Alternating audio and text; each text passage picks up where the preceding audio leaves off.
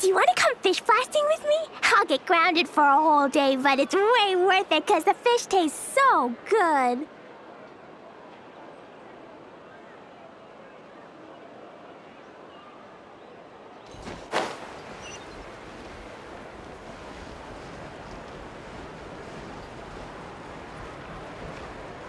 Hey, isn't that Charlotte? We're always running into her. What's she doing this time? Oh, looks like street interviews. Paimon has a funny feeling that we might be in for an interesting time if we go check it out. Shall we?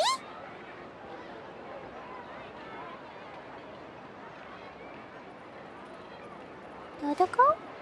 Dodoko. I see. So you believe that this warning letter was sent by the Phantom Weasel? Absolutely. I've said it before and I'll say it again. The Phantom Weasel never acts as you expect. He must have faked his own death 10 years ago using a body double.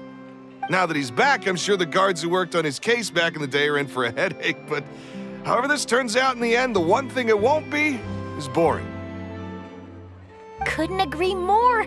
As a journalist, I'm gonna get a lot of mileage out of this one. Thank you, sir, for your time. Now, whom should I interview next? Huh? Hey! What a coincidence! Fancy meeting you here. Perfect timing. So, the Phantom Weasel's latest warning letter. What are your thoughts?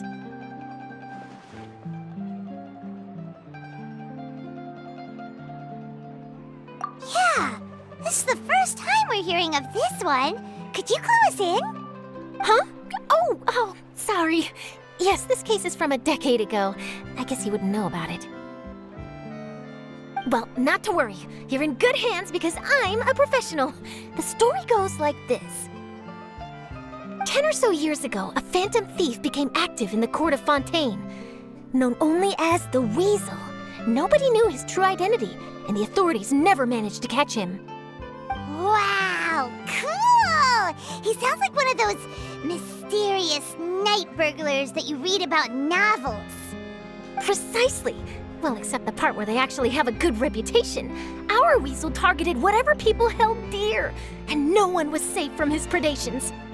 He would just as soon steal a necklace from a rich merchant's safe as he would a toy doll given to a commoner child for their birthday. I know. The phantom thieves you read about in novels rob the rich to pay the poor, but this guy did not discriminate. Unsurprisingly, this didn't work wonders for his public reputation. Every man and his dog wanted to see him behind bars. Yeesh. So, did they catch him? Not exactly. There's a good chance that the Weasel would still be at large to this day if it hadn't been for an accident 10 years ago. A magician named Caesar fell to his death in a botched high-altitude escape performance. When the police went through his personal effects, they found a hoard of stolen loot and gadgets used for criminal activities. And that was how the Phantom Weasel's identity was revealed to all. Sure enough, thefts in Fontaine went down after Caesar's death. But today, 10 years on, the notorious thief has once again issued one of his warning letters and pasted it on the gate of the Opera Epiclese for all to see. I had to squeeze through the crowd this morning to get a photo as soon as I heard. Here, it's this one. So, this is the warning letter, huh? Let's see what he wrote. 3 days from now, when evening falls, I shall take from you that which you hold most dear at the Opera House, just as you did to me 10 years ago. This is, without a doubt, a clear declaration of criminal intent. After years of laying low, the Phantom Weasel is back with a vengeance. What once seemed like an open and shut case has been blown wide open again. But why has he reemerged now? And what does he want? I sense an epic scoop, and I'm going for it. Uh-oh. If this thief will steal anything that other people value, does that mean even we might be targeted? Aww. But Paimon doesn't want to get kidnapped. Well, he'd have to go through you first. You would stop him, right? Okay, the people have spoken. It's clear that the public are very concerned about the Phantom Weasel's reappearance. Let's see, I've got a photo of the letter, my interview notes. Yep, that should be enough to form the skeleton of my article. It does feel like something is missing, though. Something exclusive. Who should I interview next? I need someone with a more concrete connection to the weasel. Is that who I think it is? Lenny! Magic, magician, Caesar! The Phantom Weasel! That's it! Let's go interview Lenny! You see, the original Phantom Thief Caesar was a magician too! And what do Phantom Thieves and magicians have in common? They both have an air of mystery about them. Perhaps there's a connection there. Are you serious? What sort of a deduction is that? Oh, relax! My journalistic instinct tells me that an exclusive news story is beckoning. Let's go! No time for delay!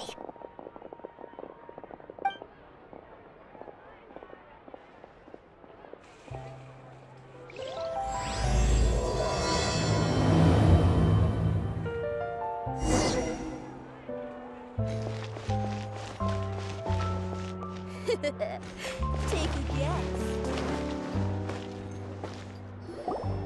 Wow, Mr. Magician! How did you know which card I picked? Oh, it's simple. Come closer and I'll let you in on my secret. Magicians have a special skill called telepathy, which means we can read other people's minds. Really? Then, what am I thinking now? Well, first you need to relax, because I can see that you're clenching your fist in your mind, as if to say, no, I mustn't let him guess it. Aww. And now you're getting a little flustered. You're trying to find a way to empty your mind, to think of nothing at all. But the more you try to hide a secret, the easier it'll come out. You snuck out from home today, didn't you? You told your family a little lie so you could come out and play. Now, that's not a good habit. You can tell? Oh boy, you really can read my mind. Of course. Oh, and that's the end of my performance. You should really be heading home. Remember to apologize to your family, all right? They must be worried about you. All right, got it. Bye, Mr. Magician.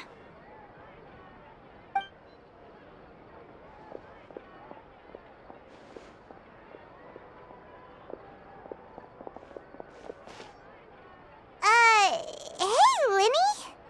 Why, hello. We meet again. Are you looking for me? What's the situation? Well, why don't you guess, Mr. Telepathic? Oh, please. You didn't believe that spiel, did you? The power of telepathy is quite beyond me. I'm sure that child would beg to differ. Seemed like you were right on the money. That was nothing more than a little trickery. I made an educated guess based on his micro-expressions. That, plus the fact that he was the only kid here without his parents, and he looked as guilty as sin. He made it easy for me. You guys, on the other hand, let me guess. Don't tell me you're here for the Phantom Weasel, are you? Wow, got it in one! Is this more of your trickery at work? Wait, really? No trickery this time. It was pure luck. His warning letter's been the talk of the town, so I figured that maybe you were asking around about that. Bingo! I plan on writing a column reporting on the latest news about the Phantom Weasel. So, Lenny, what are your thoughts on this infamous thief's reappearance? To be honest, it makes me angry. Angry? Why? You read his letter, right? The Phantom Weasel claims he's planning something in 3 nights' time at the Opera House. That's the night I'll be performing there. Huh. What are the chances? Wait a minute, you don't think he's after you, do you? Well, if he is, then his warning is clearly a direct challenge to me personally. And if he's not, then it's still going to be a huge headache for me. The mere mention of the weasel's name is enough to scare people off. So once the contents of that letter get out, barely anyone will be showing up to watch my show. But I've been preparing for this for a long time. I'm not about to let him ruin my big day. This leaves me with only one choice. I have to expose the Phantom Weasel's identity before the show begins. Really? So what you're saying is, we might get to see a live duel between a famous magician and an infamous thief? Wow, this has exclusive written all over it. To be honest, I'm not sure if I'll emerge the victor. The Phantom Weasel is a notorious crook, infamous for his inscrutable methods. You're being far too modest, Linny. I think your magic tricks are even more inscrutable than those of a thief. Thanks for the compliment, though I have to say, I don't care much for the comparison. A lot of people liken magicians to thieves because we both have the ability to make things disappear without the person noticing. But there's an important difference that these people overlook. Allow me to demonstrate with a quick magic trick. Here, I have a flower, just an ordinary flower that was picked not long ago. Watch it carefully now. 3, 2, 1. It's gone! That's the question. Where did it go? Therein lies the difference between us. Thieves make precious things disappear, but only magicians make them reappear. If I could now invite you all to check your clothes, there might be a surprise in there somewhere. A surprise? Let me see!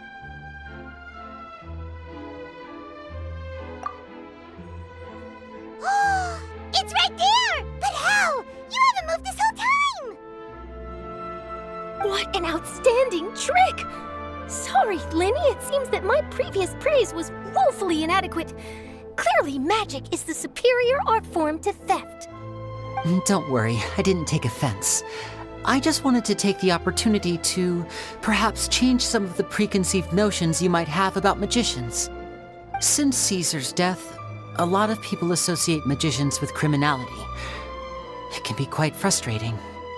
I can imagine. Coming back to your trick just now, might I presume that you are well versed in floral symbolism? For example, magicians often use rainbow roses in their flower-related performances to represent passion and romantic encounters. But you used a Lumidu spell, which, if I'm not mistaken, allude to separations. I'm curious to know if there was any deeper meaning behind this choice? Impressive knowledge. It's no wonder you're such a successful journalist. But I'm afraid I don't know the first thing about floral symbolism. I'm just in the habit of using Lumidu spells in my magic. It sounds like something I should look into, though. I'll buy myself a copy of Fontaine's Floral Language Facts when I have some time. But it'll have to wait until this Phantom Weasel business is behind us. Well noted. In that case, this brings us to the end of our interview. I, for one, am looking forward to the final showdown between you and the thief. Please feel free to get in touch to update me on any further developments. Otherwise, I will of course see you at your show in 3 days' time, but let's hope the Phantom Weasel is caught by then. If there's nothing else, I'll be off. You've given me lots to work with here, and I've got no time to lose if I want to write that exclusive piece. I'll see you all later.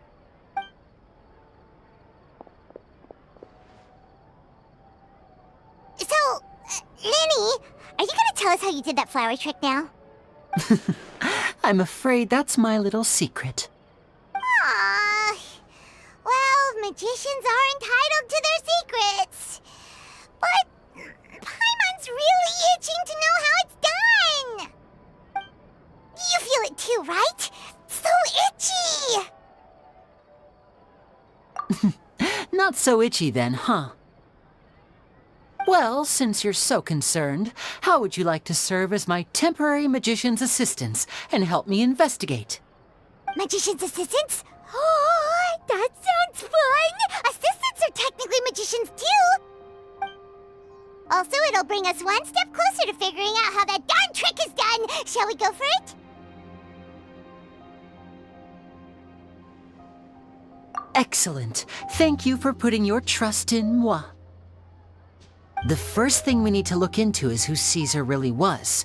If he truly was the Phantom Weasel, that means that the weasel is dead, and whoever wrote this warning letter is just a copycat criminal. But if he wasn't the weasel? Well, that'll make things more interesting. It would mean that the weasel lives, and he's been laying low all this time in some corner of Fontaine. And if we're investigating Caesar, his fiancée Gemma is a good place to start. Word is that she visits the cemetery often, so I asked Lynette to wait for her there. We should make a move. Let's go and rendezvous with Lynette.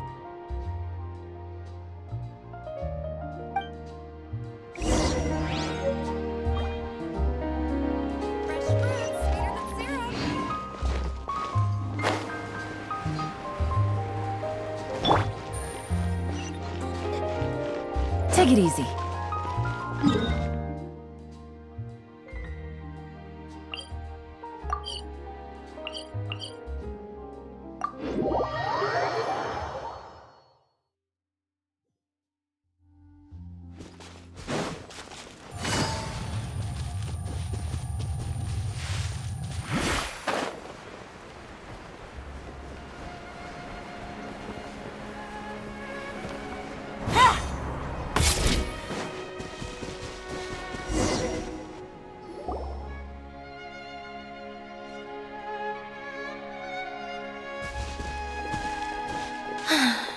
You took your time. Sorry, I bumped into the Traveler and Charlotte en route, and we ended up chatting for a while. It's been a while, Lynette. We're working as Lenny's temporary assistants in the investigation of the Phantom Weasel. Thank you. It's good to have you helping. So, what's the situation? Have you seen Gemma? Nope. I've been here a while, and she still hasn't shown up. How bizarre. Maybe it was bad intel. Well, we won't get anywhere by standing around waiting. Traveler, Paimon, let's go ask around.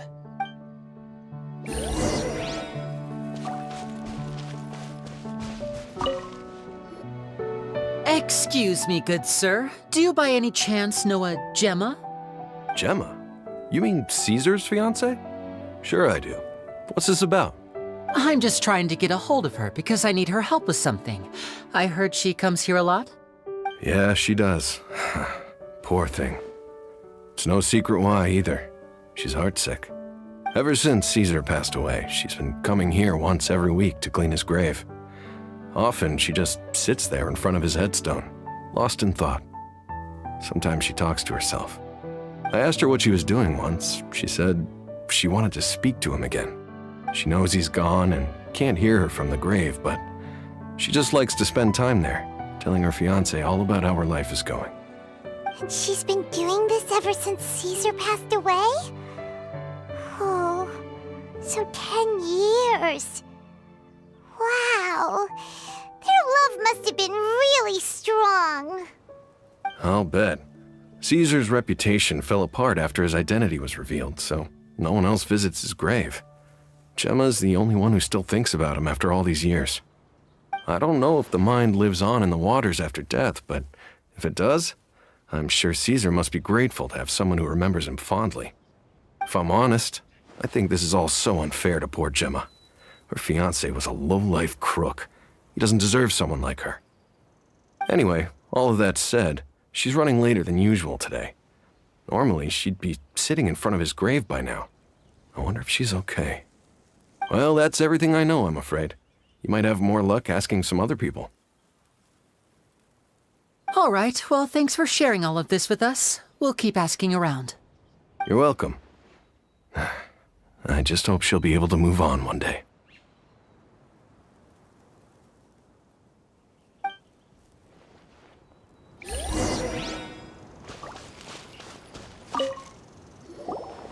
Did you hear the news? They're saying the Phantom Weasel's back.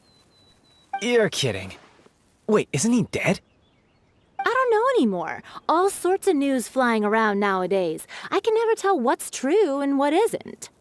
But what if, just hypothetically, I mean, what if this weasel's the real deal and Caesar was framed? Called it. Seriously, 10 years ago, on the day it all went down, I said to myself, you know what?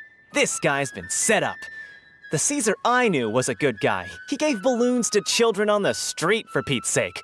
What, are we supposed to believe that he was a balloon thief or something? Give me a break. Oh, please.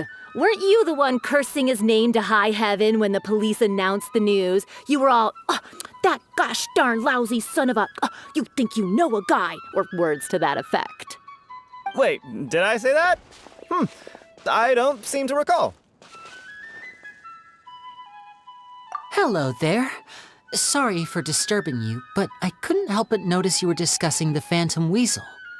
We're actually quite interested in this topic as well, but we're struggling to get to the bottom of it.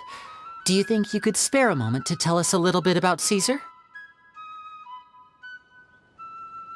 You've come to the right people. Yep, I was there. Back when Caesar used to perform magic tricks on the street. He was a great magician.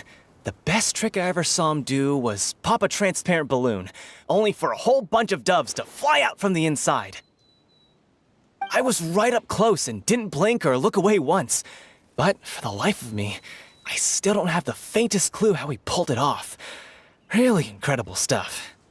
I saw him perform too. He always used to bring some gifts along for the kids who came to watch his show, and he'd hand them out after he was done. Sometimes he even got the kids to write their wishes down, and then he'd make the items on the wish list appear in his next show. He doesn't sound like such a bad guy. But after he died, there were also rumors that he used the wish list to find out what was precious to people, with the intent to steal it later. As I'm sure you know, the Phantom Weasel would steal just about anything from anyone. Whatever the case, now that the weasel is back, Caesar's become a hot topic once more. I bet Gemma must be pleased. If Caesar's name gets cleared, maybe it'll finally give her some solace after all this time. No, speak of the devil. That's her over there. If you've got any more questions about Caesar, she's definitely the one to ask.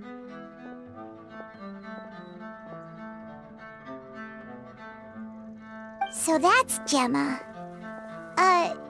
Is it just Paimon, or does it look like something's wrong? Wait, it looks like she's injured. Come on, let's see if she's okay.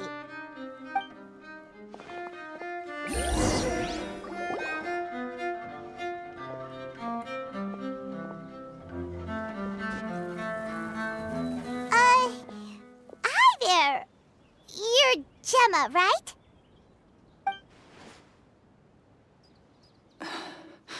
Who's asking? Don't be afraid, we mean no harm. It looks like you're injured.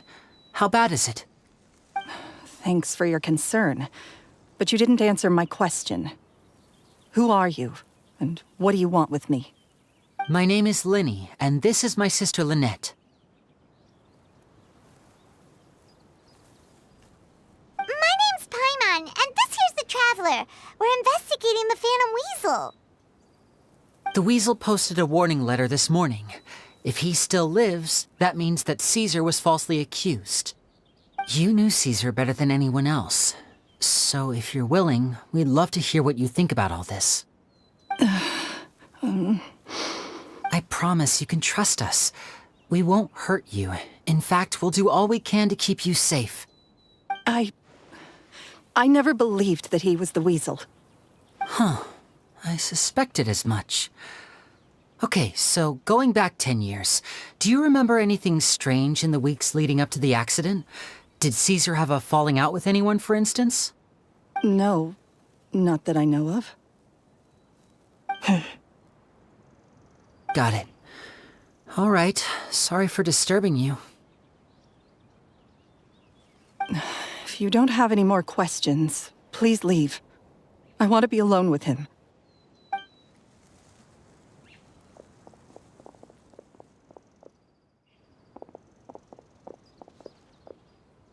Judging by the look on her face, there's definitely something fishy about her. She's lying. She definitely knows something. That's fair. We're just a bunch of strangers who showed up and started questioning her about things that happened a whole decade ago. It makes sense that she'd be wary around us. In any case, I doubt we'll get any further here, so let's call it a day. Meet me outside Hotel de Boer tomorrow, and then we'll start the next step of our plan.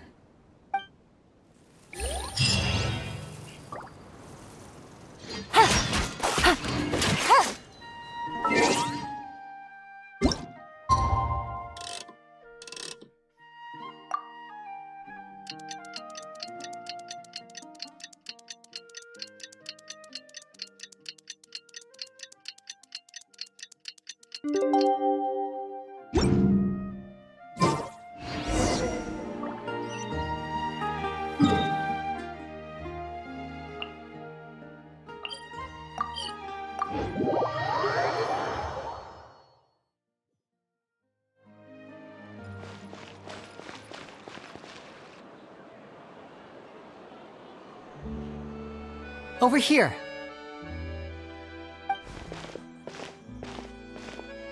Lynette's not joining us today? I've had her follow Gemma and see if we can make any inroads with her. They should be at a cafe right now. Still, I don't think that Gemma's likely to open up to us. So, we need a contingency plan. Today, we'll be looking into a guy named Lorenzo, Caesar's former pupil and assistant. When Caesar passed away, all the stolen goods discovered in his home were confiscated and returned to their rightful owners. But Lorenzo was the only one privy to all his magic secrets, and he inherited his craft. Before long, Lorenzo was the next big magician in town, his fame surpassing even that of his master, and it made him very wealthy. He's since left the magic scene, though, and these days, he's a wealthy businessman with his fingers in a lot of different pies. I had to pull a lot of strings, but I managed to get him to agree to a couple of drinks with me. Be warned, though, I hear he's got a hair-triggered temper. We'd best be careful.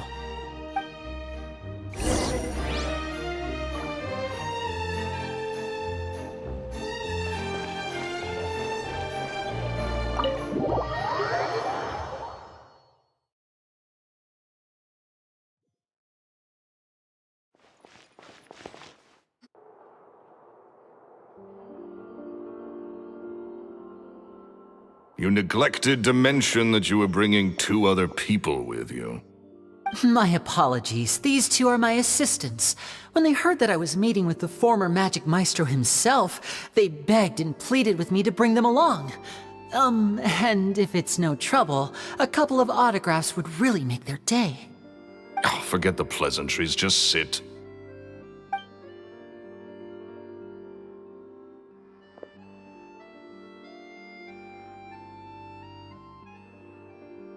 Get a load of this guy.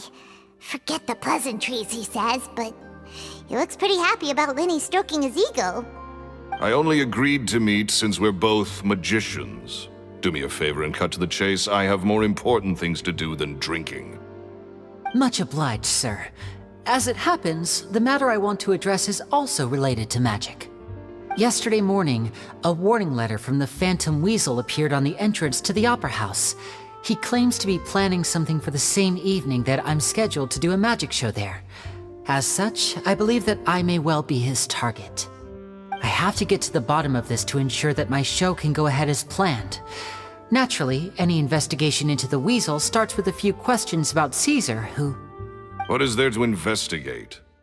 Caesar was the Weasel and he's been dead for 10 years. So what if some sick creep thought it'd be funny to write a warning letter? It changes nothing. Are you trying to tell me you actually bought it? Please, sir, no need to get so worked up. I do concede that a copycat is but one possibility. Possibility? It's a fact, Linny.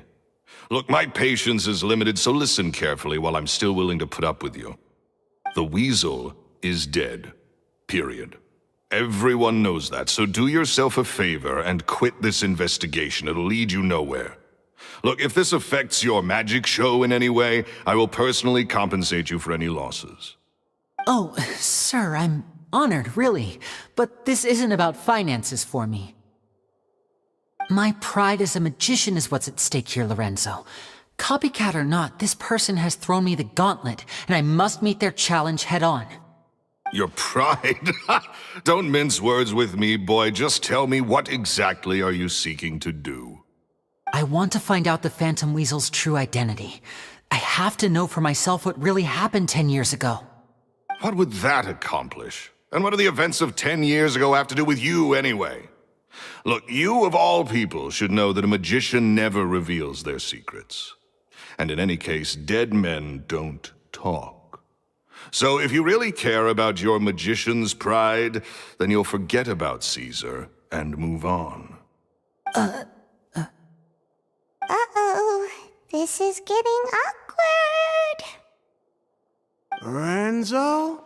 Is that? Oh, it is you! I know that big, booming voice anywhere. What's up, my man?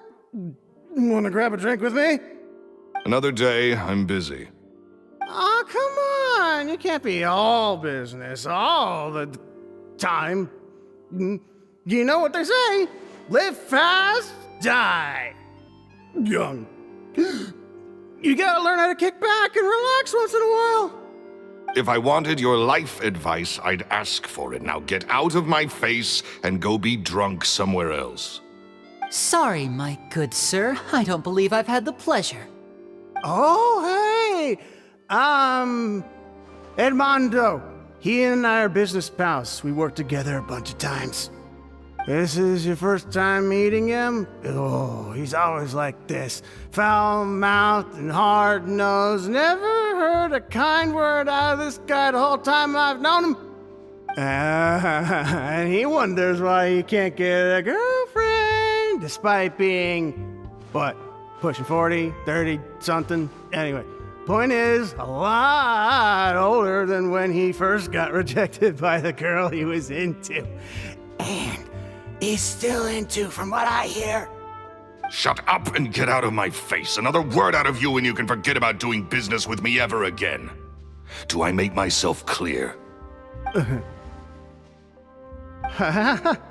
Sorry, I may have had a little too much to drink. All right, I'm gonna leave. Don't work too hard.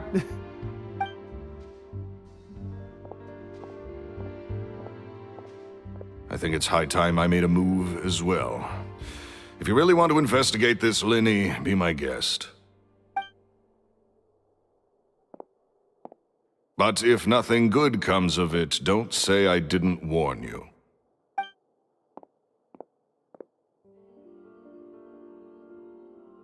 Well, that fell to pieces in a rather spectacular fashion. Any thoughts? Totally. And what was all that about compensating you for your losses? Why would someone you just met make an offer like that? He's gotta be hiding something. And not like Gemma. She was a little suspicious, but this guy's definitely covering something up. I think so too. We need to look into Lorenzo more closely. That guy Edmondo seems to know a thing or two about him. He only just left. Let's see if we can catch up with him.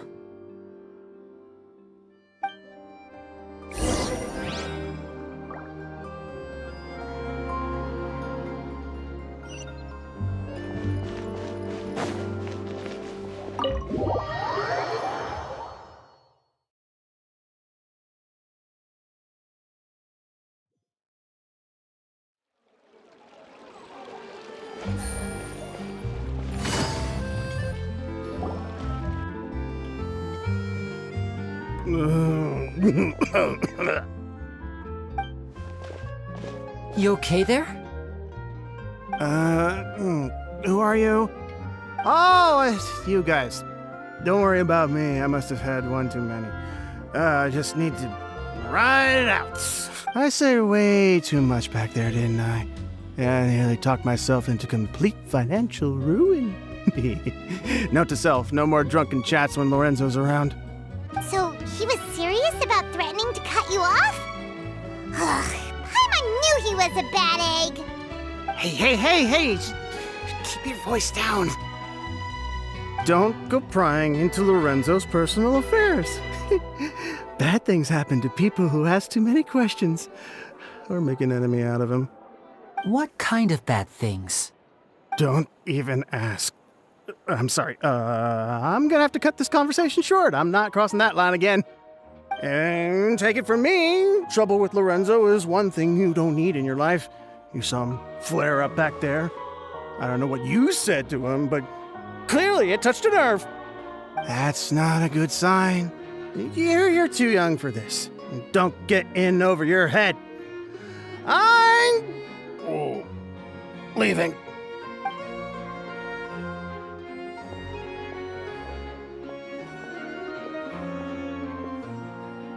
And there he goes. What do we do now, Lenny? Shh! I think we're being watched. Someone was listening in to our whole conversation. Don't say anything and don't look back. Any altercation in the city will attract the guards. We'd better take this elsewhere.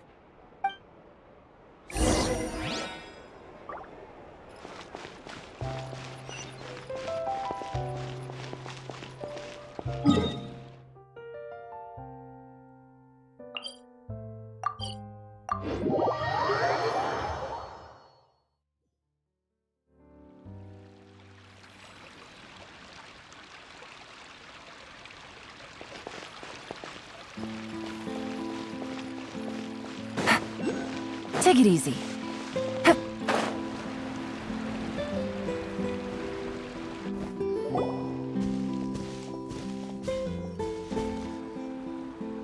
You followed us a long way. Why don't you come out and introduce yourselves? So you're Lenny.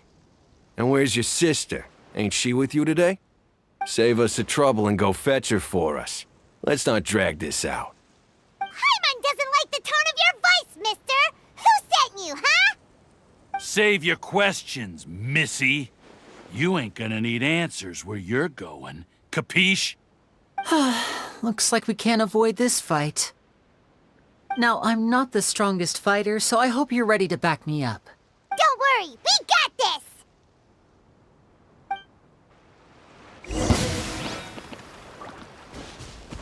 And voila!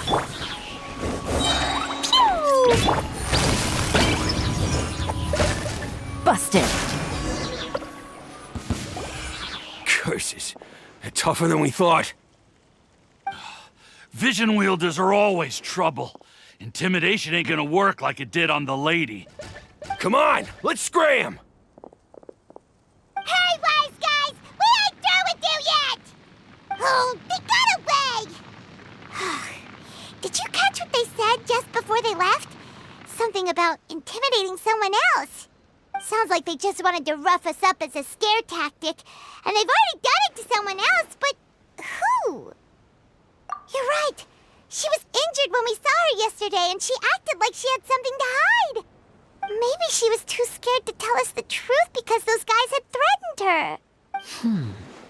Well, if that's the case, she should be more willing to open up to us once she learns that those thugs won't be bothering her anymore. Let's head back to the cafe and see if we can get any information from her.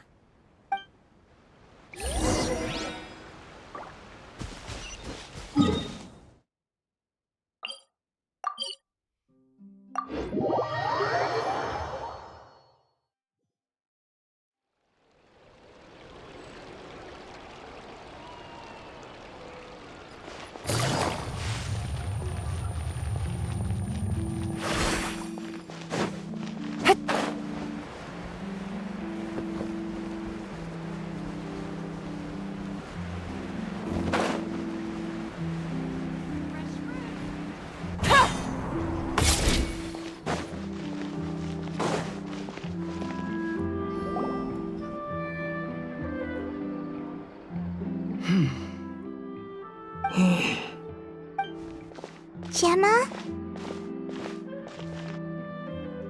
You again. What is it this time? We just ran into the men who've been threatening you, and we gave them a taste of their own medicine. So, you can relax now. We're here to protect you. What? Why? I didn't tell you anything. Why would they come after you? Sounds like they're no strangers to you. That's putting it mildly. I know them all too well, and I hate them with every fiber of my being. It's been 10 long years, and still every time I try to look into Caesar's death, they show up and warn me not to do anything stupid. How do I know I can trust you?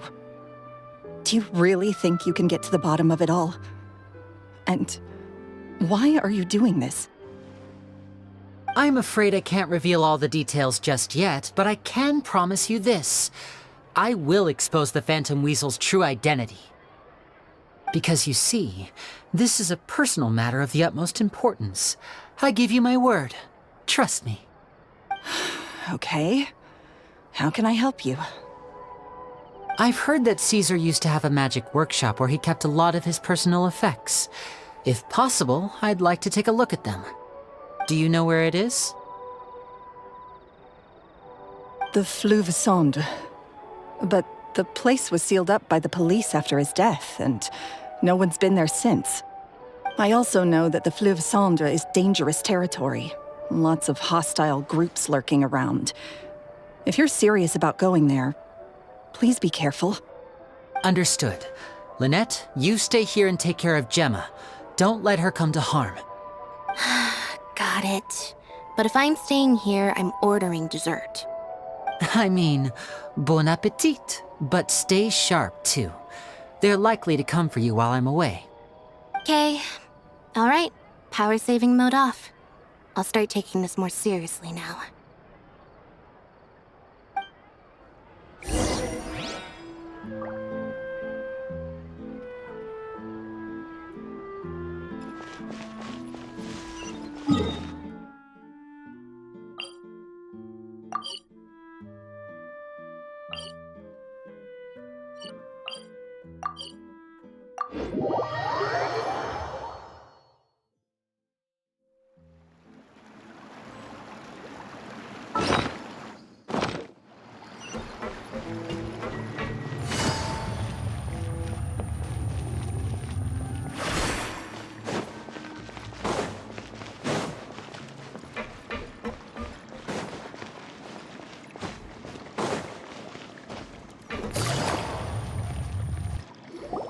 If Gemma gave us the right location, then the workshop should be right nearby.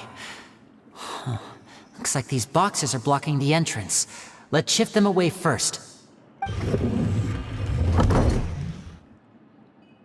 There we go. It should be just down here.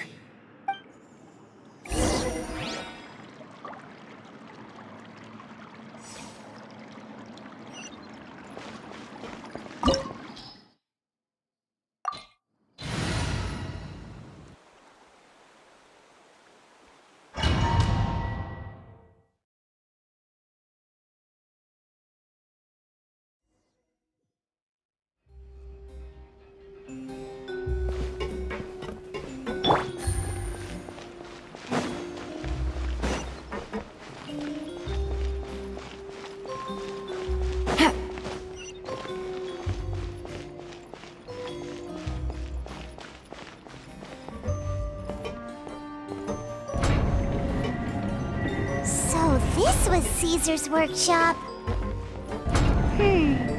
Nothing suspicious here, just normal magic props. Let's head in further.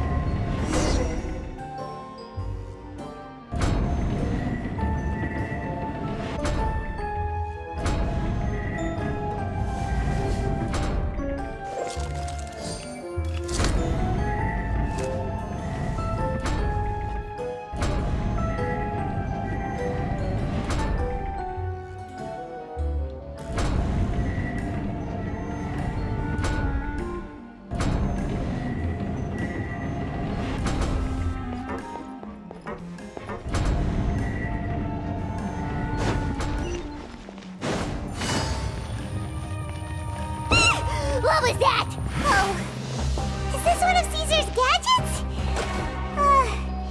Guess we must have triggered some sort of device.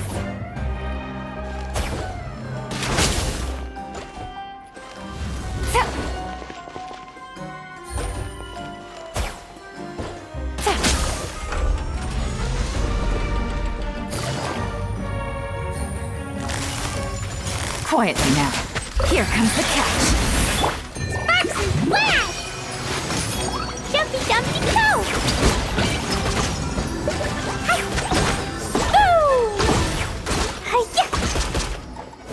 Whoa. Look. The doll in the box is glowing.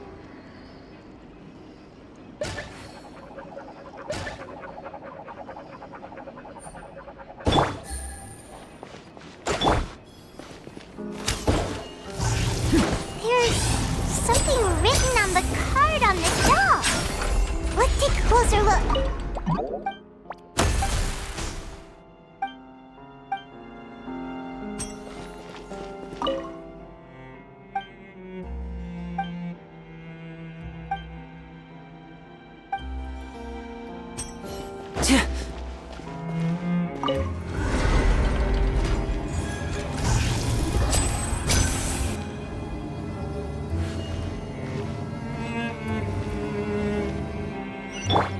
Boing, boing, boom!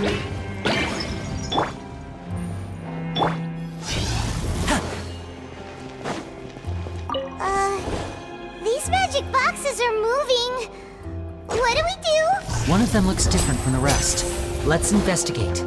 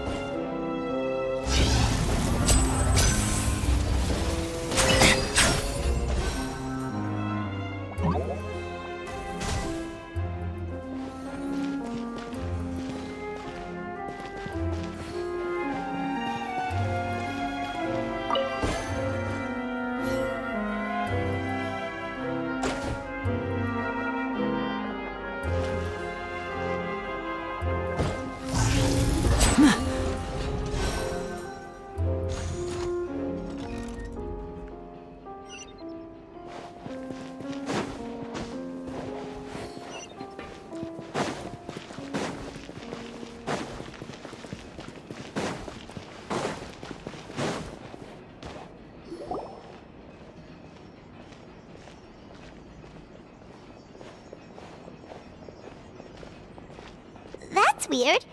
Have we reached the end already? There's nothing here. Maybe this was a wasted trip. This place seems a little too ordinary for a magician's workshop. There's a distinct lack of mystery. We've triggered quite a few devices on the way here. I'm starting to wonder whether Caesar built this whole place as one big, elaborate magic contraption. If so, then there must be more to this place than meets the eye. Maybe a hidden room somewhere. Aha! If I just move this book, then hopefully... and...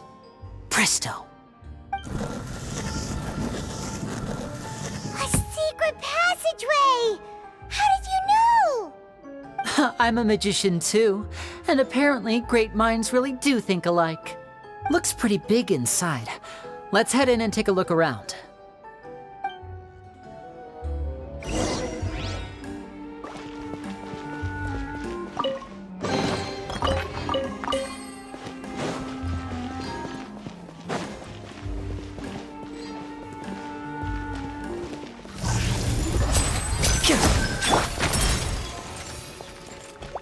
Jumpy dumpy go! Illusion shattered!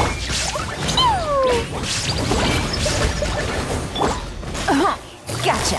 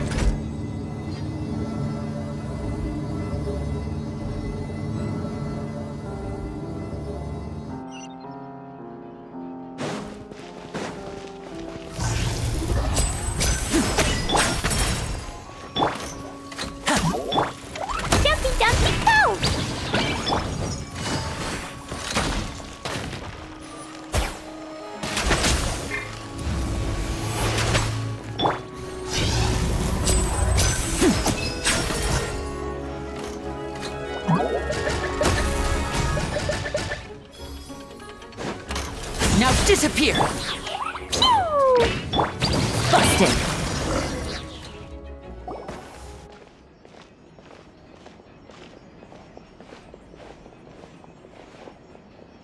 Why have you stopped, Lenny? Is there some device in that box? It just looks familiar somehow. Let me check this out for a second while you guys go on ahead. If anyone makes a major discovery, let's rendezvous here. All right, see you in a bit.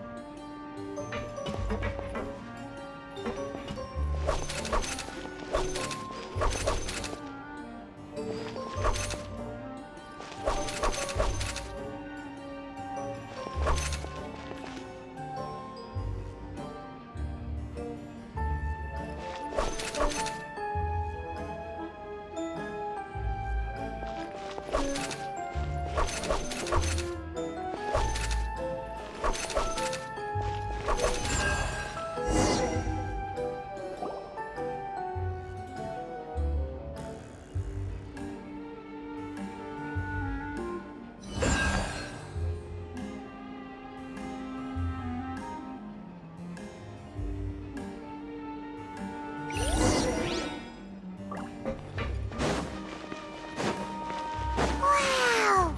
There's a hidden room here! Let's see! Oh, this bookcase is full of Caesar's own notes. He wrote a lot about the principles of magic. Whew. Much too advanced for Paimon. This book's thick as a brick! Let's take a peek inside it, shall we?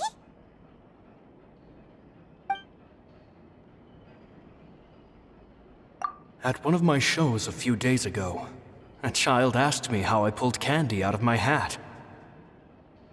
As a joke, I told the kid that the hat has a built-in wish-granting machine. Next thing I know, today a whole bunch of kids were pestering me to pull all sorts of things out of the hat. So I told them another white lie. The machine needs time to power up, but in the meantime, you can write your wishes down. Well, they took me up on that offer, enthusiastically. As I write this, I've only just got back from running around all over town, buying the things they wanted. Boy, are my legs sore. I wound up saving very little this month, but that's not a major issue. I now have a bigger problem. How am I going to hide all these things inside my hat?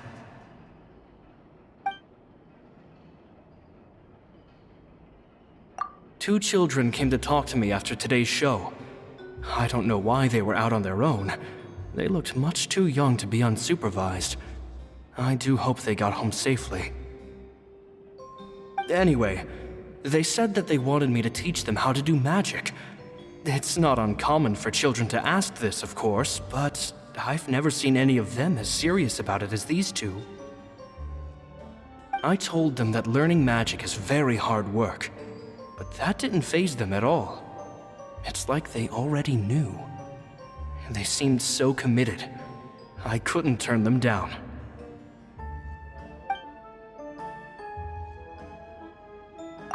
It seems like something's bothering Lorenzo lately, but he won't open up to me about it. Surely he's not upset that I agreed to teach those two children. I'll have to talk him around. I have a good feeling about those kids. They're naturally talented, and it seems like they're not new to the world of magic. They have all sorts of fantastic ideas. All I'm really doing is helping them develop a more professional standard training plan. They wanted to call me Master, but I told them they absolutely mustn't. Any magician worth their salt could have taught them what I have. They're the geniuses here. Compared to them, I don't deserve to be called any sort of master. With time, I have no doubt that they could become far greater magicians than I. My only concern is why they're so mature for their age. I fear they've had to grow up too fast. I don't dare to imagine what they must have been through. Gemma thinks so too. She doesn't like being around them. Says that their eyes are too piercing. They don't bother me, but then again, I've never been the sharpest tool in the shed.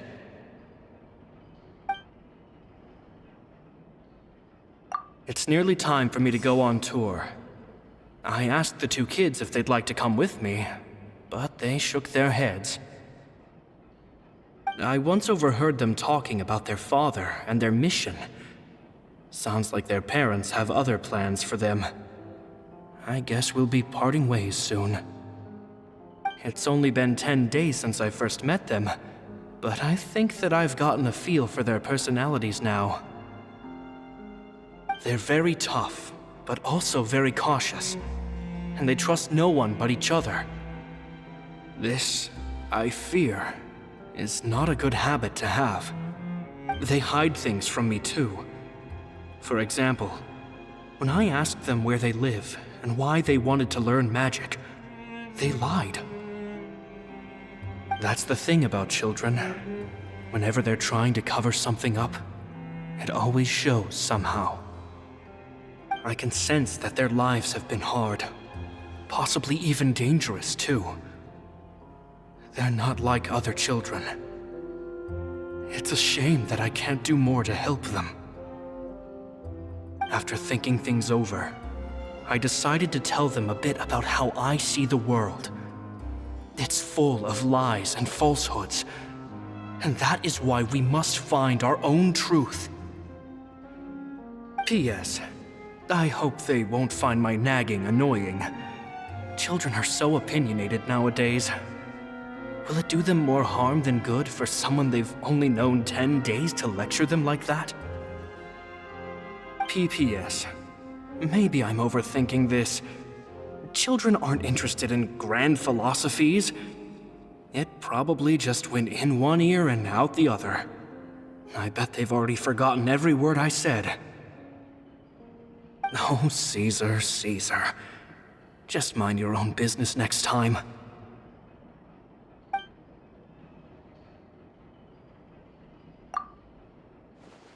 Two magic geniuses with a father and a mission, huh? Sounds a lot like he was writing about Linny and Lynette, don't you think? So did they meet Caesar when they were kids? Let's go ask Linny!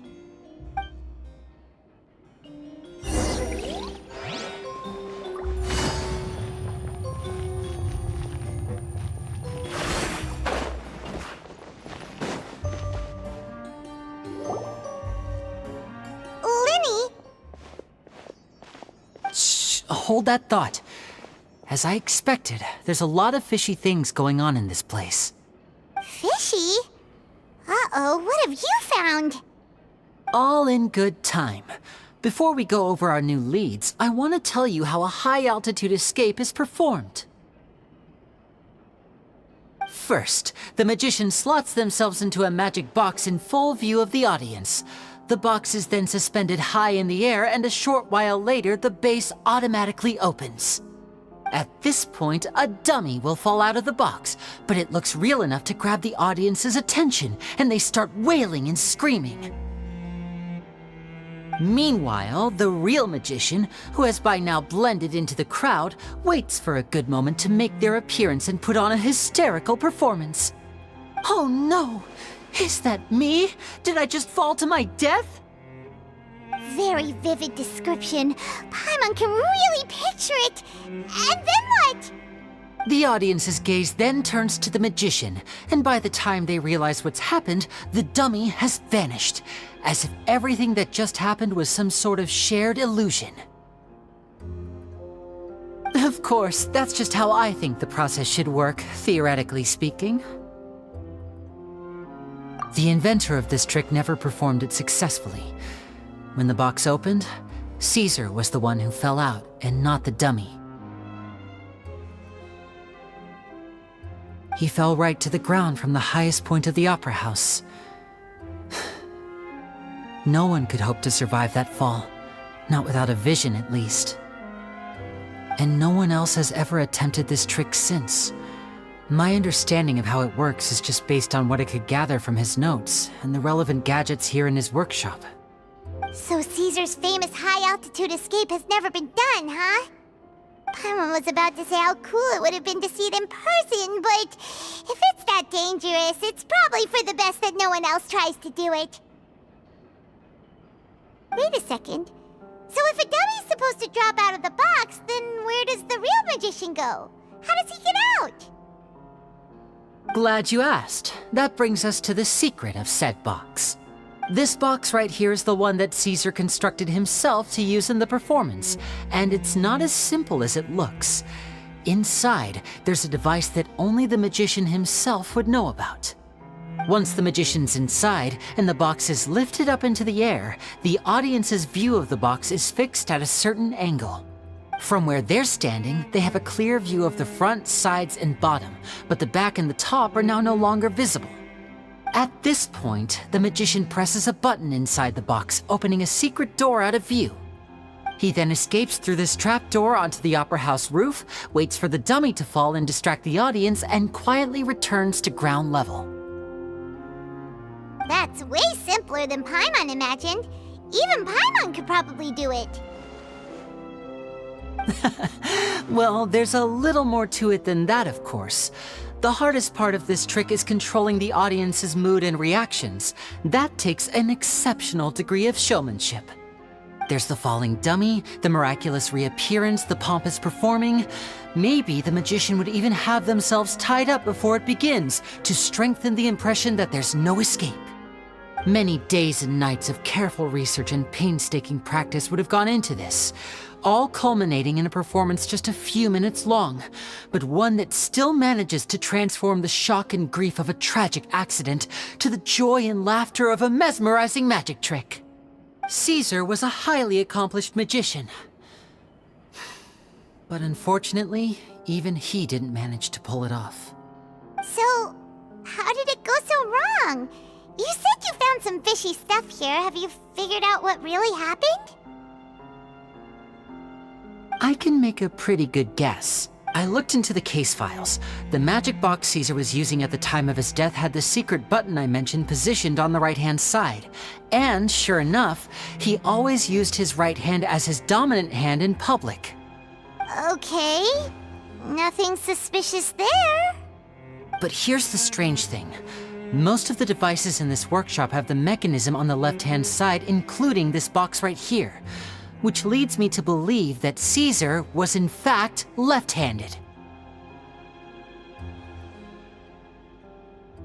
Because a magician can't afford to have their most basic habits stand out too much. People naturally focus their attention on the most important details of the task or situation at hand. But a magician needs to be able to redirect an audience's attention at will so as to avoid arousing their suspicion. The essence of magic is getting people to believe a lie. If even the truth raises eyebrows, the falsehoods become all the more difficult to mask. And so, Caesar trained himself to use his right hand to align with his audience's expectations. Great magic always requires sacrifices. But in his most stressful and nerve-wracking moments, and when no one was watching, reflex would kick in and he'd use his left hand. That's why he set his gadgets with the mechanism on his left. Exactly. I think that's likely what happened. Caesar would have been under a lot of time pressure during the escape. He'd have had mere seconds to open the hidden compartment, retrieve the dummy, then open the secret door and make a swift escape. But I'm sure he was confident.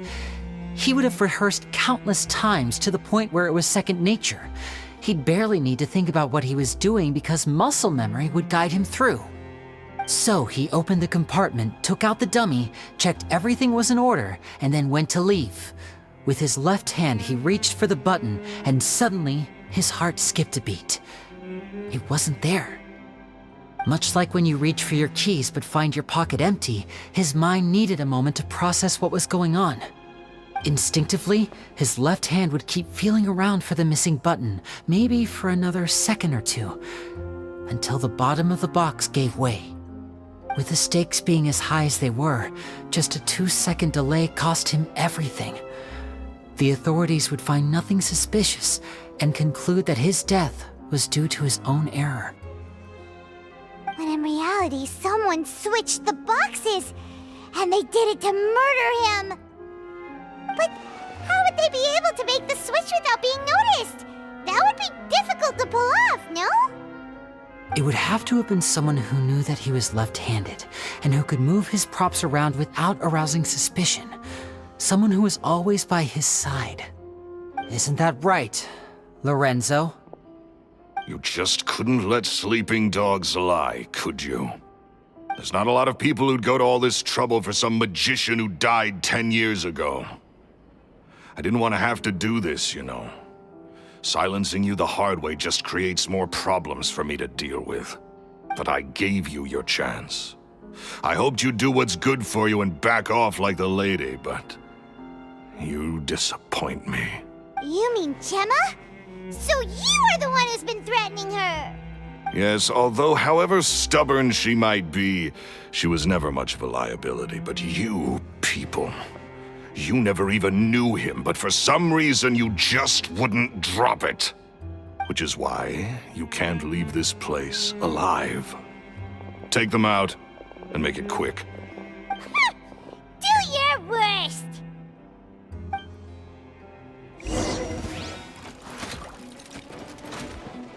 And voila! There is no escape! Everybody stand back! Let's... Gotcha!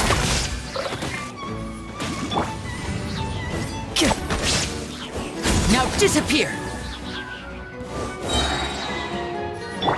Blazing delight! Game's up! Fun's over! Busted! A round of applause!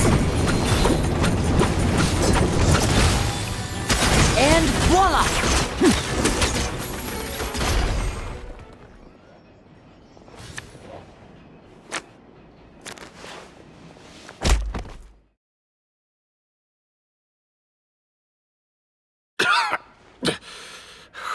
You kids are tougher than you look. Had enough yet, Lorenzo? Your cronies can't help you now.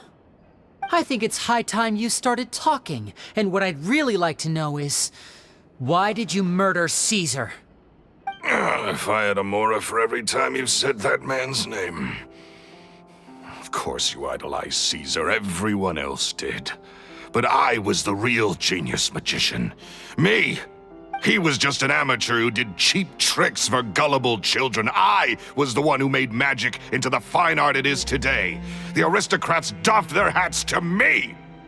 So it was jealousy. Jealousy. Hatred, more like. I hated Caesar. All he cared about was his magic. He lived and breathed it. He poured everything into his street performances and his stupid tours like it was just a hobby to him, never bothering to think about Mora. What sort of fool devotes their life to the art of deception and never has a Mora to show for it?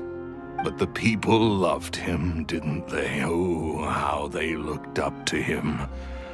No one gave me a second look. All I ever heard was, "Oh, your master's amazing, isn't he?" Amazing. Yeah, so amazing that he was completely broke. Every other apprentice was living it up at their master's expense, but no, not me. I put in all the work, mastered all the skills, and it brought me nothing more than the life I already had. He forbade me from using magic to trick people out of their Mora. There was nothing he hated more than that. And with his reputation in Fontaine, it was too risky for me to go it alone. As long as he was alive, if I dabbled in my own brand of money-making magic, he would expose me, and it would destroy me. I had to kill him. There was no other way. He had to go. And this was your only motive? It was reason enough. What other motive would I need? Well, I was under the impression that there might have been other factors at play. For instance, maybe you were in love with Gemma, but she was engaged to Caesar. In love with Gemma? Don't be ridiculous. Guess I was wrong about that then. Next question. Are you the Phantom Weasel? I am. Caesar was so strict with me. He insisted that his way was the right way, that the sole purpose of magic was to bring joy to the world. I never bought into any of that. I was more interested in the practical value of magic. Sure enough, it helped me fill my pockets with all kinds of valuable treasures. Oh, yeah! Charlotte told us that the weasel would steal whatever people valued, no matter how much he was worth. That's just how it looked from the outside. What would any thief want with second-rate loot? I've only ever targeted high-value items. I stole cheap things as a way of practicing my craft. It was other people's overactive imaginations that conjured up the preposterous image they then dubbed the Phantom Weasel. So that's the story, huh? Well, I hope you're ready to tell it all over again during your trial.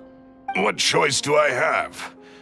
You're a pack of wolves, and you've got me between your jaws. You've seen what's here, and my last-ditch effort to stop it getting out has failed. What else can I do? So be it. I've enjoyed power and wealth for the last 10 years, the likes of which Caesar could never give me. I wouldn't choose for things to end this way, but I regret nothing. Very well. In that case, I'll contact the guards.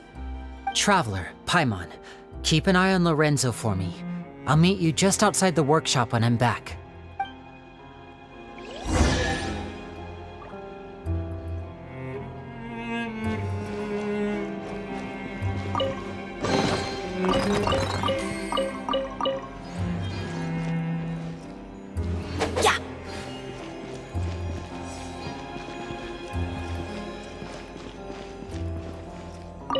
At least I can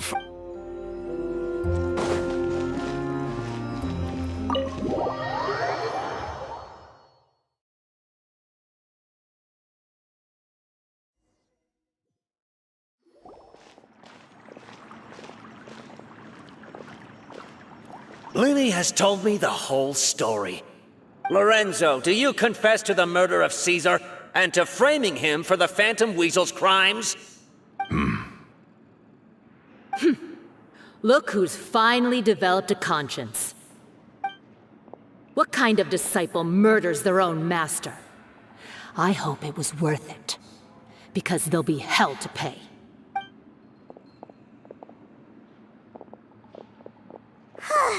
Looks like it's all over. What should we do next, Lenny? Should we start preparing for your show? Let me think. Let's rendezvous with Lynette and Gemma first. With Lorenzo in custody, Gemma will no longer have to fear for her safety. Good point. We should go tell Gemma the good news right away. It'll give her some peace of mind for sure.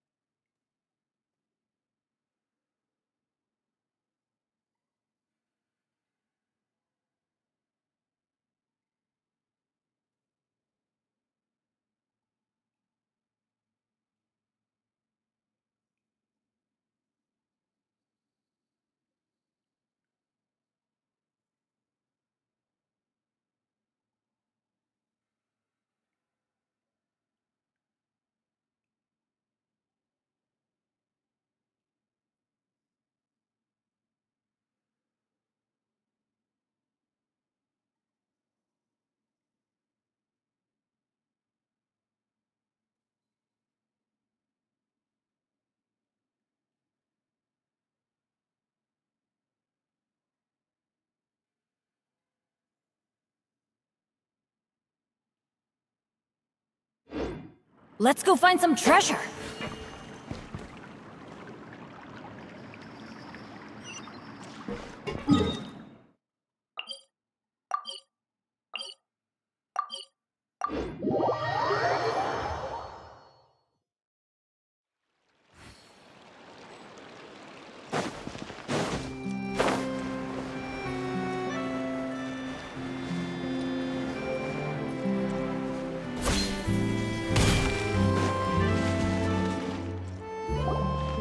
Ah, you're back. You were so quick. I've only just finished my third dessert. Your third? Lynette, come on, we've talked about this. Everything in moderation. You're not gonna have any room left for dinner now. It's fine. I'll shift to exercise mode and jog off the excess sugar. That's besides the point. Well, it's done now, but try to eat a more balanced diet in the future. Point taken. Did everything go okay? Of course! Lorenzo was no match for us. The guards are taking him into custody as we speak. Gosh, that's amazing. I'm sorry, I still didn't know if I could trust you, but now it seems I can.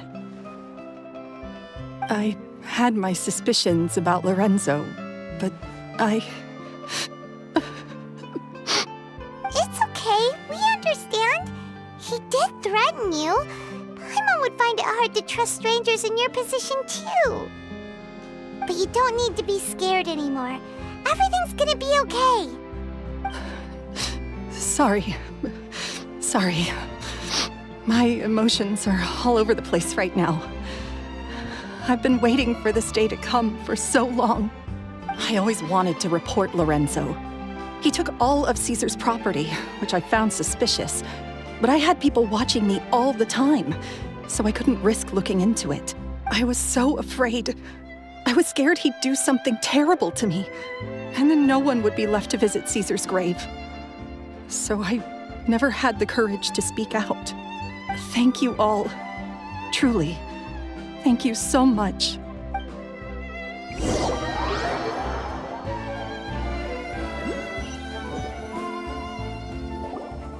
Thank you all for clearing Caesar's name. I never would have guessed that Lorenzo was the real Phantom Weasel. He never showed any signs that there were problems between him and Caesar in public. From the outside, it looked like they got along great. And to think that lowlife's been living life to the fullest all this time, while Caesar's name was getting dragged through the mud. It's a travesty. At least his soul can finally rest in peace now, thanks to your efforts. If only I'd realized before it was too late. Don't blame yourself, Gemma. This isn't your fault. Yeah, you still have the rest of your life to live. Caesar wouldn't want to see you spending it feeling guilty. Cheer up, Gemma. My brother's doing a magic show at the Opera House tomorrow evening. Would you like to come along? It might raise your spirits. This show will be a special one. We're holding it in Caesar's honor. In Caesar's honor? Really? Oh, thank you. I'll be there. Great. We'll see you tomorrow evening. Traveler, Paimon, don't be late. Don't worry, we'll be there. No way are we gonna miss out on a free magic show. Wait, Paimon feels like we're forgetting something. Oh yeah, Caesar's diary! We never found out if the two kids Caesar taught magic to were Linny and Lynette or not. Linny changed the topic back in the workshop, so we didn't get a chance to bring it up. Oh well, guess we'll just have to ask Linny tomorrow evening.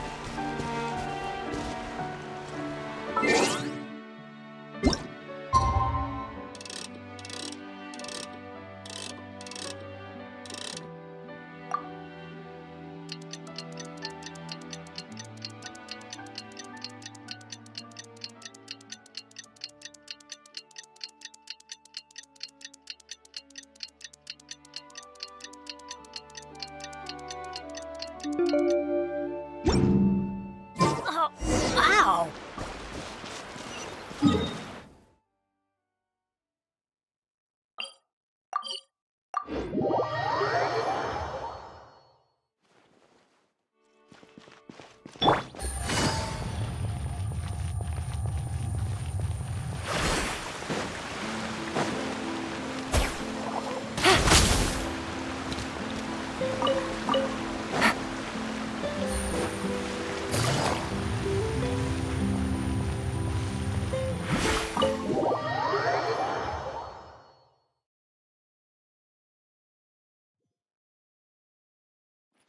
Take it easy.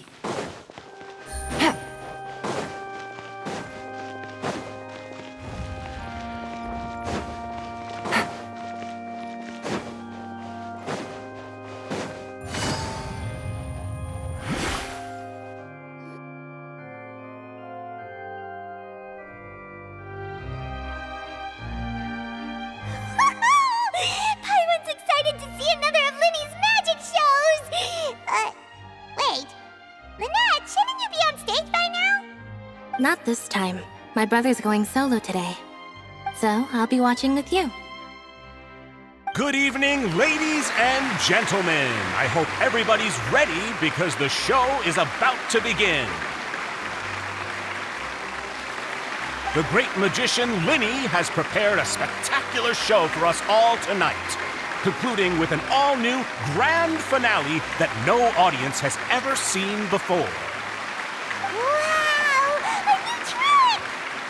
Thank you all so much for coming. Now, prepare to join me on a journey through the mystical and miraculous.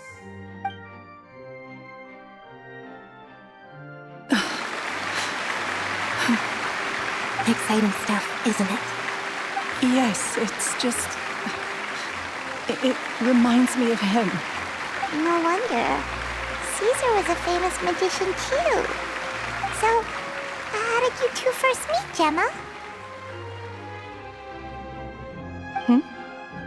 Well, I was out on the street once, and I saw him performing for little children. Children love magic, because they're willing to believe in things that can't be rationally explained. Caesar had this amazing way of bringing them into a dreamlike world. And somehow, I felt drawn to him too. So I went up and asked him to do a trick for me. Aw, that sounds so romantic. What trick did he do? It was with a flower. He took it in his hand, snapped his fingers, and it magically appeared on my head. I was so happy that day. No one had ever given me a flower before that. Oh, that's so cute! Actually, now that you mention it, Linny's done that one before. Is that right? Then I suppose he's a romantic at heart, just like Caesar. So let's treasure the time we have with him. After all, you never know when the people dearest to you might be gone. That's right. It's all over now. Paimon doesn't really know how to comfort you, but at the very least, no one's gonna be intimidating you from now on. You can breathe easy at last, right? Right. Yes, you can breathe easy now, Phantom Weasel. See? Even Lynette says... Wait, what? The Phantom Weasel? Lorenzo escaped? Where is he? What do you mean, Phantom Weasel? As Linny once said, a performer's job is to commit fully to their role and put on a flawless performance for their audience. But once the bag of tricks is empty and the curtain falls, it's time to end the show. The spotlight is no place for someone with no more cards up their sleeve. It's been 10 years, Gemma. Aren't you tired of the grieving widow act? I think it's time to put an end to it. What are you talking about? Paimon doesn't like this riddle. Traveler, Paimon doesn't like where this is going. Come on, say something! Ladies and gentlemen, I hope you're all enjoying the performance so far. There will now be a brief intermission, after which Linny will perform the most electrifying act of tonight's show, the one we've all been waiting for. The final performance will take place outside of the Opera House, so please make your way outside in a calm and orderly fashion. The Phantom Weasel never did like public places, did they? Don't worry, this place will be quiet soon. Let's talk somewhere else for now.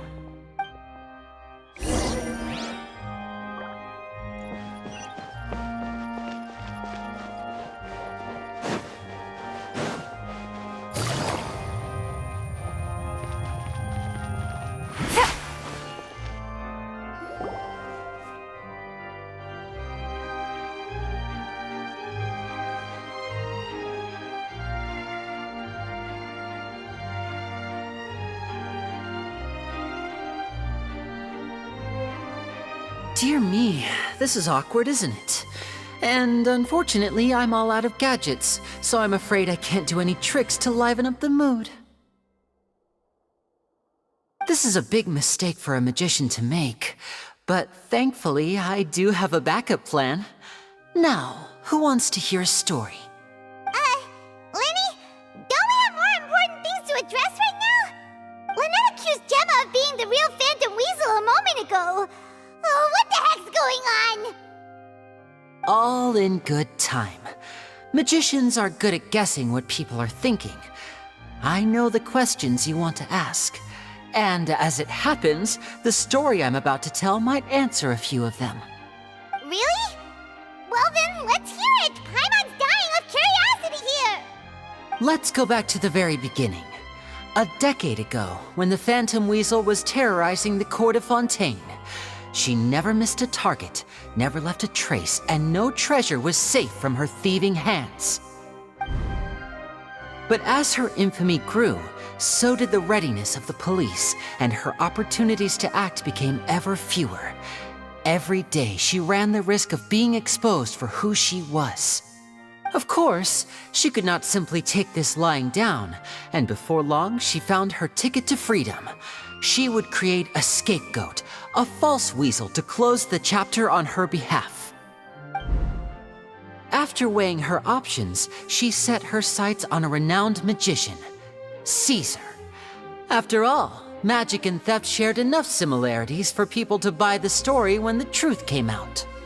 So then what? Being the master deceiver she was, the weasel easily earned Caesar's trust.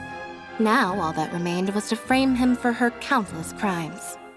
But as she was considering how to make her move, she noticed Caesar's aggrieved pupil, and a new thought entered her mind. Maybe I don't need to get my hands dirty after all.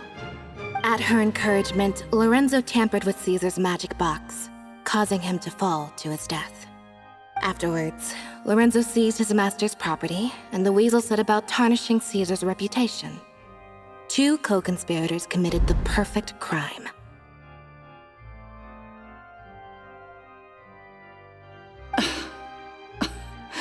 I've got to hand it to you.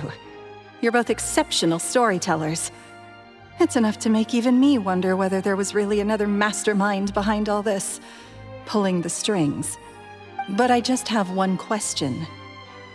You seem to think that I am the villain in this tale. What's brought this on, Linny? Is it something that Lorenzo said? Don't worry, Lorenzo said nothing at all. But I never believed that he was the weasel, and in fact, my investigation only made me more certain of that. He was too forthcoming with his confession, as if there was something else he was trying to hide. How disappointing. So you'd sooner trust Lorenzo than me, even without a shred of evidence? A magician is an expert at playing the audience to get the result they want. And I have no doubt that you, Gemma, are equally talented in this regard. With a little help from Lorenzo, you put on a very convincing performance. The lovesick fiancé, whose devotion to her betrothed is unshakable, even under threats of violence. Caesar was maligned and hated by all for 10 years, but you? Everyone sympathized with your plight. Who would suspect for 1 second that the lovely young lady always seen weeping in front of Caesar's grave was actually the mastermind behind his demise? No, not that poor lady. Perish the thought. Wait, so you mean the whole intimidation thing was just a hoax? Gemma and Lorenzo were both in on it? But why would Lorenzo agree to that? And why didn't he sell her out even at the end instead of admitting to being the weasel himself? Yes, why indeed? Maybe Gemma herself could enlighten us on that question. Well, Linny, if you're so confident in your version of events, then I think the answer should be obvious. Having killed Caesar with his own hands, Lorenzo was plagued by overwhelming guilt. Revealing the Phantom Weasel's true identity would serve no purpose. But if the Weasel remained free, then she could take care of Lorenzo's loved ones. An excellent answer, though sadly a little dull. Is that right? Well, don't let me bore you. If you'd care to change the topic to something more interesting, I'd be much obliged. As a matter of fact, there's one thing I'd really like to understand. Why would the real weasel have targeted things that only have value to other people? Could you shed any light on that? Of course. After all, we're just telling stories here, aren't we? If I had to guess, I would say that the real weasel must have had a terrible childhood. Left to fend for herself after her parents died young. Betrayed, scorned, beaten. She'd scrounge waste paper from garbage bins to draw on, using twigs and dirt for lack of ink and pen. She'd sew ugly rag dolls from whatever scrap material she could get her hands on. This was her only source of happiness in life. But it was all she needed, and she was content. Until the world decided that even this was too good for her. Once again, she was betrayed. And this time, everything was taken from her. She felt like life was a miry pit that dragged her further down the more she struggled to escape. At that tender age, she should have been happy. Instead, she stood in the shadows and watched with envy as all good things in the world passed her by. This was a fate too cruel for anyone to bear. Her pain became a breeding ground for dark thoughts. Thoughts which festered and grew into a twisted solution to her troubles. I detest the happiness of others, in all its forms alike. I will rob them of everything they hold to be good and true, and it will fill the void in my soul. That's some pretty heavy stuff. Now it all makes sense. Does this story satisfy you, Linny? Yes, it is quite to my tastes. Thank you for helping to clear up my confusion. Huh. That's right. What drove you to write that letter, Gemma? What were you trying to achieve there? Because without that, none of this would have ever come to light. She didn't write the letter. After 10 long years, I'd hoped that the Phantom Weasel would be consigned to the history books by now. But it seems like someone still wasn't ready to let her finally be at peace. Linny. Or should I call you the Phantom Copycat now? You were the one who posted that letter outside the Opera House. But why?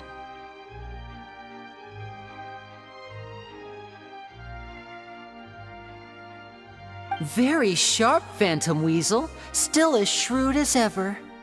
Well, no need for me to be coy about it. Our goal was to clear Caesar's name. The most straightforward way to change the public's impression of Caesar was to force the Weasel to show themselves. That's it? You had no other agenda? Of course we did. We made it quite clear in the letter, I believe.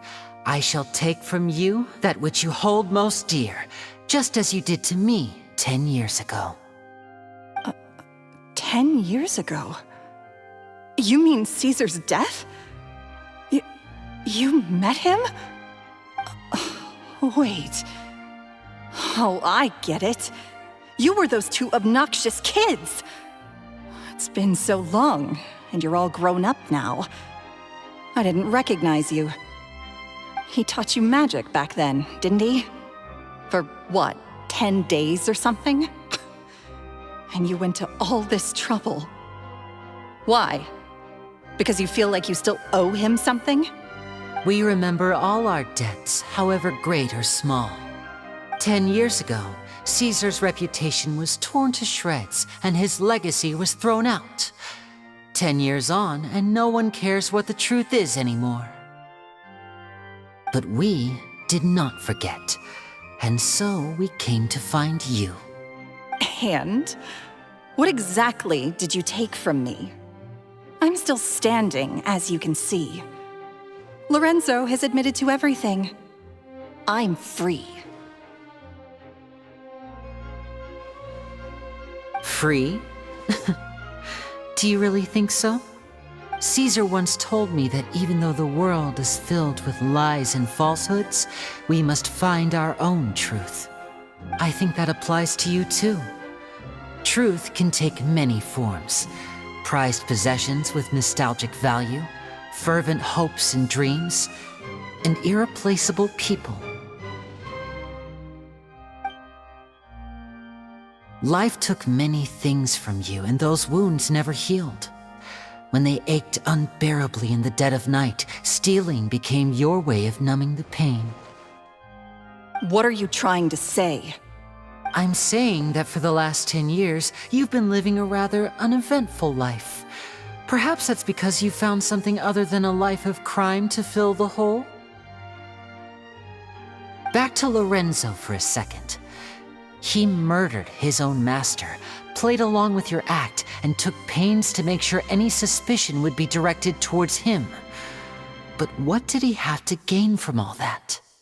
He knew who you were and the things you'd done, and despite that, he was willing to give everything up for your sake. He's the reason that you haven't felt the compulsion to steal in all these years. You're more than just accomplices in murder. You're the only real friends each other has. So I think you know, deep down, that he is the only truth you have in your life.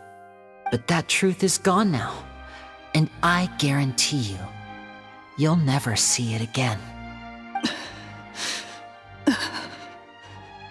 Congratulations on your freedom, Gemma. Your freedom will cost you dearly. From now on, you'll be all alone in a world full of lies and falsehoods. I do hope you'll be able to bear it. You've still got a long life ahead of you after all. Gather round, one and all. The time has now come for the amazing Linny to perform his final act in tonight's show. I'm sure you're all wondering what he has planned for the grand finale. Well, wonder no more, for the answer is a death-defying high-altitude escape. A high-altitude escape? I'm sure you all remember the magician Caesar. This was the very trick that led to his fatal fall, after which he was dubbed the Phantom Weasel. But we have now learned that Caesar was wrongly accused, and that the real Weasel has now confessed to their crimes. Guess that's my cue to leave. Whew. I've been practicing this one for ages now, but I'm still a little nervous. Traveler, Paimon, I hope you enjoy the rest of the show. There may be a lot of people watching tonight, but you alone are my true witnesses.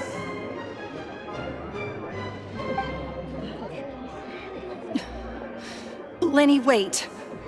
You two hid a lot from Caesar. He went to his grave without ever knowing your secrets. So what about now? Are you an open book? Or are you still the same as ever?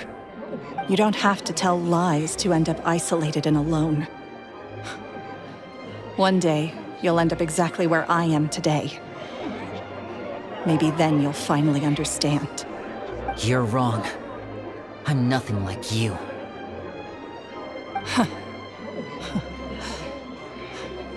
So, what are we, doing now? Like Linny said, when you're ready, let's head outside and watch the show. But what about Gemma? She'll figure out what's best for her soon enough. Oh, and if you'd like to see Linny after the show, you know where he'll be. The usual haunt. All right. Well, let's go and watch Linny's finale then. This trick's a pretty dangerous one, but he should be able to pull it off, right?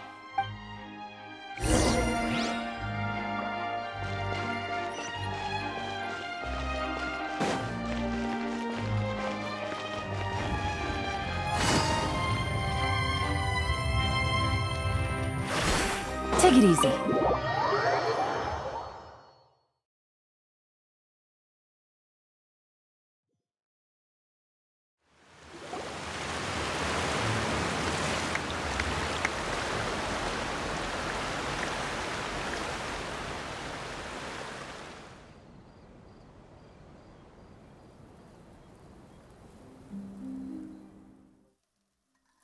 Magic should be mysterious, surprising, and defy logic. Magic is hard work. Every single movement has to be practiced thousands of times.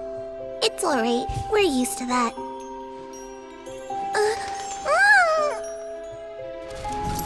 We're sorry.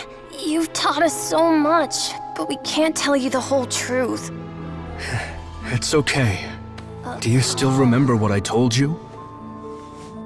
This world is full of lies and falsehoods. I only hope that one day you can find your own truth.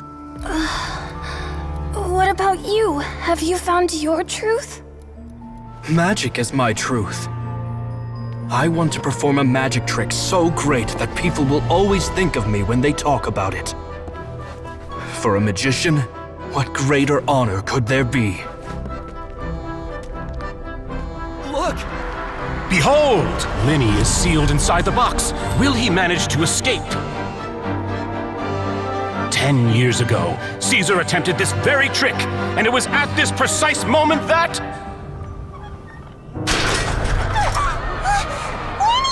Watch out!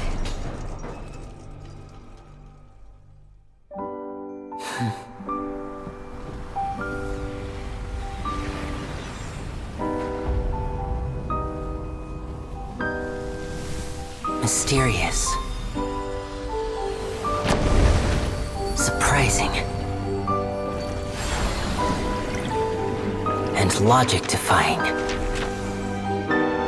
Isn't that right? This honor belongs to you, Caesar.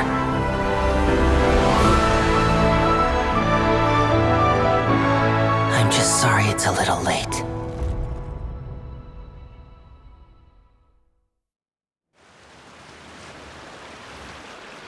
Did you see that? 1 minute he was falling, and the next, he turned into flowers. How could he possibly have done that? How mysterious. I didn't blink once. He just vanished, right in front of my eyes. What a heart-stopping magic show. This was really worth the trip. Caesar's name has finally been cleared, and Fontaine's new star magician Linny has fulfilled a wish on his behalf. Oh, I couldn't ask for a better grand finale. It will make a great headline for the Steambird tomorrow, even if I do say so myself. Whew. Looks like everyone really loved Linny's grand finale. Paimon doesn't see Linny anywhere. Where'd he go? Oh, Lynette said he'd be waiting for us at the usual haunt. But, where is... Oh, you mean the one where Caesar's buried? Yeah, that's probably it. This whole magic show kinda seemed like Linny's way of saying goodbye to Caesar. So it makes sense that that's where he'd be afterward. Alright, let's go look for him there.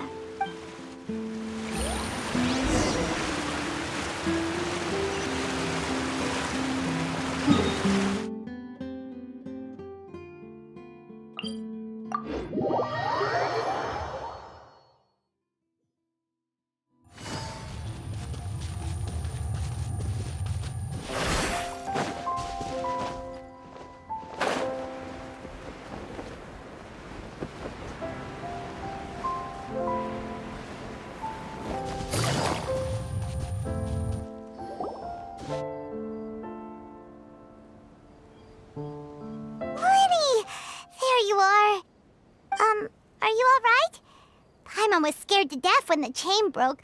Paimon was sure something had gone horribly wrong. Magic is a performance art. A magician has to get creative to keep the audience on tenterhooks. That's our job. So I tweaked Caesar's original setup a little to keep it fresh. I was honestly a little nervous during the live performance. The thought of falling, suddenly feeling weightless, seeing the sky and the ground spinning and spinning. Sometimes, I can't help but wonder what Caesar thought in those final moments. Did he regret taking Gemma and Lorenzo on? Or did he believe that it was his own slip-up right until the end? You know, Paimon's been wanting to ask you about something ever since we were in Caesar's workshop. You learned magic from Caesar once, didn't you? When was that? After I joined the House of the Hearth. To be honest, Lynette and I had an agenda when we approached him. I told you about my past before, remember? As a young boy, I survived by secretly learning magic from street performers. I'd watch their tricks and try to figure out how they were done. But I quickly realized that observation alone could only get me so far. What I saw was the polished final performance, but the rigorous training they put in behind the scenes remained invisible to me. I needed to learn how to improve my sleight of hand, hone my misdirection skills, and make niftier props. We were gifted enough that we'd made some progress by ourselves, but without proper guidance from a professional magician, we quickly plateaued. So that's why you sought Caesar out? Yes, we figured there was no harm in asking, but it took us by surprise that he was so willing to teach us. In all, we only spent 10 short days together, but he was very good to us. By contrast, we hid so many things from him. For instance, when he asked why I wanted to learn magic, I answered, "It's my passion." But in truth, there was already a lot more to the story by then. After being taken in by an aristocrat for our magic talent, then betrayed soon after, this was no longer about me doing what I loved. What amazed me was how the lie escaped my lips even as I was hesitating over whether to tell him the truth. Trust is a beautiful thing. Sadly, I'd forgotten how to trust by then. Lenny. Still worried about the way I feel? You really are a gentle soul, aren't you? But don't worry, I'm used to it now. From the mansions of the elite to the house of the hearth, lies and selfishness have followed me and Lynette everywhere we go. After Caesar went on tour, we became busy with our missions. The next we heard of him was that he'd fallen to his death, and was now declared to be the Phantom Weasel. That night, I remembered his smile. But as I lay there, I didn't know what to say to him. To keep secrets is to put up walls. The longer you keep them up, the less you let people in. Then, one day, you look around and realize your life is like an empty auditorium after a show, full of seats once occupied by all the people who left. But I guess that's the price we have to pay. You only realize how much someone really meant to you when you lose them completely. That's why I was so confident this would hurt Gemma. Because I felt it for myself. Yeah, cheer up, Lenny. We've had to say our fair share of goodbyes during our journey, too. But whatever happens, Paimon always believes in what tomorrow brings. Delicious food, fun toys, and the traveler by my side. Paimon just needs to focus on things like this, and all the unhappy stuff goes right out the window. You know, Traveler, doesn't that kind of make you Paimon's truth? Exactly. It's the same for me and Lynette. We are the truest thing each other has in the world, and nothing can replace that. Life has taken plenty from us, like it did from Gemma. But at least it left us with each other. That's what gave us the strength to get through the darkest days. That's why the darkness never consumed me, and why it never will. Maybe we live in the shadows too, but we remember every precious ray of light that shines through. All right, time to lighten this conversation up a little. What did you think of the show tonight? Were you happy with it? It was amazing! Paimon just wishes we hadn't been so distracted with the Gemma situation. We spent most of our time in the Opera House just talking and pretty much missed the entire first half of the show. Lenny, could you do just one more trick for us? Whoa, that's a bit of a tall order, I'm afraid. The show's just finished, so my sleeves are decidedly card-free right now. Aw, come on! Surely you can think of something. The Lenny Paimon knows can do anything if he puts his mind to it. Oh, all right then. I'll give it a go, but only because it's you. Watch closely. I have a flower in my hand. You liar! There's nothing in your hand! We ain't going along with this! Huh? My goodness, you're right. But I could have sworn I brought one here with me. Okay, try this. Count down with me. 3, 2, 1. 3, 2, Now, have another look around. Maybe the flowers appeared somewhere else. Really? Let's see. Wow, there it is! Oh, this is a different flower from the last time, right? This one's called, oh yeah, a rainbow rose. But more importantly, Paimon has to know how the trick is done. Please, Linny, pretty please! Well, if you want to learn magic, you'll have to start by addressing me as teacher. Fine. Please, teacher, please! Since you asked so nicely, I'll share one little tip with you. Namely, the student of magic cannot solely rely on others being prepared to reveal their secrets. You have to observe, think, and find the answers for yourself. Is that it? Look at the time. We shouldn't linger here too long. Thanks again for coming to see my show. I bid you both good night. I look forward to seeing you again. All right, fine. See ya. Shall we head back now, too? Oh, Paimon can't wait to read The Steambird tomorrow. Paimon bets Linny and Caesar will be plastered all over it. Let's head to the Steambird's offices tomorrow morning and see what we can find out.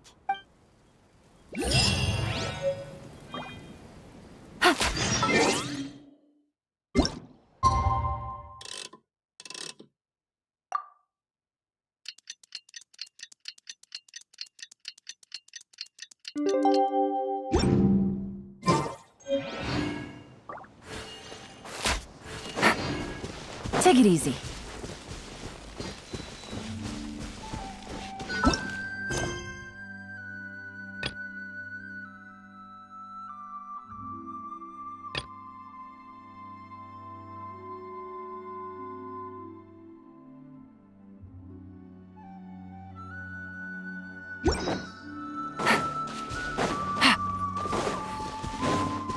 Take it easy.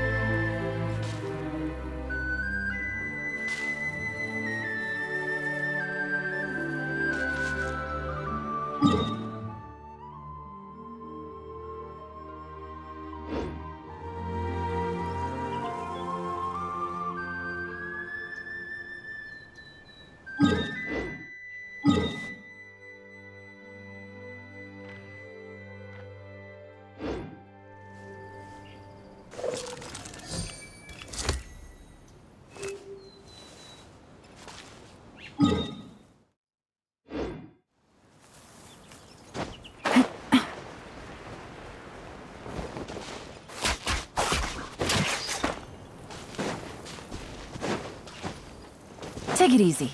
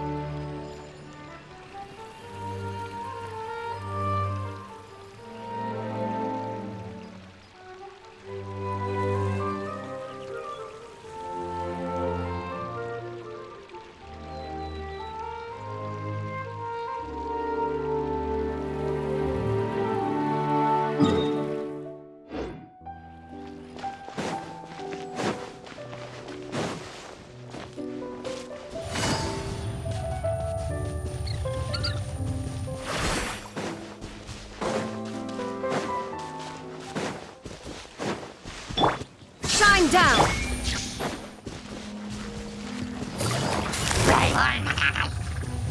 Quietly now. Take it easy.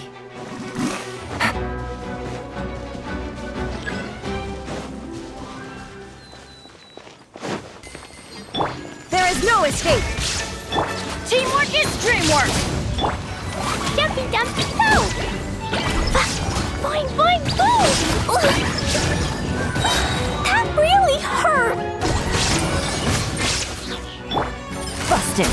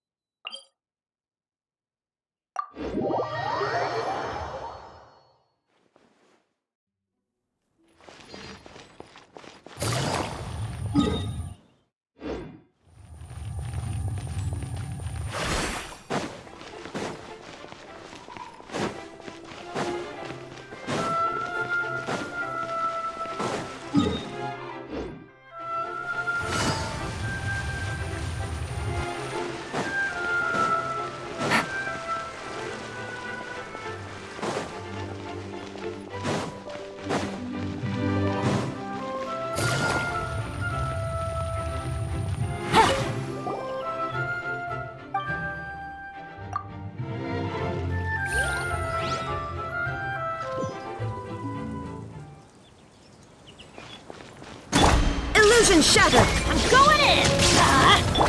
Things are about to get dicey. Quietly now.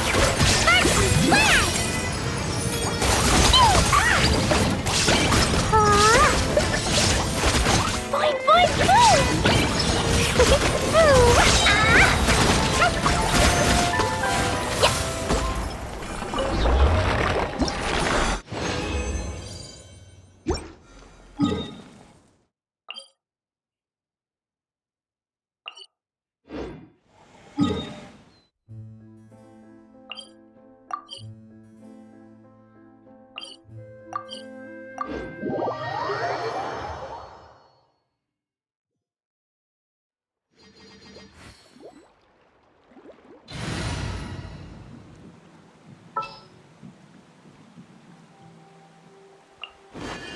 Time to begin work?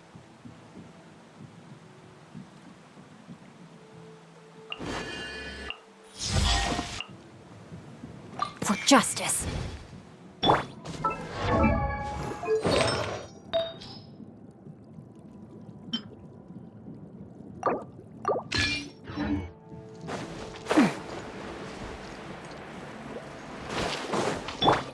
Shine down!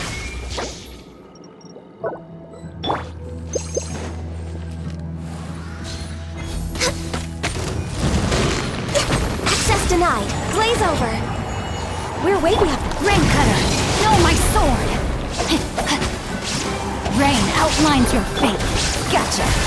Game's up. Comes over. Inazuma shines eternal.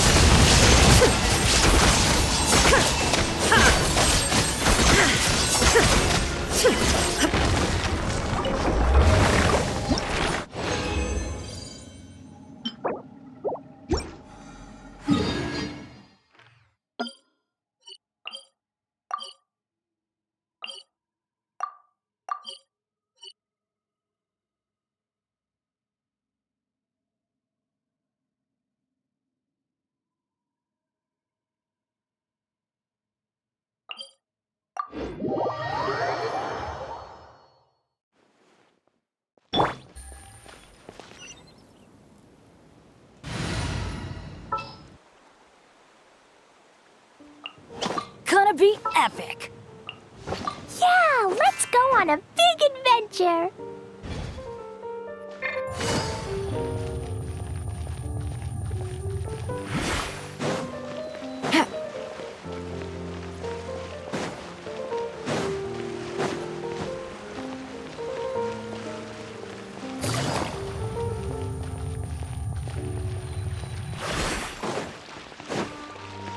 Take it easy.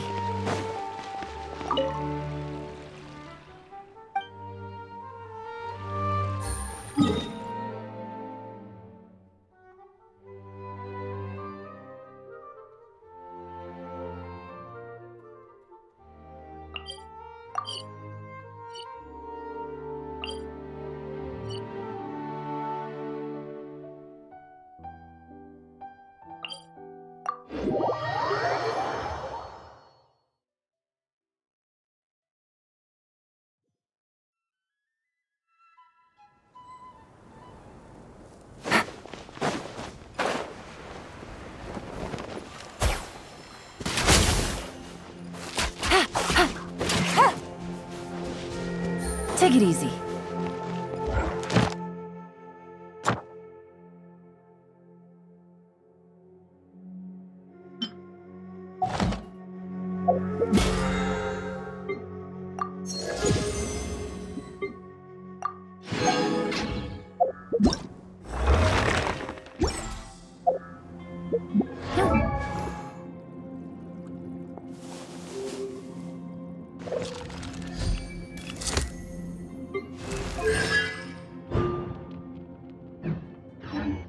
Good roll. All right, maybe I'll take one more day off and knock out the rest of the week.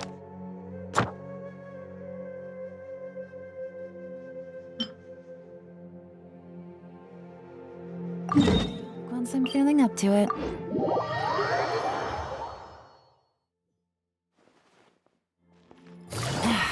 This blinding sunlight is such a pain.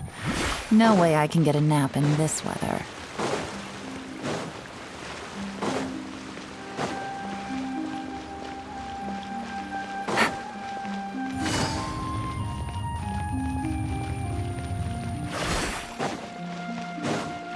Take it easy.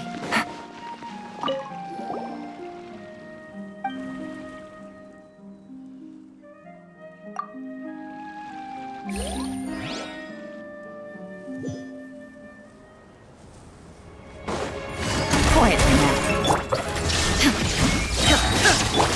Teamwork is dreamwork! Things are about to get dicey. Blow them all up. Pew! Yeah.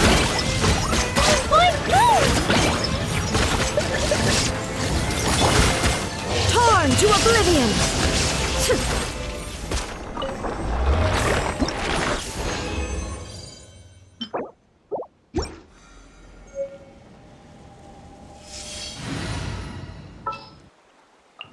For justice.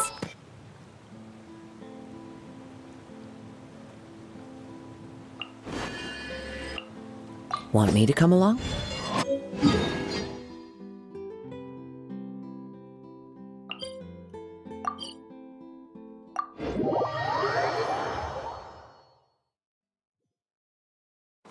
Illusion shattered!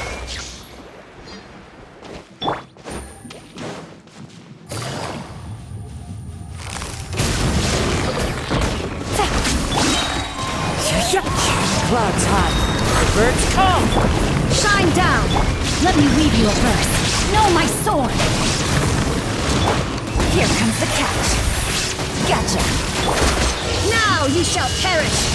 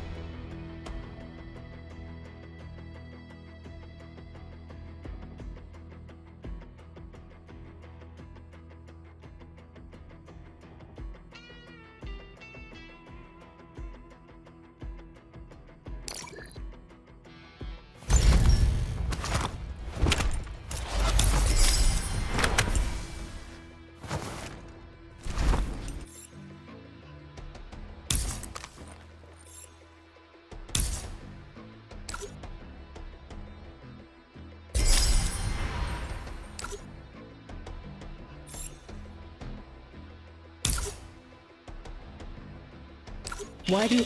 There's only one...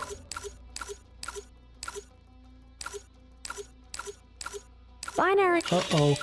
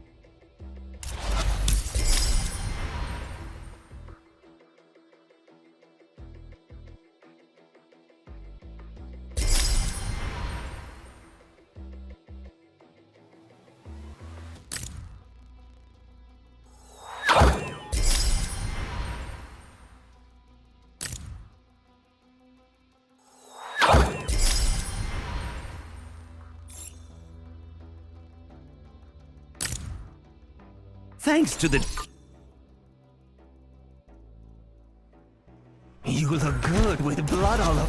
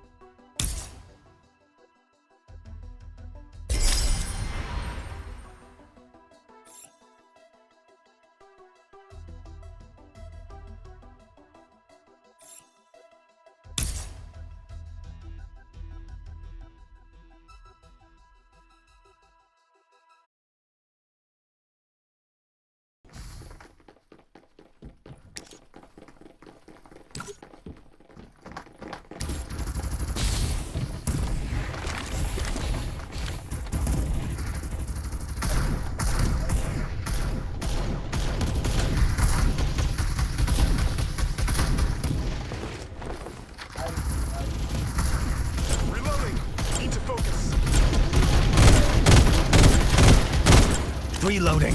I'm gonna tear them apart.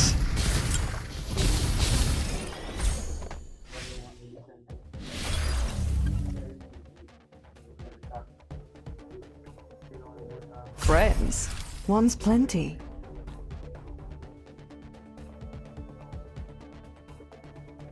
Death! My... Thanks for stopping by. Mission complete. Yahoo! That makes 1,000 pizzas delivered!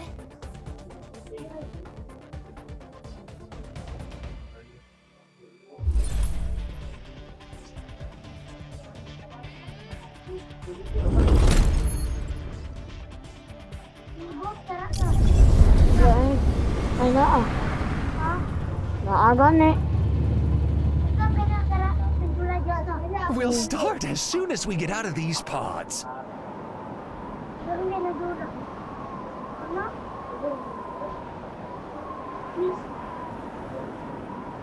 Yes! Yes! Oh, the excitement!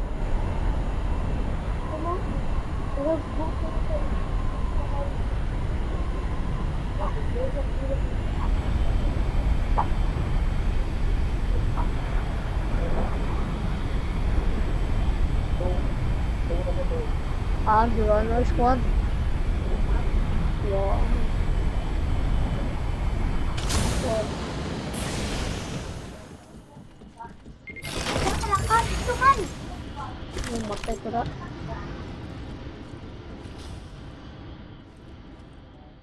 Bam! I found advanced supplies here. There's a shield here. Level 2.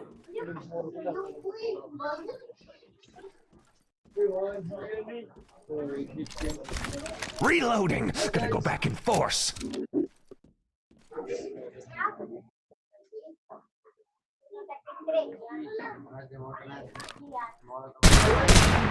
Open fire! I love this feeling. Vertical cooldown device here. Level 3.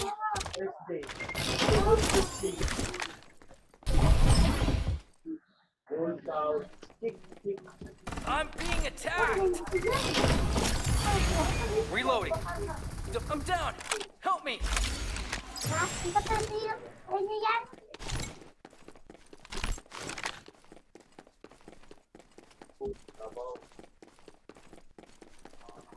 I'm on my way back!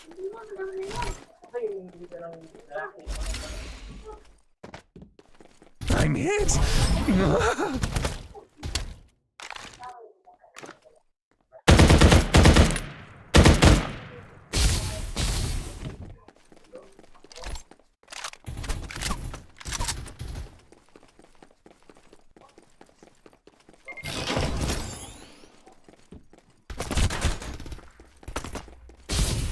Safe zone will retract in 30 seconds. Save me!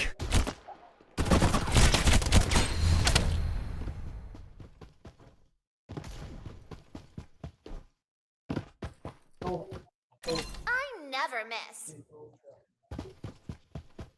Look, I told you I'd be back. Coming up. There's a shield here. Level 3.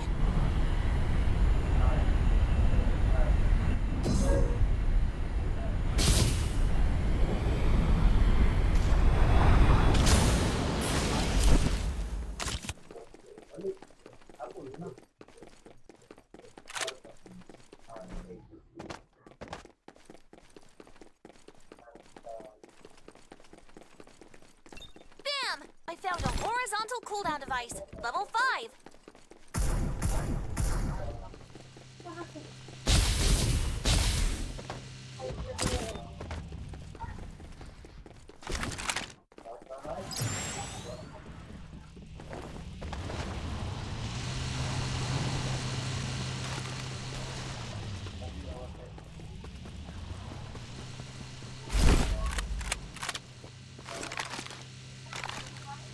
A new Reaper has arrived. There's a horizontal cooldown device here. Level 3.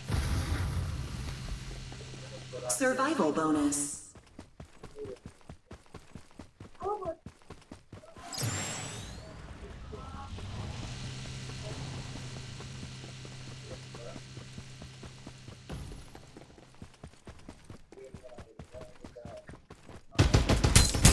Danger!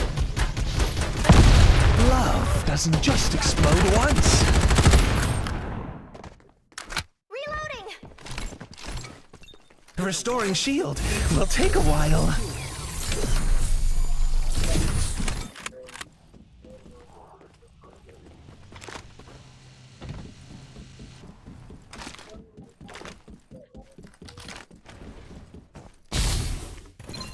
Open fire!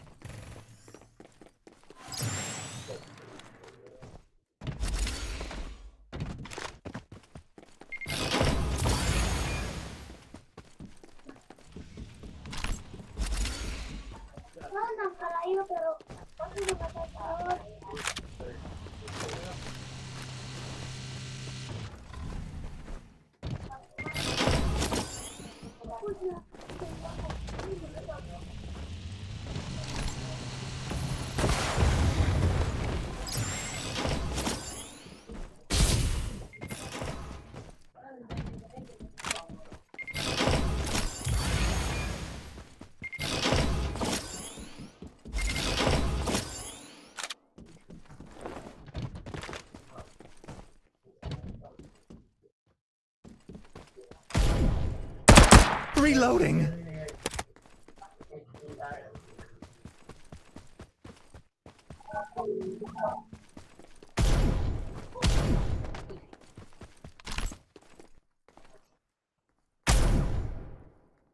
Supply ship en route.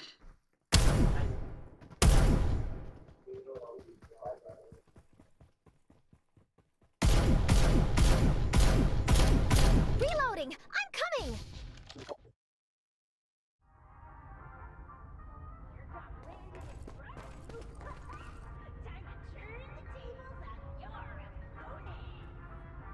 Start delivering Engage direct airdrops. hit. Enemy killed. I never miss. Airdrop arrived. Enemy killed!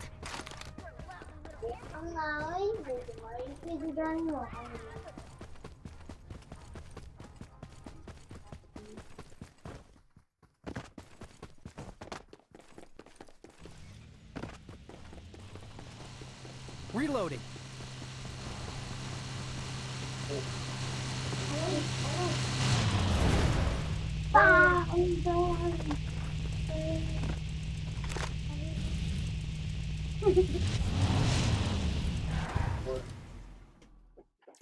I found a muzzle. Level 4.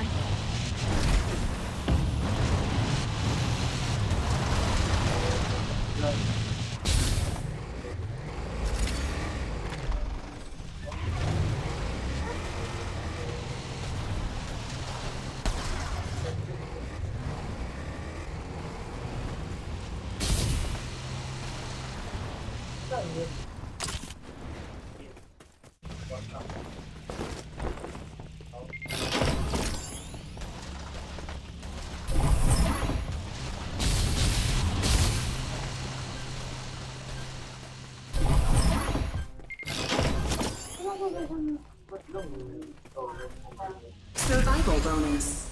Respawners disabled.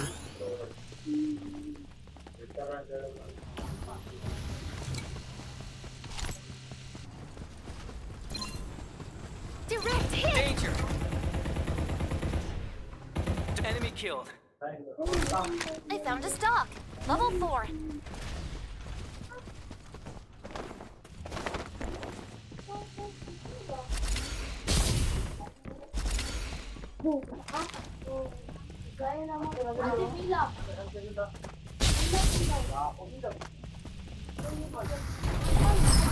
Supply ship en route. Open fire!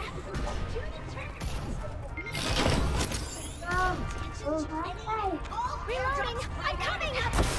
I found a muzzle. Level 4. Waiting for you to grab!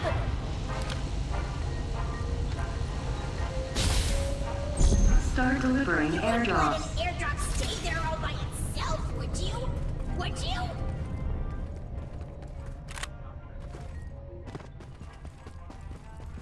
Airdrop arrived.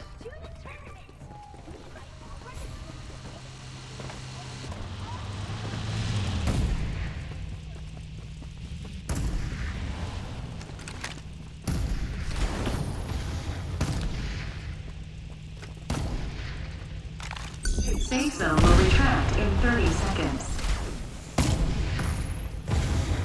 Reloading. Don't blink.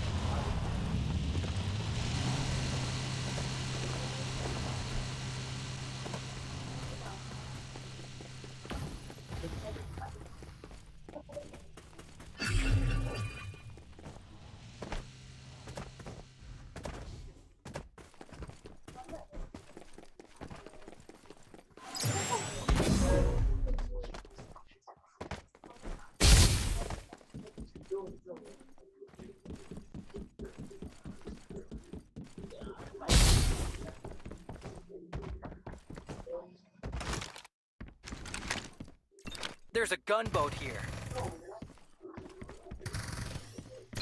Danger.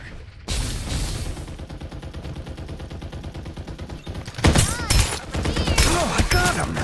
Shield, level 5. Reloading. Gonna go back in force. I like how your figure looks on the ground. A new Reaper has arrived. Survival bonus.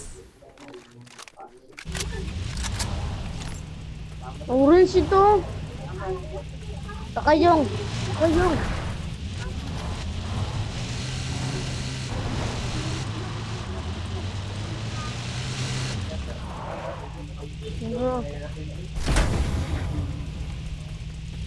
Bro. Bro. Bam! I found a shield. Level 5. Uy, maguloy diri. Ang bot, bala ni. Bro, ito ang orange. Supply ship en route. Okay. I'm being attacked! Guys! Squads remaining. Maggie's getting attacked! Reloading. Gotta get back in the fight. Using medkit.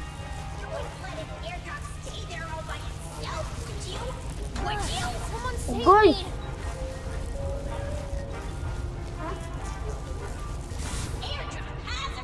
Bangun ko rin.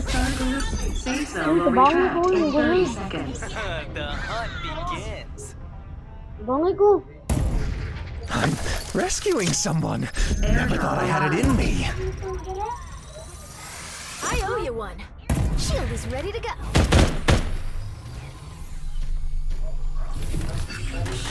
I'm busy bandaging.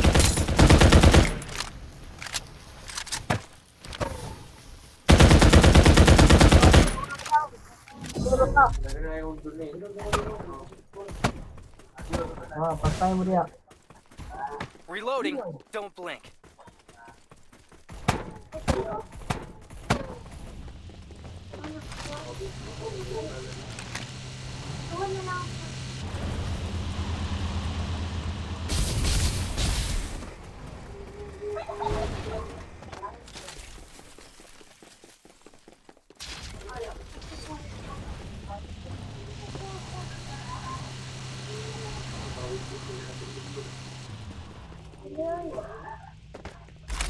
There's a flamethrower here. Survival bonus. Patay.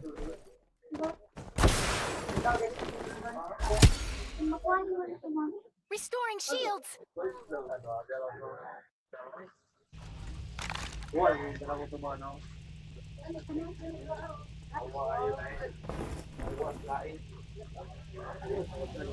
Two enemy squads remaining. Scout daw. Miyo. Ay kuhan. Scout daw yung scout daw dito sa balay yung. Miyo, scout daw dito sa balay yung.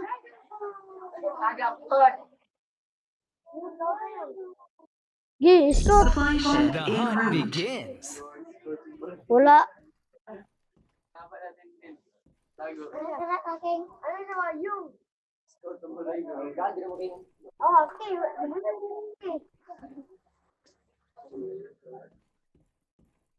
Manulong, manturon. Safe zone will retract in 30 seconds.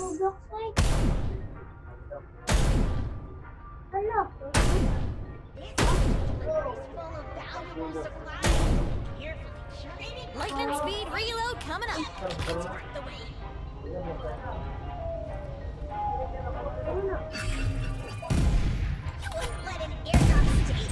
Start delivering airdrops.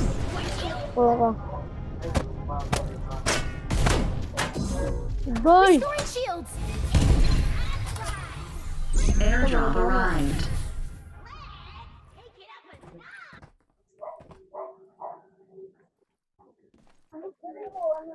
Scout daw yung. Scout daw. Dra. Yung. Hey guys, Hey team, over here. let's go here. Scout daw.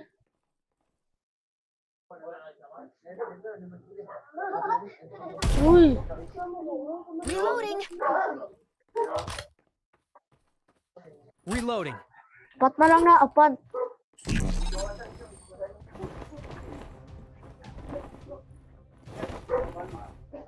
Sunungan yung tana nun.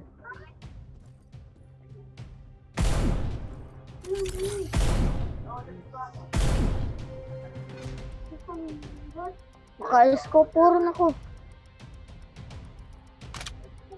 The hunt begins. Nawala na dito supply. Bam! I found an airdrop!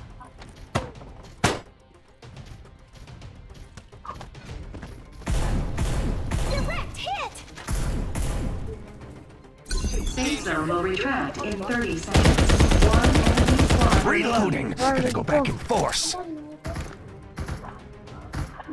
Tulo na lang. Tapunan na. I'm hit.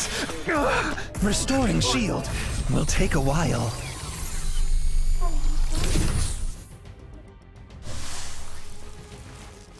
Reloading. Don't get back in the fight.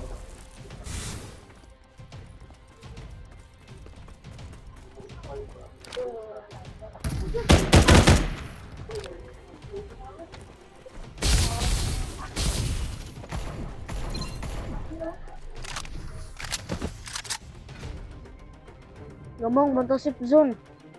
Ada bang di sini. Danger.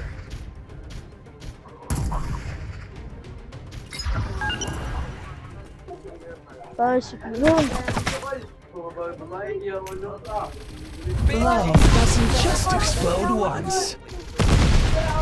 Agay, patay ko. Using medkit. Ah, patay ko. Gamang sila safe zone.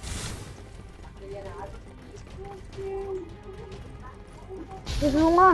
Tulong naman na. Doon, yung magi. Dagang kayo sila na. A new Reaper has arrived. Lungas, lumagi. Ayan lang. Puntos. Wala. Patay. Safe zone will retract in 30 seconds. Save me. Ayaw raon ta. Sorry I let you guys down this time.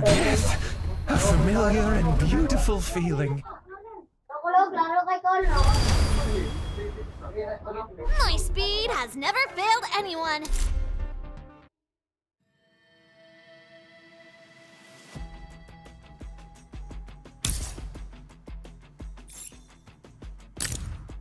Don't die. I haven't recorded the data yet.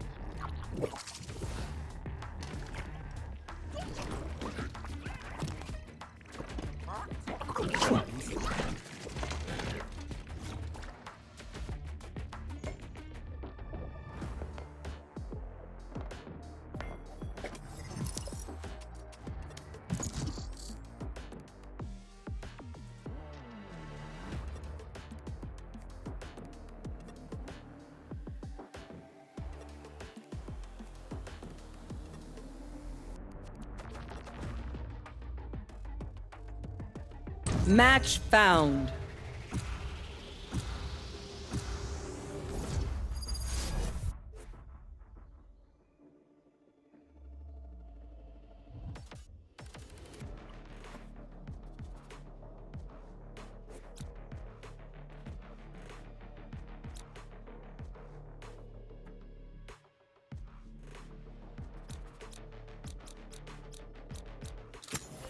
I am both shield and sword.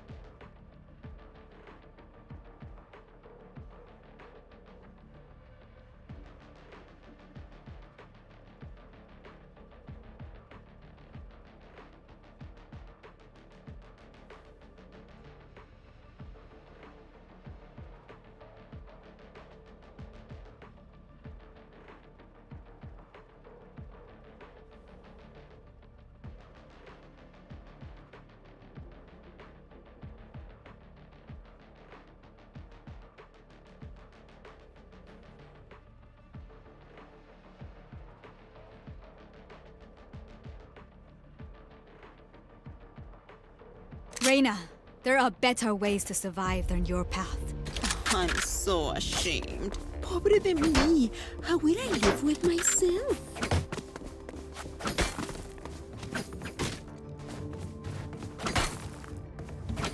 I need this.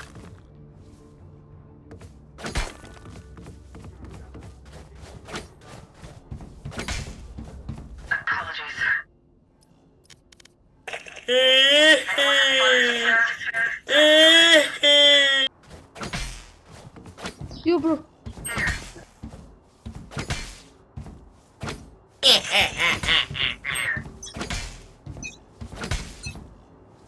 Cutting their vision.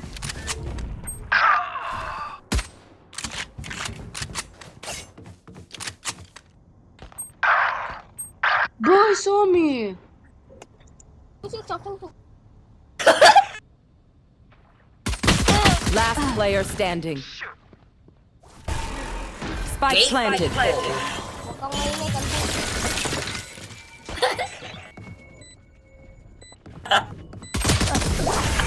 Kalbo kasi! Reina, time to hunt. Maduga may cheat.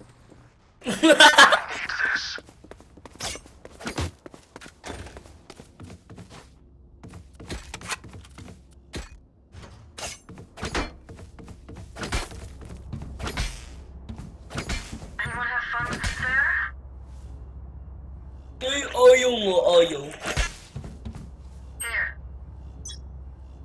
Ayaw gumalaw.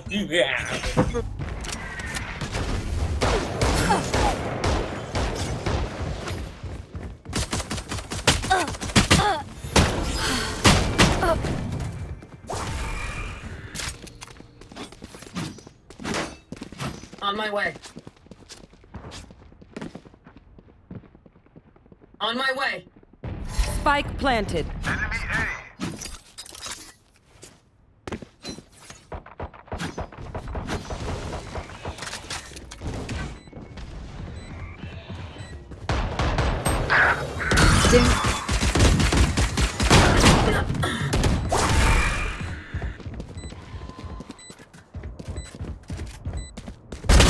Last player standing. this TP.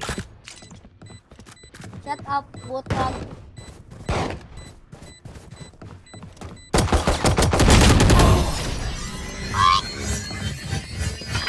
Bro! Wala kang maingay, kalbo! Their backs will be towards at least Uy, one. wala kang maingay, kalbo!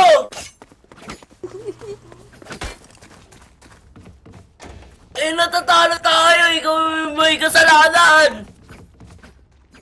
Kaya nga.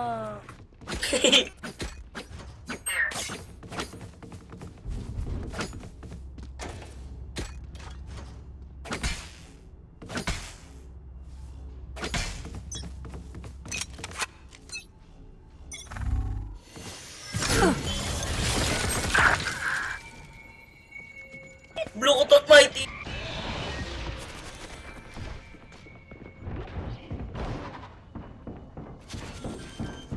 The hunt begins! Spike planted. There. Cypher killed. Reloading. Last player standing.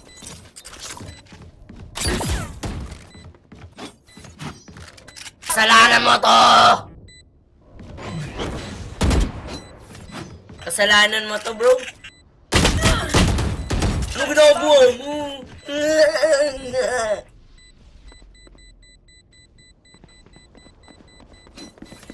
Ooh, nice job! Ooh, nice job! Makakamarasilin mo yan. Ooh, nice job! I need this. Bakit nyo tas? Nakuha ko 2 kills. Hindi.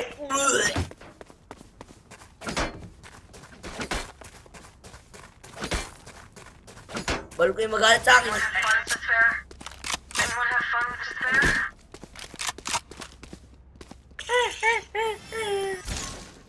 Tighten our defenses.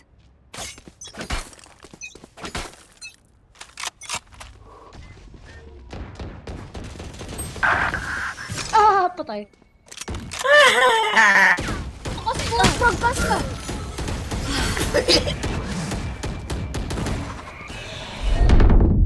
I know exactly where you are. Spike down, B.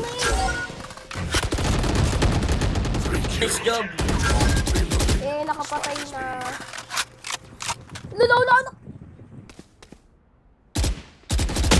Ooh, nice job. Ooh, nice job. Ooh, nice One job. enemy remaining. Ooh, nice job. Nice kiss, my little guy. Almost is. Ooh, nice job. Nice job, guys. We won. This is just the beginning. I need this. Anyone have funds to Photosynthesis. spare? Thank you. Anyone have funds to spare? Need a drop. Anyone have funds to spare? Basic, I'm top frag now. Woo, cool. Amazing. Amazing Earth. Loh, babalain daw omen. Bad. Wall raised.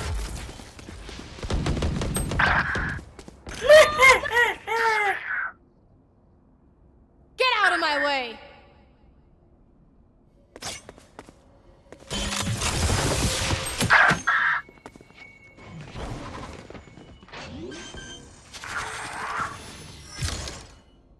Spike planted.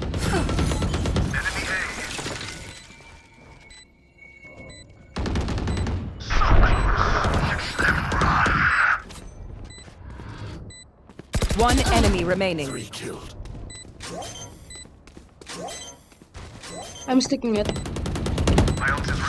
Whoa, nice job! I am sticking my dick out! Let's go!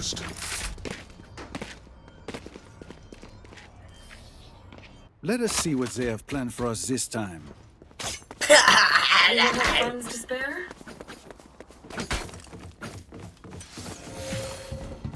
Anyone have funds to spare?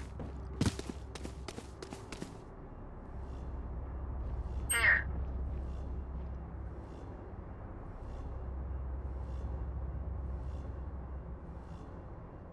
Isolate and exterminate. Barrier created.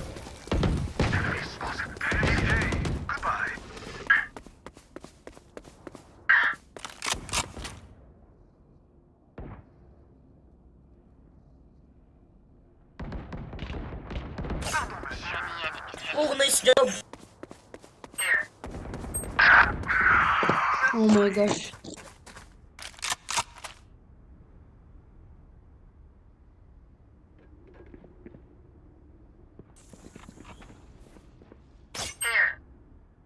One enemy remaining. Base is. Spike down B.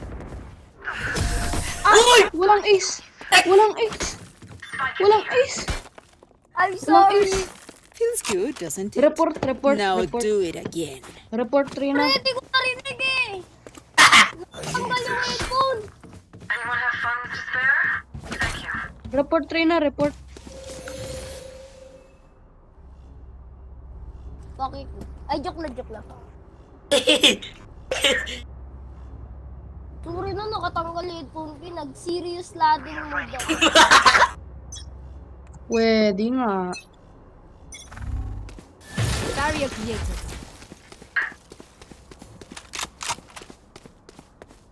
And si Reyna nag-rush.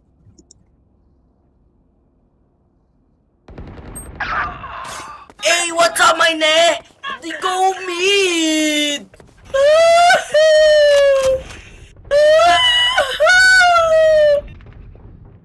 Hey, bro, go mid, bro!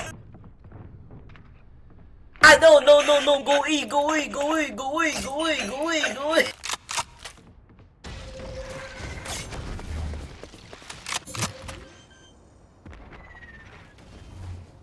Bro, just go E. Hey, chill me. Okay lang ba yan sa'yo? Heal mo ang si Rainer. Oh, nice job! Ay,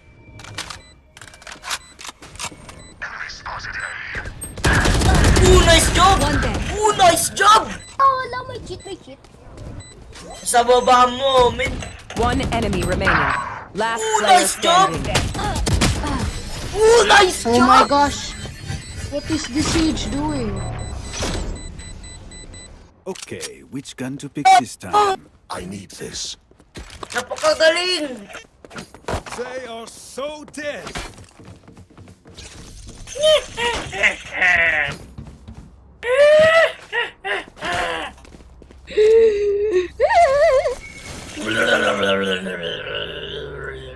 Si bro ay si Gecko Moria. Ay, hindi. Dati na yung kalbo. Ay, Wall raised. wala kayo sa akin. Napatay ko si You will Jet. not kill my allies. Tsaka nirevive ko rin si Jet. Wala kayo sa akin. Nagro-rotating sila. Rotate around the earth. Rotate, mid. Bro, what the crackings, bro? What is this? What is this smoke, bro? Spike down mid.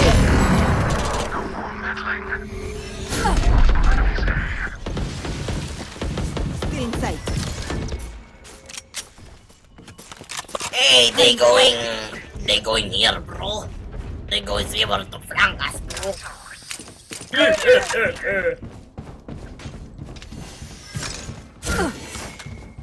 They are One so enemy bad. remaining. Uy, nasa mid!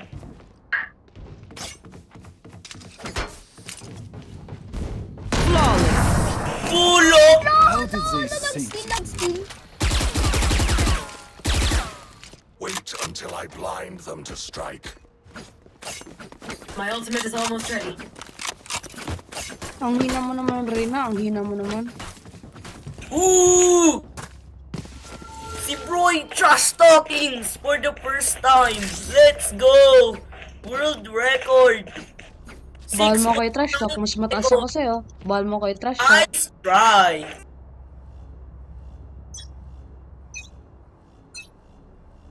Still in sight.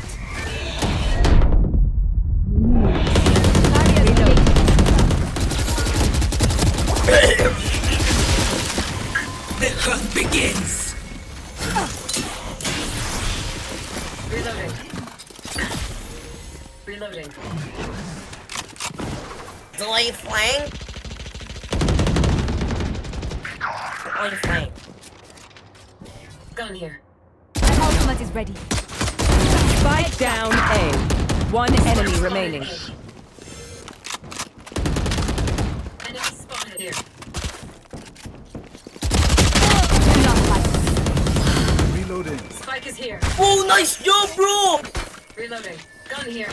Let them try to get through me. Anyone have funds to spare? Thank you.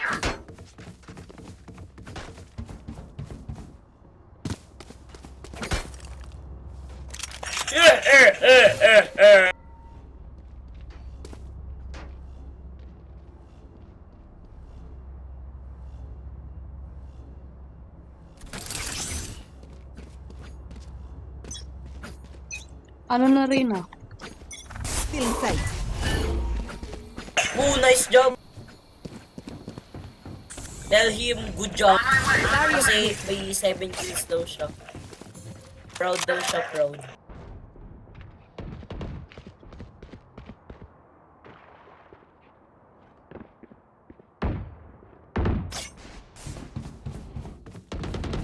Leave us.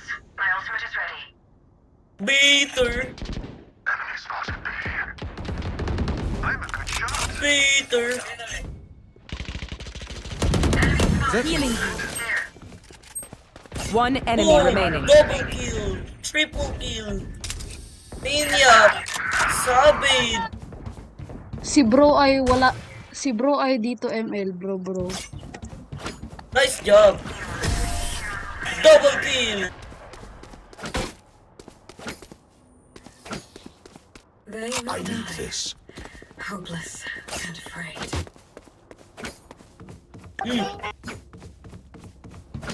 Anyone have funds to spare?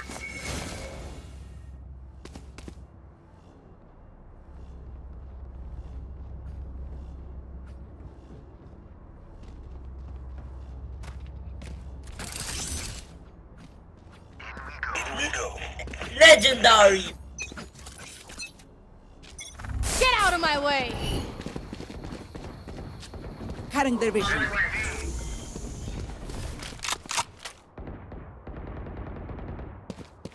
Huli si Jack.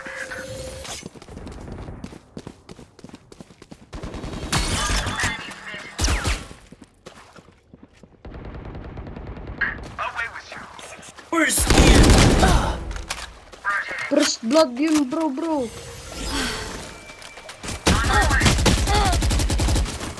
Spike down B. Hala! Rainer! Na 130 ko siya! Last player standing. Pero na collateral.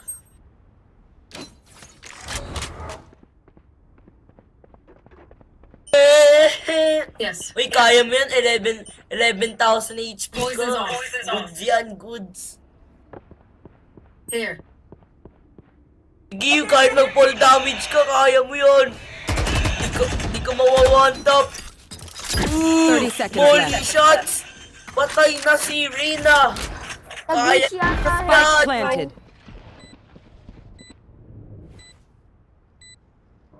Three, 2, 1, patay na yung Viper na yan. Ay, nag-ulti. Wow! Napatay ka pa rin, 11,000 HP. Na-dedicate Na-dedicate ka lang eh. 11 tuloy HP mo. Die-fuse daw, die-fuse. Die-infuse. Ang bilis gumalaw. Die-infuse daw, die-infuse. Uy, defuse. Uy, ako Please stop! 60! No shot! Wah! Last round in the half. Galing. Spend everything. We keep Ay, nagtuthrow ba ako? Sorry ah. Not my fault. Anyone have funds to spare? Bulok nyo naman. Ay, de joke lang. Joke lang yun. Oo, si Rina. Bulok si Rina eh. Pag mag-ace ka dito, Lodi, lakas mo na. Wall raised.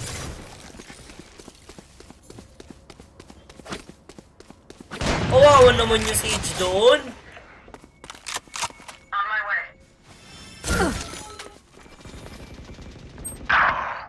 I knew it, bro. On my way. Can you rush? Di ako makarush dito, bro. Get out of my way. I need aid. Nandito yung spike sa akin. Down A. Rush. Ult. Siege. Ult. No, nice spike. Let's go! Hahanapin ko na mama mo. Sewer yung brim mo. Baka. I know exactly. One enemy remaining.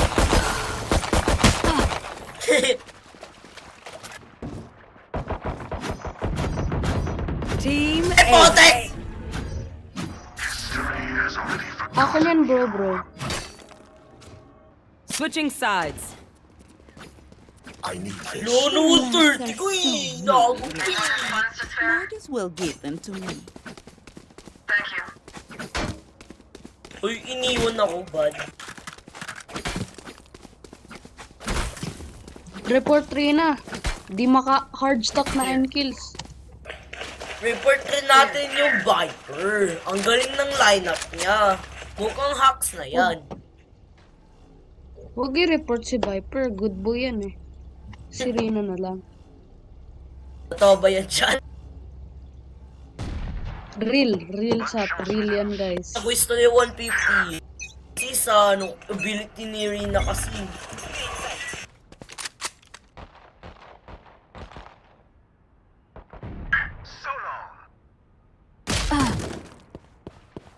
I'm amazed.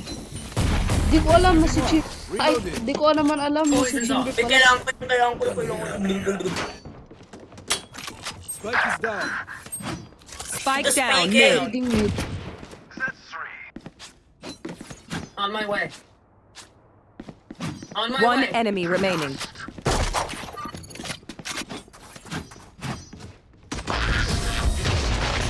Let's go! Let's go! Once more into battle. I'm not tired. Are you? Anong rank mo, bro? Ano rank mo? Ano rank ko? Unrank. Nagsaswipe ako dahil na-hack account ko eh. Ako din, unrank din ako eh. Wala pa ako rank. Job. Buhat yung kakampi natin. Hindi ako nag-smurf. Mahina talaga ako. Mahina ako. Oo, ang hina mo. Bulok. Ay, di, joke lang.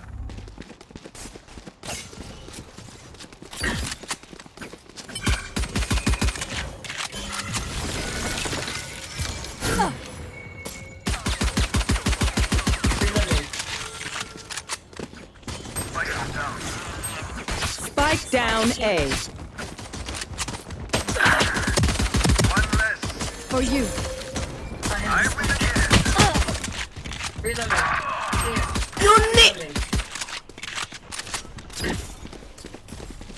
You autistic black monkey ass Ang galing. Last player standing. Si bro ay ka-clutch tong 1v3 situation. Galing. Wala kayo dyan kay Viper.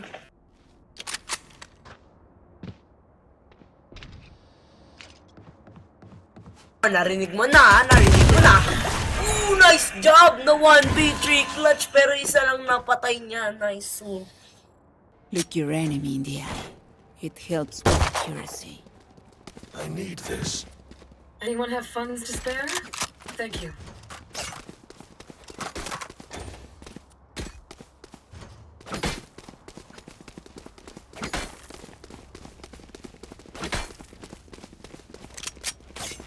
Watch mo to, pre. Mag-iisa ko. Gi-is ka lang. Kung kaya mo, pwede joke lang.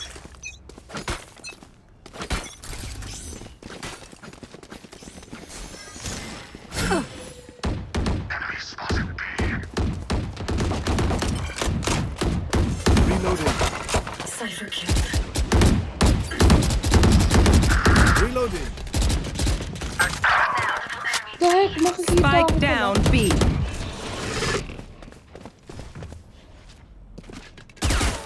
Reloading. They found my trap. Watching this location. I can't miss. Ay, wala. Ikaw lang makaka-ace. Ano lang pala, isa prank. One enemy remaining. Bulok yan. Diba bulok?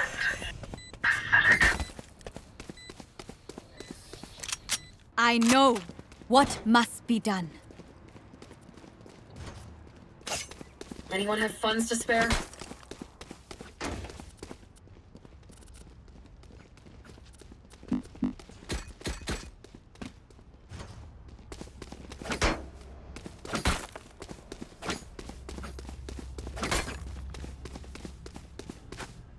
Focus now.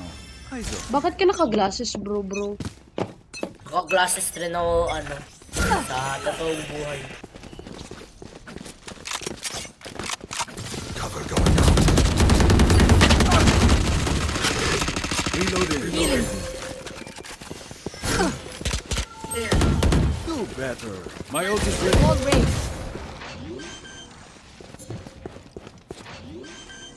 I need the gun. I need more bullets. I need more bullets. Remove.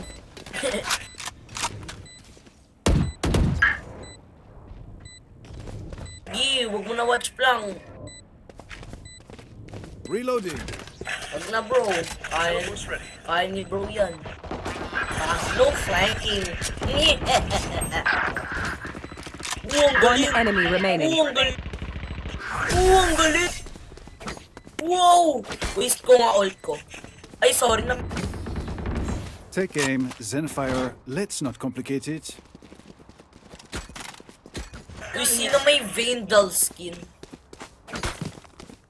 I-scan ka, Viper. May i-scan ka, Vandal. Vandal. Pera mo ko. Anyone have funds to spare? Thank you. We go! Thank you, my bro.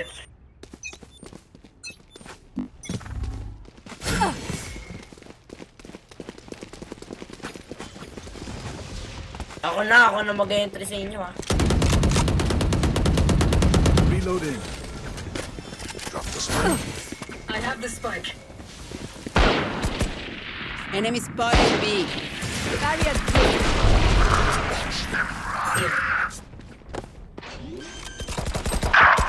Die. Nakita ko, bro. Uy, nagkakamp sila dito. Parang papansin. Camper. Ay, pairam ako ulit, ano, Viper, ah. No. No daw sabi niyo.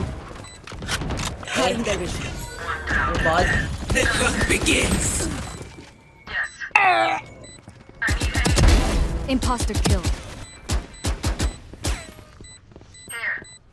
Feeling ko magaling kasi si Sage. Mama, patay agad doon. Last player standing. diba? One enemy remaining. No peeking. No peeking. We're gonna die. No peeking. Don't peek. No peeking. Namatay rin. Ay, ang bad. Ang bad. If you're not doing well, keep trying. We must keep up Yo, appearance. pairam ulit ng skin. Anyone have funds to spare? Yan. Thank you, my bro. Sabi daw niya, no welcome. Reloading. Ay, ang bad. Here we go. Totoo ba yan, chat?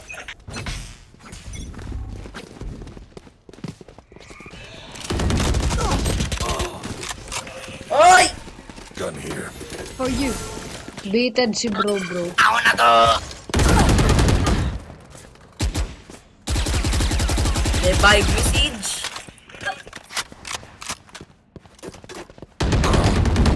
Kasi naman itong ano natin, itong Rina na Spike down, B. Enemy spotted, B. I have Pag mo yan, Ang ganda ng smoke, guys, oh. Sminok yung langit. Nice try, my bro. Many enemies, B. Can you rest message? Kahit wala akong gold, i-rest mo kami. Last player standing. One enemy remaining. Of course, bro. Spike down, B. You need to rest us, bro. I have the spike. May may secret skill si Sage. Pwede mag-rest kahit walang ult.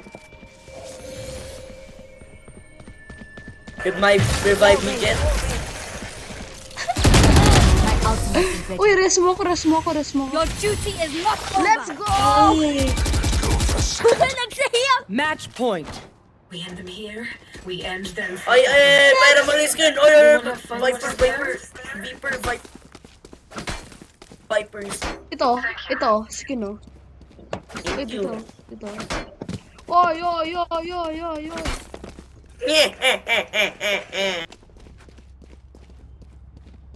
Uy, Chamber, add friend mo ako. Who will I spot first?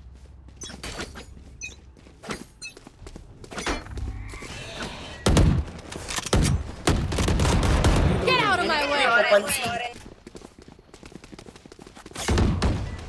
Saglit.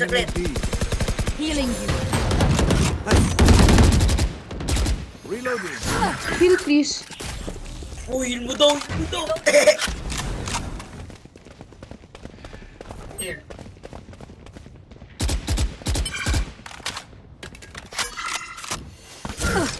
Cycle. Pais ako. Oh my. I need aid. Prepare for hellfire. Puting ka sa down, B. Pamper tong dalawa na to. Pamper. Since rest mo ako, dali kailangan ko mag-is. Peke. Last player standing. Spike down, B. One enemy remaining. Toxins going. 30 seconds left.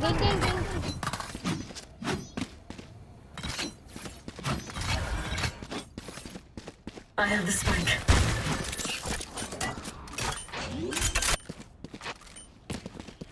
Toxin screen down. Nice try, bro.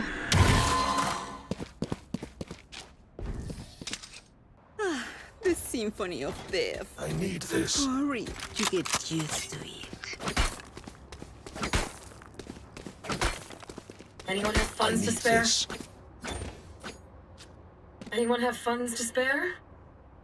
Need a drop.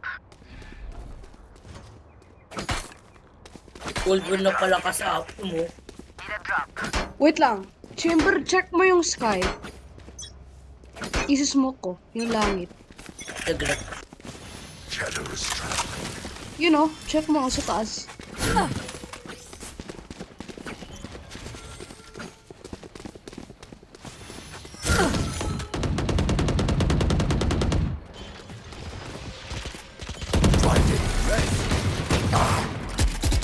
Enemy spotted. Reloading.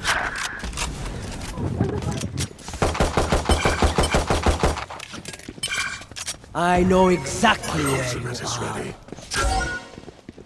Barrier created. Rotate, bro. Ako na bahala dito. Mag-rotate na kayo.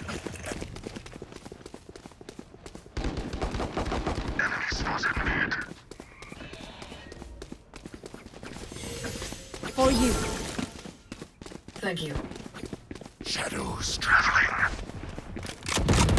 Not your best. Multiple enemies B. Wala na bala.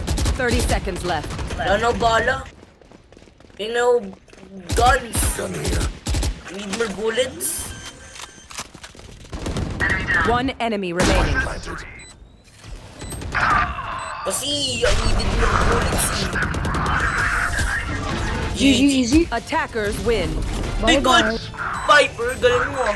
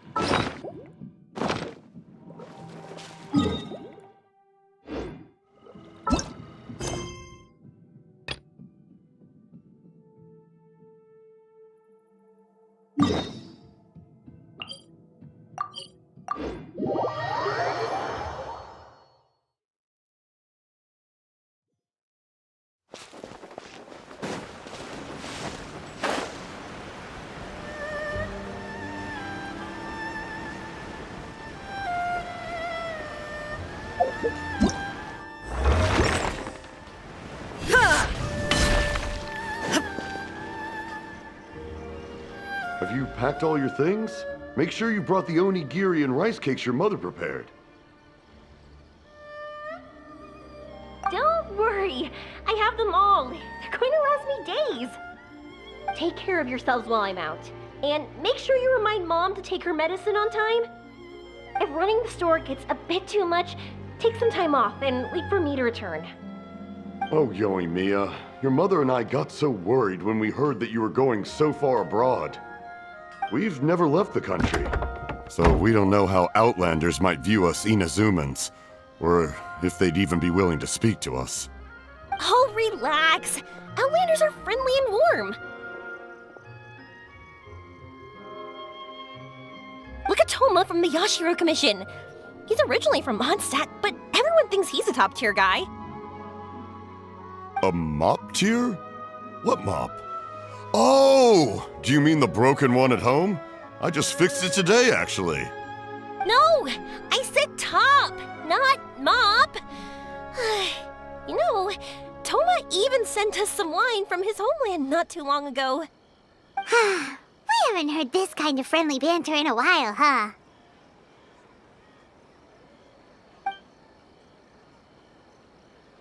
Oh, hey you two! It's been a long time, hasn't it? I'm excited because I'm going on a trip soon. Many things have changed. Lots of Outlanders have come to Inazuma, and lots of Inazumans have gone out as well.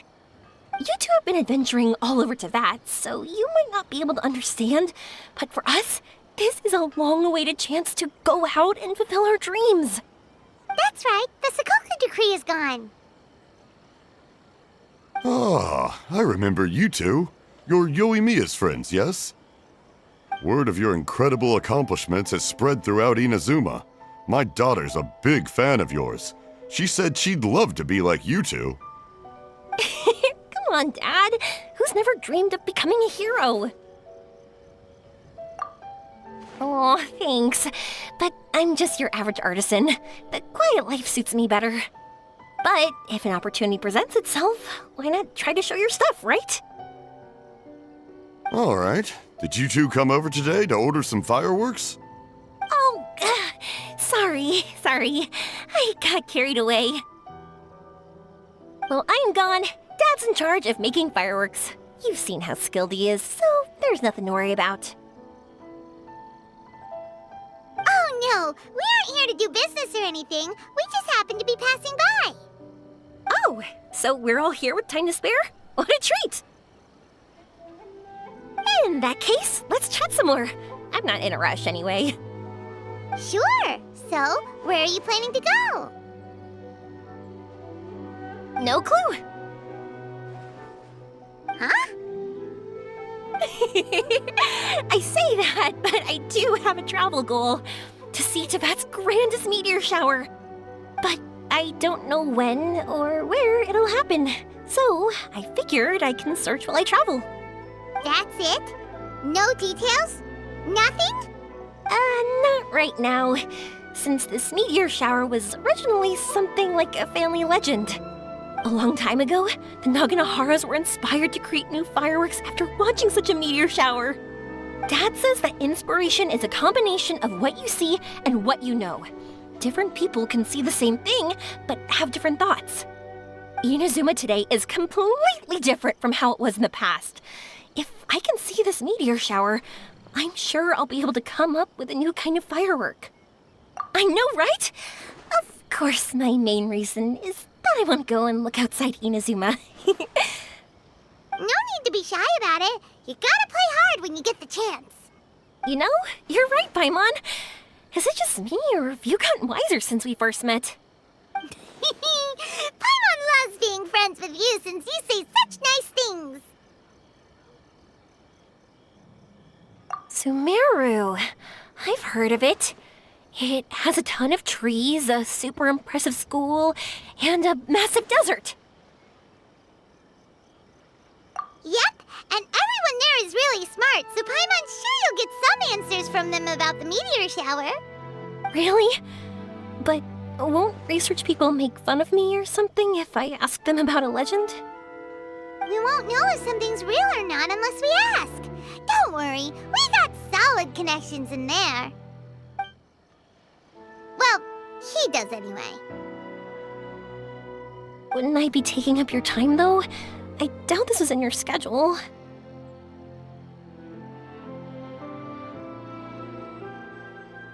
Exactly! Relax, Yoimiya. You've helped us plenty of times before.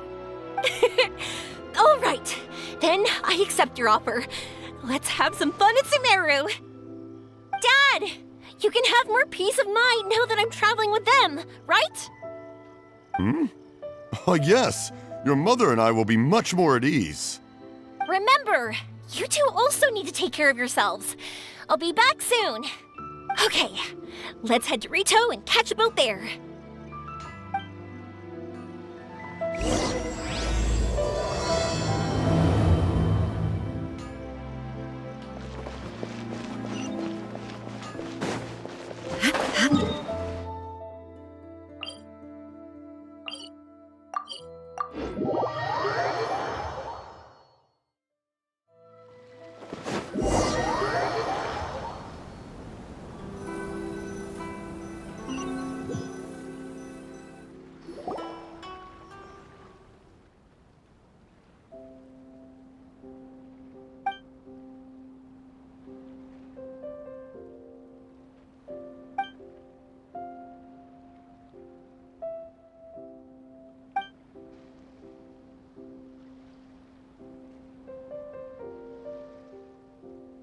Wow. So, this is Sumeru? That tree's huge! Is the port built on top of it? And this place is amazing! It's way bigger than Rito's port. There are also a lot more stores here. Oh, there's more cool stuff for you to see. Don't you worry. This place is awesome! I had heard people describe it, but nothing beats seeing a place for yourself. If I hadn't seen the port with my own eyes, I could never have imagined such a place. So, the school you were talking about, the academia, is it here? Nope, we have to head north from here and follow the river to reach Sumeru City. Sumeru City, huh? I guess it's even more impressive than here? Even bigger? Oh, I wonder if it's as grand as Sangonomiya Shrine. Whatever the case, why don't we go to Sumeru City? Oh, I'm so excited that I don't even know what I should be doing anymore. The important thing about going on a trip is to enjoy yourself. You don't have to think so hard. I'm just worried that if we don't get down to business soon, we'll take up too much of your time. But if you insist, then let's look around.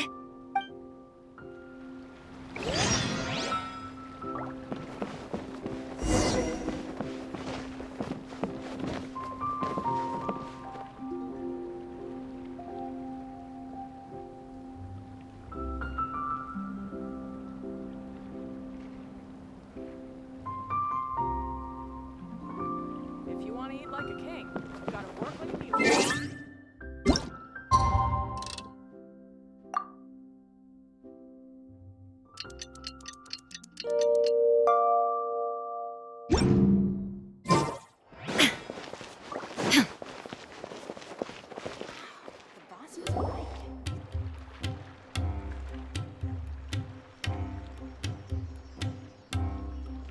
Welcome to Akara Crafts.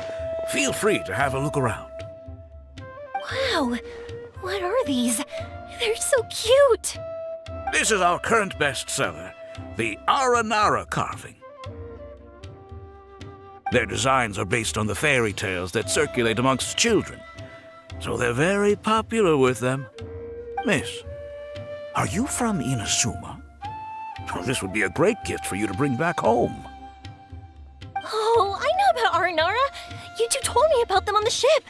I didn't think they'd be so cute. No wonder the kids like them. Oh, they're all so pretty. Let me take a better look. Paimon knew Yoimiya would like this kind of thing. But even she might have a hard time seeing a real Aranara. Yeah, sorry, Yoimiya. But we need to keep our promise to the Aranara. That said, Paimon doesn't think Yoimiya would mind too much. Her world's already chock full of imaginary creatures. I think I'll get this one. Ooh, that one. And the other two that you showed me earlier. You're buying that many? Yep. I'm going to give them out to Saika and the others. They're going to love them. Oh, and these carvings can also be used as prizes in matches against the Arataki gang. They'd also look great lined up by the window. Think about it. You wake up, and the first thing you see are these adorable critters. Wouldn't they brighten up your entire day?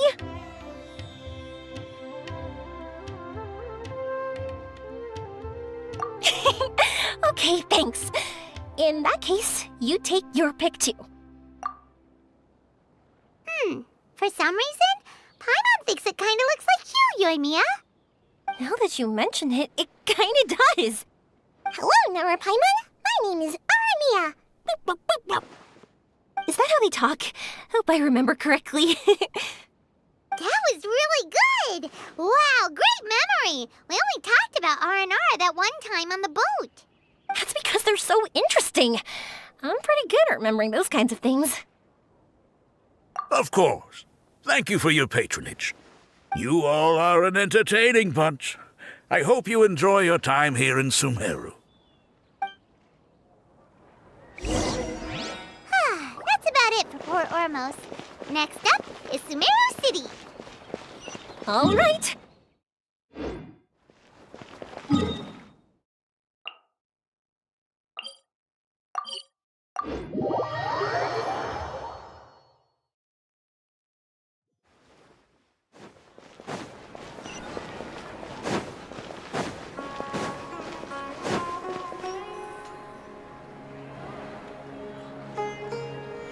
Wow!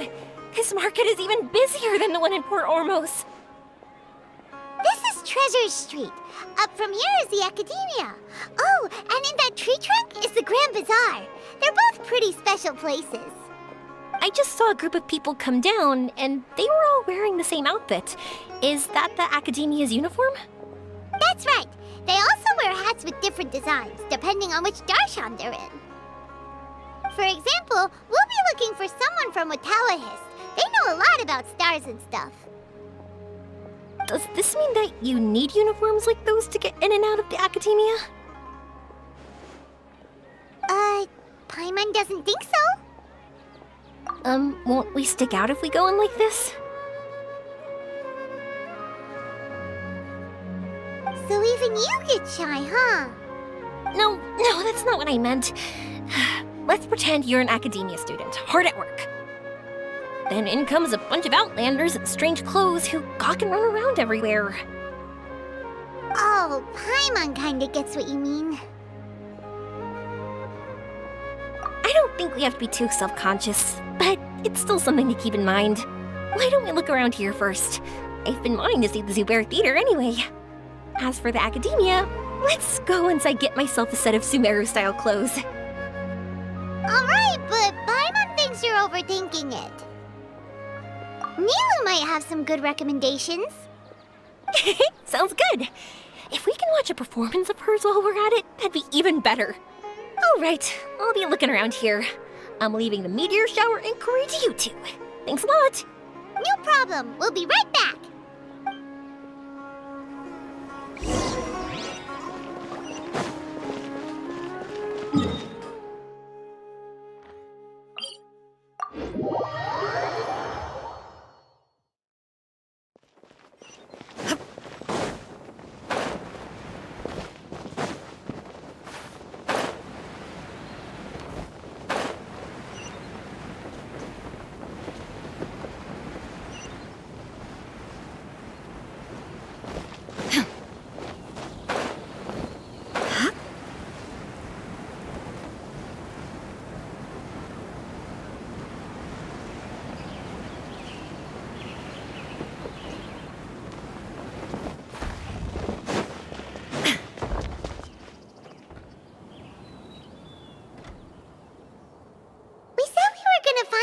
From Watawahist, but now that Paimon thinks about it, no one really fits the bill.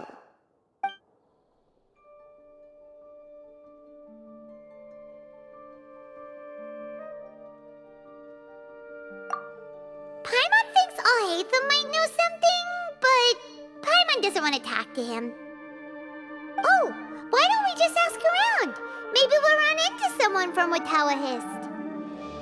Looks like you two are in the pickle. Why not consult someone who always tells you everything she knows?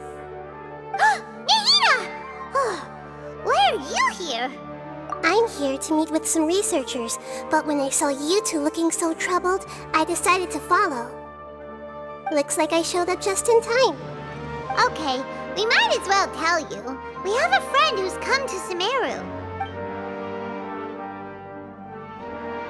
I see. Your face says that it's gonna be a long time before the next meteor shower. My answer is going to be even more of a disappointment.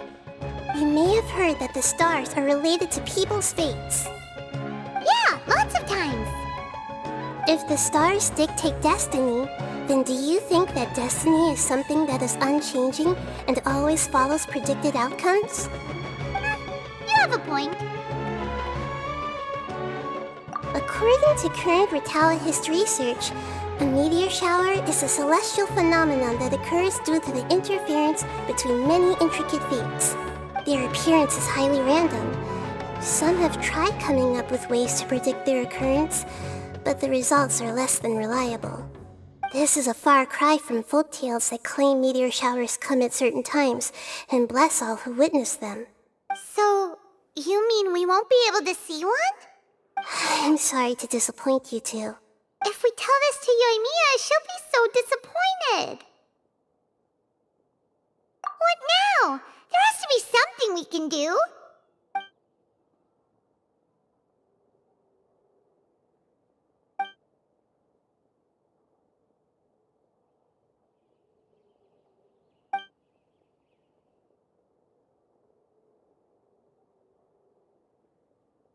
Are you two okay?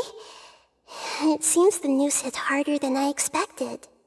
Paimon just thinks this isn't fair to Yoimiya. I get it. From how you described her, I can see that she is a kind and caring soul.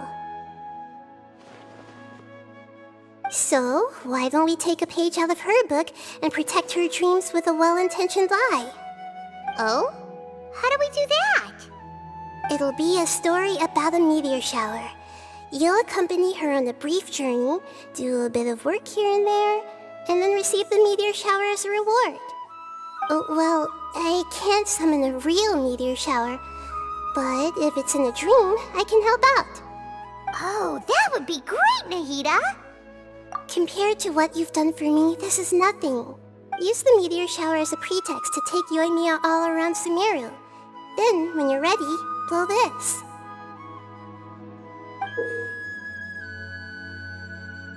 I'll tell the Aranara in advance. Once they hear the whole story, I'm sure they'll be willing to help. Huh.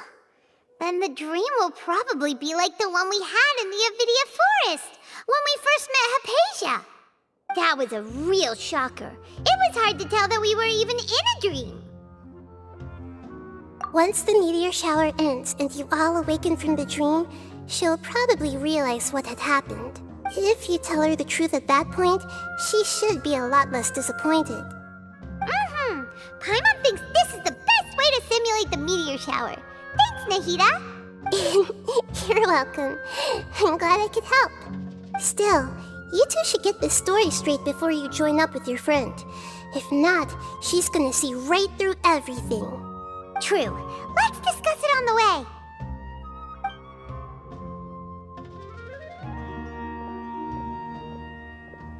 So what we need to do is to make Yoimiya believe that the meteor shower is really happening, and be super convincing at how we sell it. If Paimon wanted to go see a meteor shower, the things Paimon would focus on the most would be... Yes, exactly! We'll say we're trying to figure these two things out, but we'll actually be bringing Yoimiya around to see the sights and enjoy local food! Oh, well, easier said than done. We can't be too strict with our pretext, but we can't be sloppy with it either, or she'll see through it. It'd be best if we could take a unique approach to making it fantastical, just like a real fairy tale. This is gonna be hard. Oh, that's right. Don't people also talk about wishing on a shooting star? If we used wishes as the center of our story... Whoa, that sounds great! Alright then, we need a specific wishing spot or else the sky would be full of meteor showers. And then, while we're supposedly finding or making this device, we'll go around and have fun and eat good food! This is shaping up to be the perfect plot! After all, the device can be anything, and the location can be wherever! As long as we get Yoimiya to enter the dream at night, things will be fine! There's nothing wrong with that! You should... Alright, let's go. Yoimiya's probably sick of waiting for us.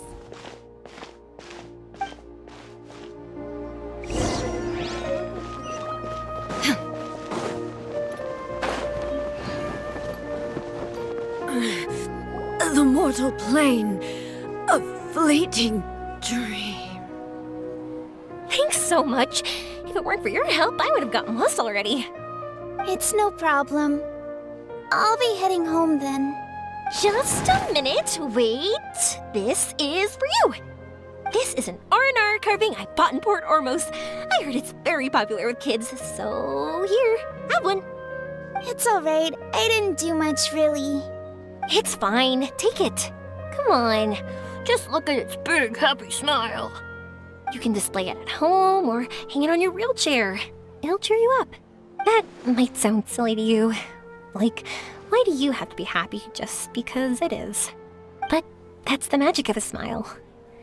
If you don't believe me, try it. Look at it a few times every day, and you'll understand.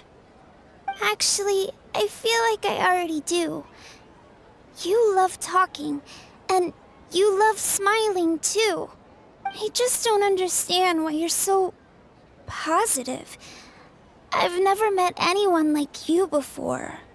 Sorry, I'm not very good with words, but since you say so, I'll accept your gift. Want me to take you home?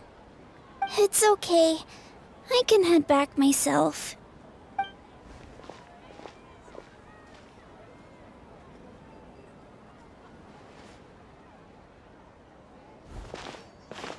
Oh, great timing, you two. Who was that kid? Oh, her? Her name is Aveen. I saw that she was looking quite forlorn, so I wanted to make sure she wasn't feeling left out or alone. She was pretty shy at first, but I explained that I just arrived in Sumeru and had gotten lost, so I needed someone to help guide me. She agreed and we made our way back here. There were so many paths here, and they're all twisty, turny, and up and down. It's hard navigating through them all. No, she didn't want to talk about that, and I didn't ask. I get the feeling that'll bring up some unhappy memories. But if I had to guess, it's probably because she hasn't been able to explore the city for quite some time. All she said was that she's sick and doesn't know when she'll get better. Whenever we passed by busy crowds, she kept turning her head and taking in all the things around her. At first, I thought she was afraid that someone might bump into us. But when I caught a glimpse in her eyes, I only saw yearning and a deep sense of loss. It's hard not to be down when something like that happens to you. At first, she didn't really want to say anything to me at all. She just gave me yes and no answers. But what I really saw was just another child. And asked all the same things everyone else did, about rugs, spices, cooking, and the differences between here and home. Eventually, I think I earned her trust. There were many things that she liked in the city, after all. I say that, but honestly, you two probably caught the majority of what she said. Gotta start somewhere. Oh, by the way, did you guys learn anything about the meteor shower? You bet we did. Big time. You're in luck, Yoimiya. You'll be able to see the meteor shower from Sumeru. Really? That's great! If I had gone looking for it myself, I'm sure I would have missed it. Huh? What do you mean? They respond to wishes? Huh, I've never heard that one before. So it's not that you wish upon shooting stars, but that wishes summon them? In that case, I was born ready. Don't you worry. Are you talking about how you want to use the meteor shower as inspiration for fireworks? That's why I'm here, but I wouldn't call that my wish. I don't think that alone will call the stars down for us, right? Yeah, that makes sense. Wow, she's adding her own spin onto this. If that's the case, then we'll have to practice wishing a little. Can you two come with me? Let me put my thoughts together and tell me if you understand. As for what my wish is, it's a secret for now. Yeah, and we'll take the opportunity to show you some views you've definitely never seen before. More places to see? All right, let's go. Oh, great! You're awake! Everybody has started to wake up, and we've heard similar reports from around the city as well. From the looks of it, you were able to successfully resolve the issue. Yes, though it took us a good deal of effort. There will be many people gathering here shortly, so please do your best to maintain order. I need to go to the academia with them now, but we'll be back soon. Are we going to ask about that scholar? Yes, but it may take some time for him to wake up after his consciousness returns to his body. We can leave the rest to the Matra.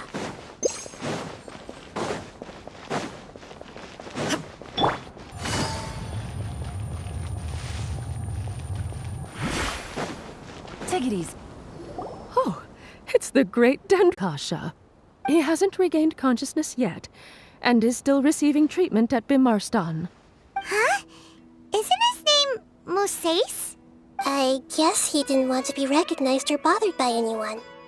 Please, give the knowledge stored in this to the Matra and ask them to import it into Benuni's brain. Understood. But for safety reasons, I need to know why. It's simple. This contains his consciousness. It's long been trapped inside of a dream. He's committed an act that affected the safety of Sumeru. After he wakes up, I'll inform the General Mahamatra of all the details. I see. I'll take care of this right away. Thank you, Great Dendro Archon. No problem. Alright. Everyone should have gathered at a moment of dreams by now. Let's head back.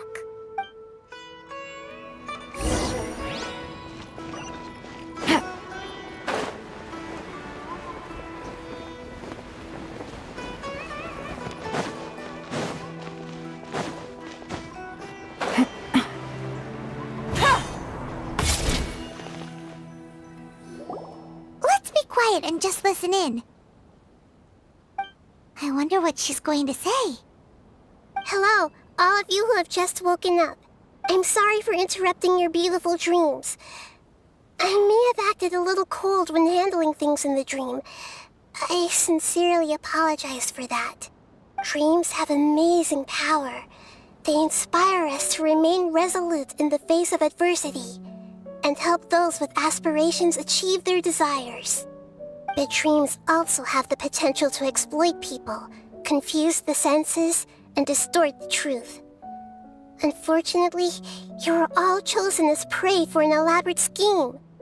As I've said before, I'm still learning and cannot fully empathize with the pain of all the loss you've experienced.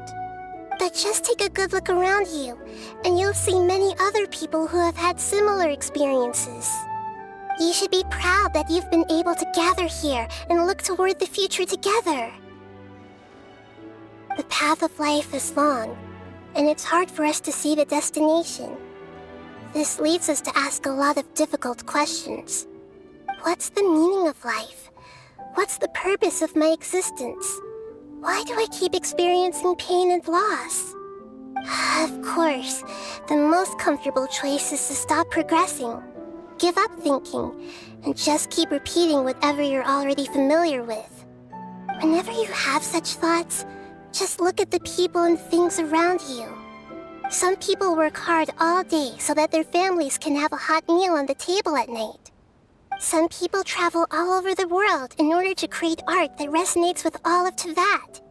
Some venture in search of the world's secrets to prevent rapidly approaching, yet still unknown, world-shattering catastrophes. Life is not just about yourself. Each and every one of your actions shapes you and the world around you. Look, friends and family will remember what you've done, and even some people you've never met may benefit from your actions. Therefore, many people will strive forward to forge new paths, even if they have to endure great pain to do so. Once you begin your journey on that same difficult yet rewarding path, you'll come to know the answers to those big existential questions, yet they will no longer feel as life-defining as they did before. But if you were to believe that life is nothing but an empty, ephemeral dream, then that's also the only thing it'll ever become. You're free to choose how you want to live your lives, but as your Archon, I should first make this information known to everyone. In the end, it's up to you whether you want to embrace a beautiful dream at the cost of your real life. Nahida said she wanted to speak with us alone. It seems like she went to the plaza in front of the academia.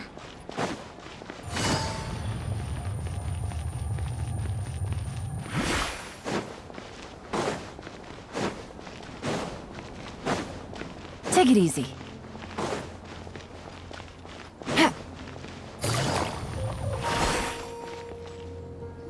You're amazing, Nahida! Even Paimon was nearly won over by that scholar in that dream.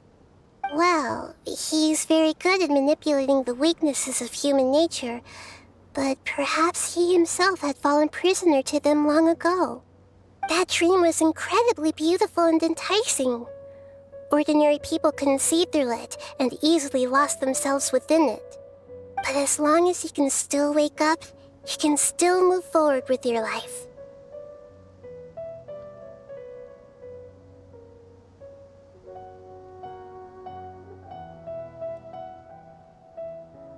Huh? What makes you say that? Right! You said that you didn't understand human feelings, but we saw how considerate you were with all these people. Your speech just now really connected with everyone. You did a good job! Thank you. I've heard a lot of sad stories along this journey, and several of them have touched my heart.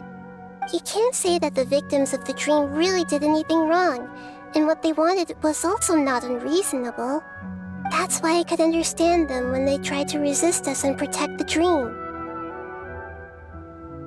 But all of my understanding and stirred feelings probably can't even account for even 1% of the pain they've experienced. I don't think this 1% can be seen as an example of what you call empathy. You're too hard on yourself, that's for sure.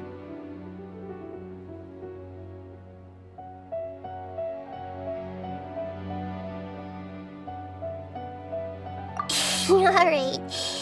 I suppose going out into the world will help my confidence grow. I've learned that emotions are nothing like knowledge, and that's why it's hard for me to put them into words sometimes.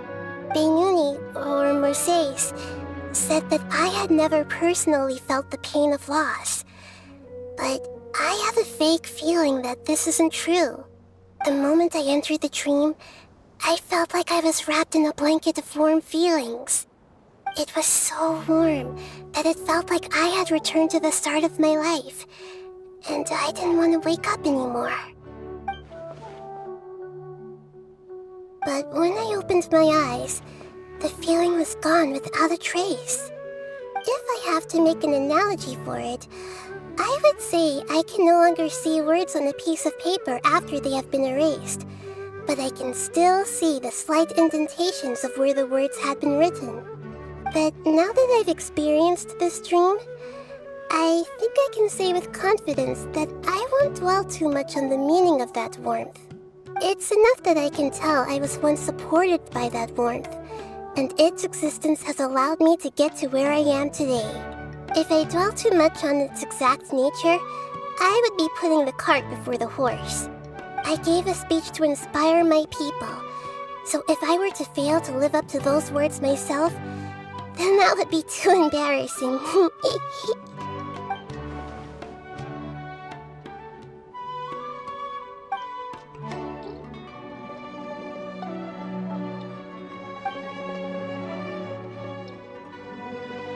Hey, what's with that serious look?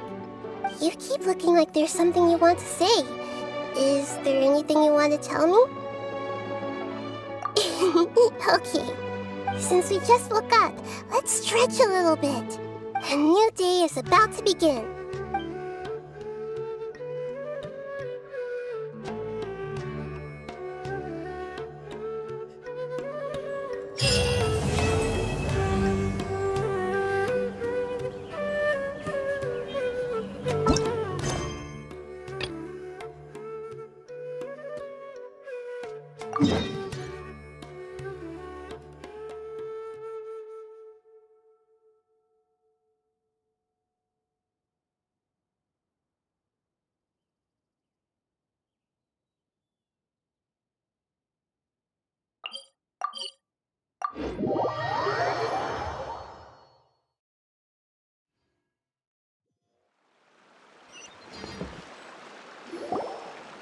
Wow!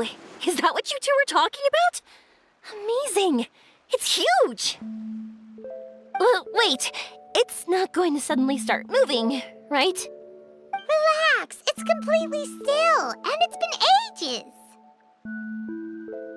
That's true. It's green from all the overgrowth on it. All right, let's go. Now, this will make for quite the story.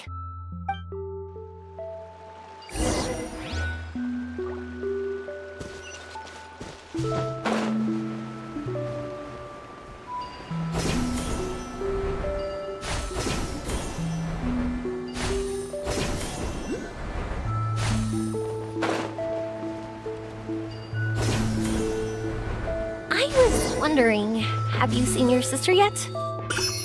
Yup, but she said that she'd meet us at the end of our journey. And then she left.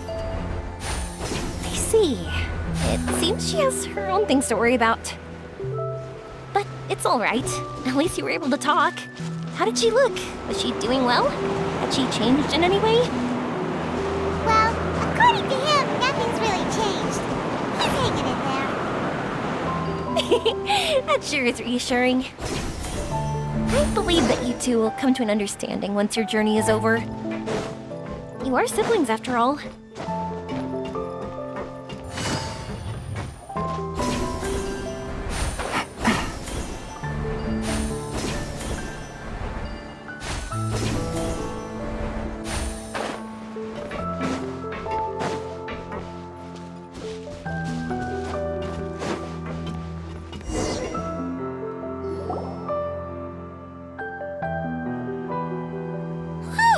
I didn't think we'd be able to climb all the way up here.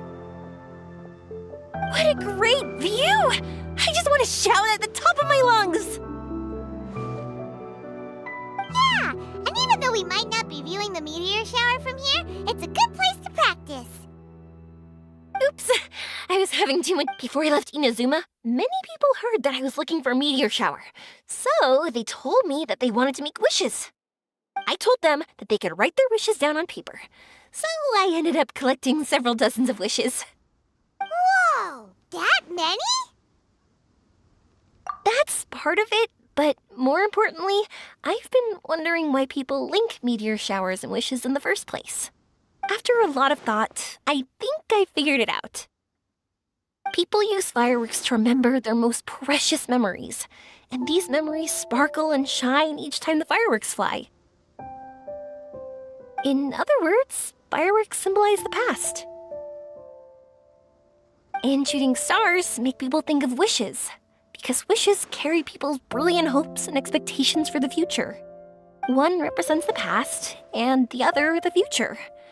They both bloom in the sky, but have completely different meanings behind them. It's really beautiful, isn't it?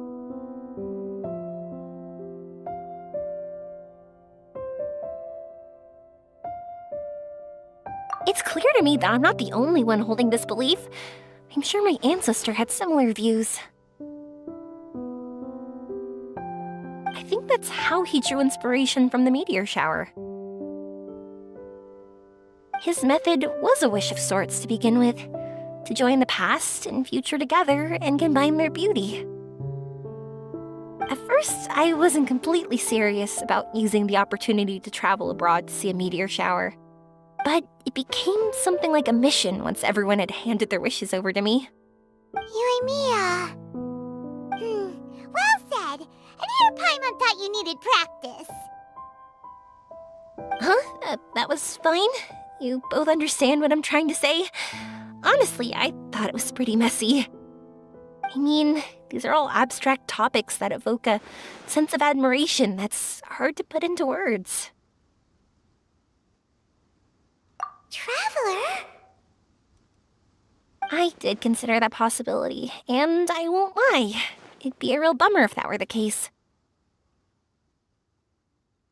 I know that's the most realistic conclusion, and it's not like luck has to be on my side.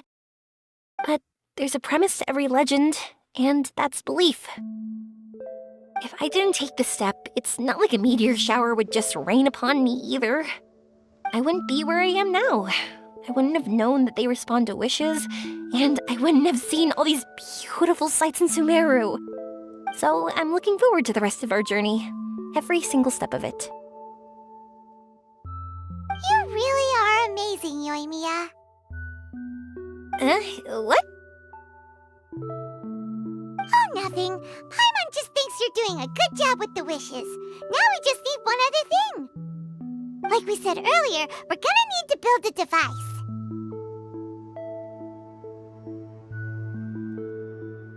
Yep, and once we use it to create an observation device, we can find where the meteor shower will be. I see. The purest ore. Then why don't we go back to Sumeru City and ask the blacksmith?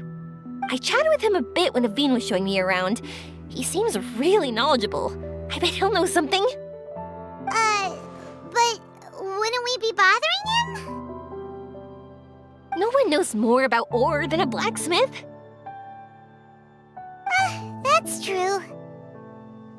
Let's go! I wish we could fly over.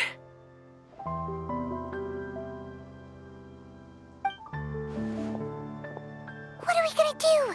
If we really ask the blacksmith, he's gonna give us funny looks for sure. You're right. Paimon will do her best not to say anything wrong. At first, Paimon felt bad about keeping you and Mia in the dark. But now, it feels like we made the right decision. Yep, that's why we're doing all this.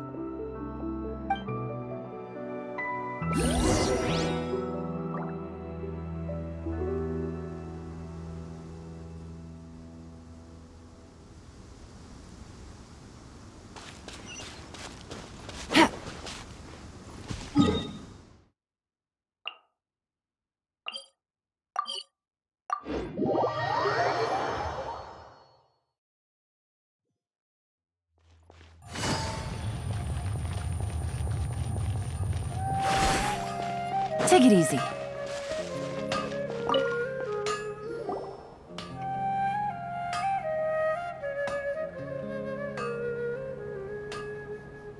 You want to use the purest material to create a star observation device?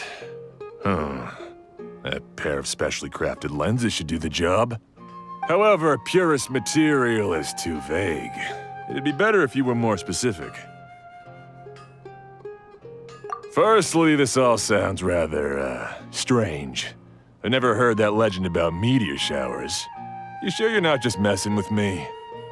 Sorry for the trouble, but we are kind of messing with someone. Sorry, Inazuma's pretty far, so maybe some key information got lost across the ocean. Still, I want to at least give it a shot. Even though the information's vague, can you help us at all? Well, sure. Why don't I use some materials that might fit the bill and create up a mock-up device for you? That'd be great! Thanks so much for your help. No need to be so polite. You're my customer. Also, this kind of project is a nice change of pace. Maybe we can just pick a random one. It's not like we're really gonna use it anyway.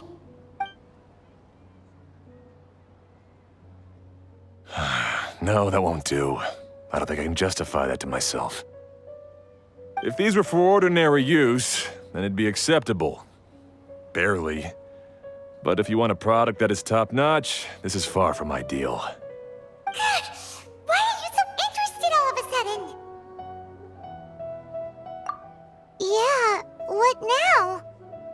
Don't worry too much about the material. If you think it'll be difficult to obtain, we can get it for you. I want to try all our options. Since we're on the topic of legends, allow me to tell you one about blacksmiths. All of us in Sumeru know about this legendary forging material. It possesses excellent properties that are matched by no other. Using it to forge something is every blacksmith's dream.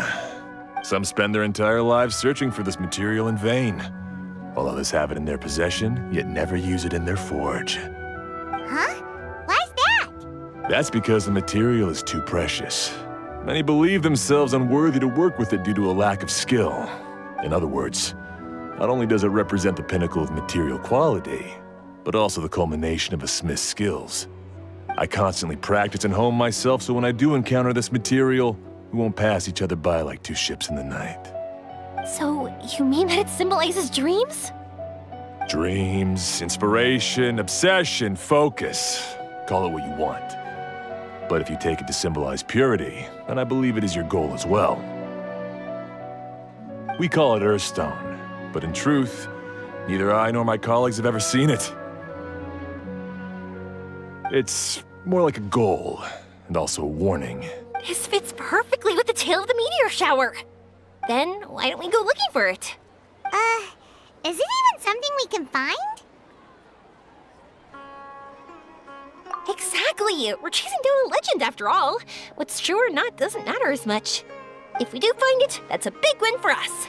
And if we don't, maybe we can still find something that could be used as a substitute. When you put it like that... Hey, excuse me. If I might intrude, have you seen a child in a wheelchair?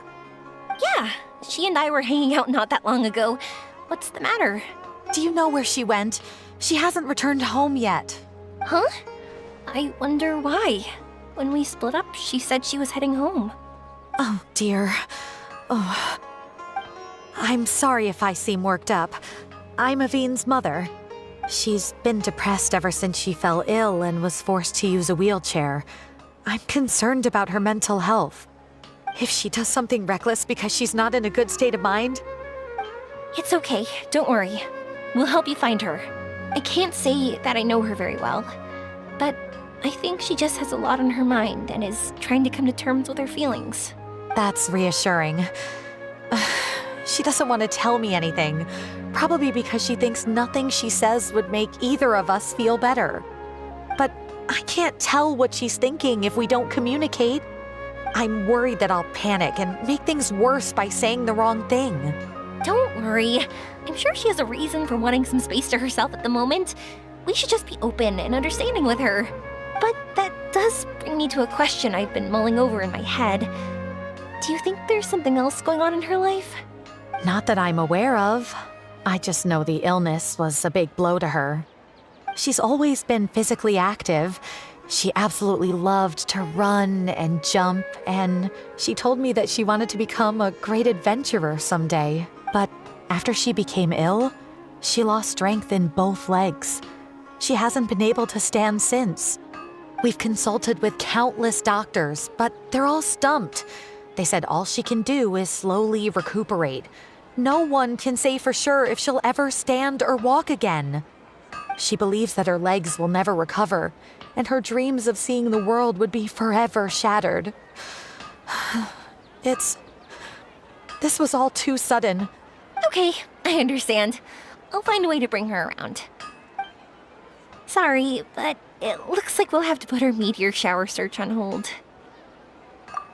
We're coming with you!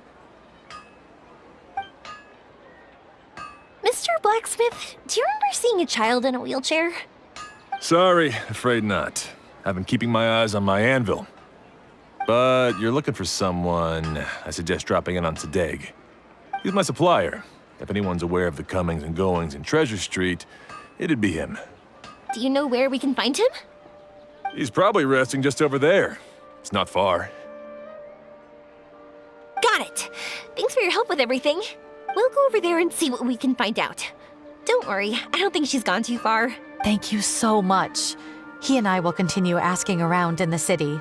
If you find her, please, let me know. Thanks again for helping.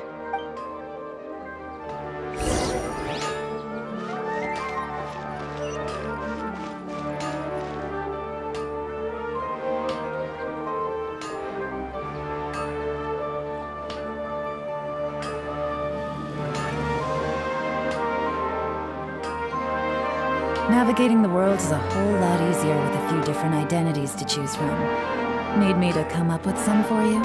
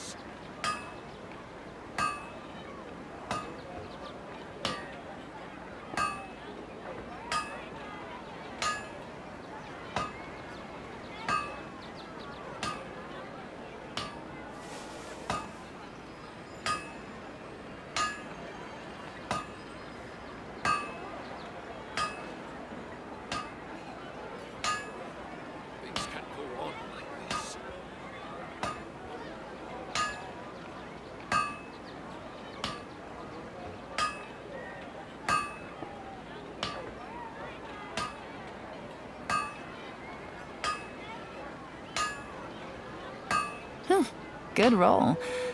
All right, maybe I'll take one more day off and knock out the rest of the work once I'm feeling up to it.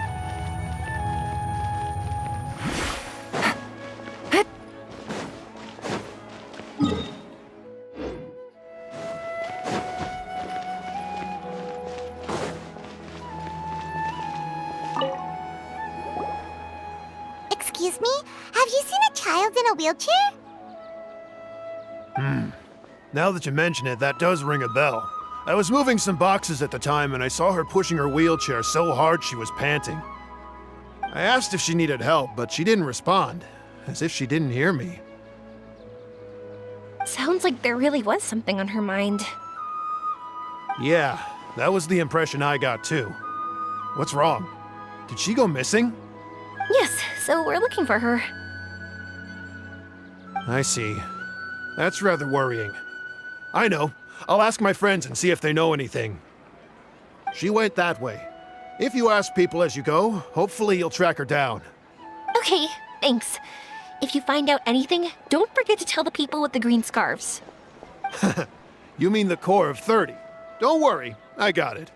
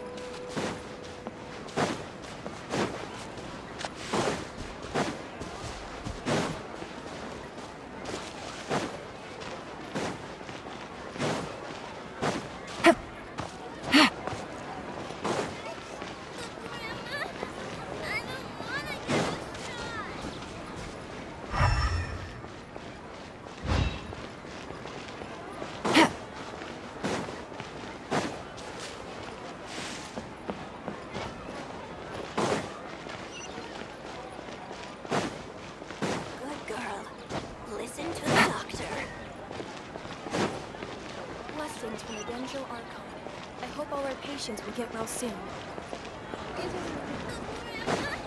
Take it easy. I'm very sorry, but I haven't seen this child. I've been settling disputes all day.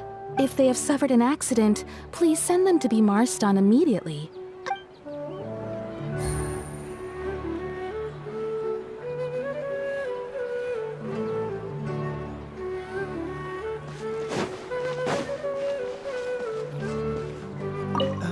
Sorry, I'm not sure. I've been tending to the herbs. It's thanks to the Marston's doctors that I still have my son with me.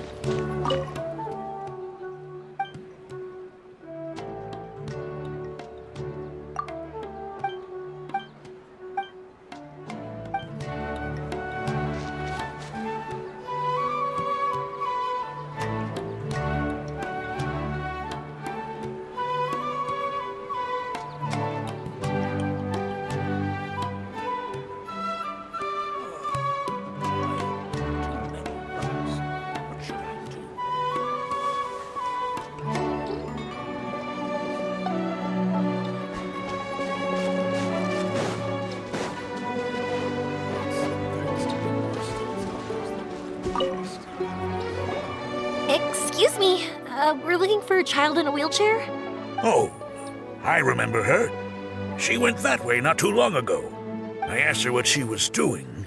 It's my job, after all. She just said she had something important to do and didn't want to be disturbed. That seems a little weird. Whatever the case, she left the city. If you follow that road, you should be able to find her. Gotcha. Thanks a lot.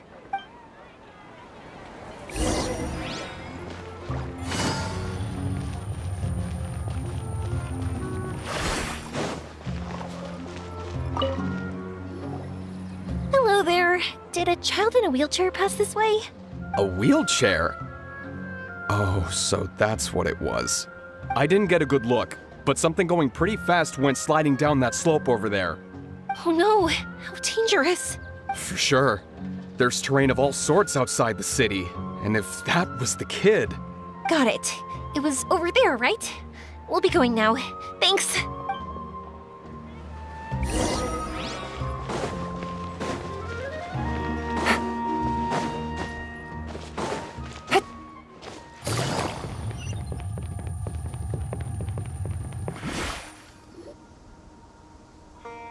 Hey, are you alright?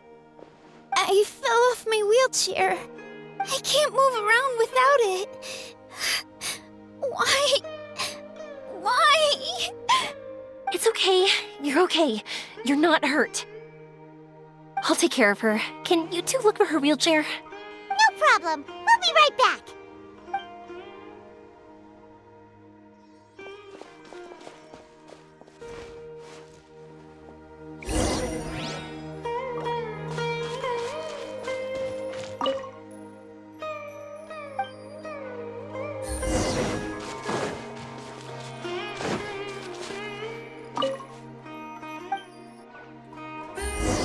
Take it easy. Look! It's the wheelchair.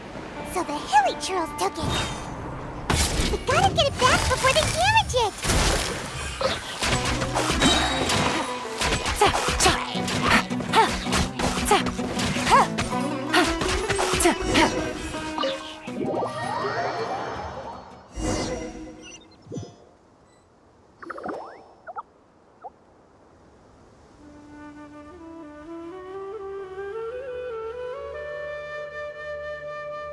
All right, we're in luck. Looks like the wheelchair's still working. That's good. Or else my family would have to pay for another one. You feeling any better? I know that must have been really scary for you. It's all right. You're safe now. We'll bring you back. Do you feel okay telling me why you had to come here despite the risks? If you don't want anyone else to know, we'll definitely keep it a secret. That's right. You can trust us. The Aranara carving. My bestest friend. He went missing. The carving? Mean the one I gave you? Yeah. My illness is really bad. It's not just my legs. I've forgotten a lot of stuff too.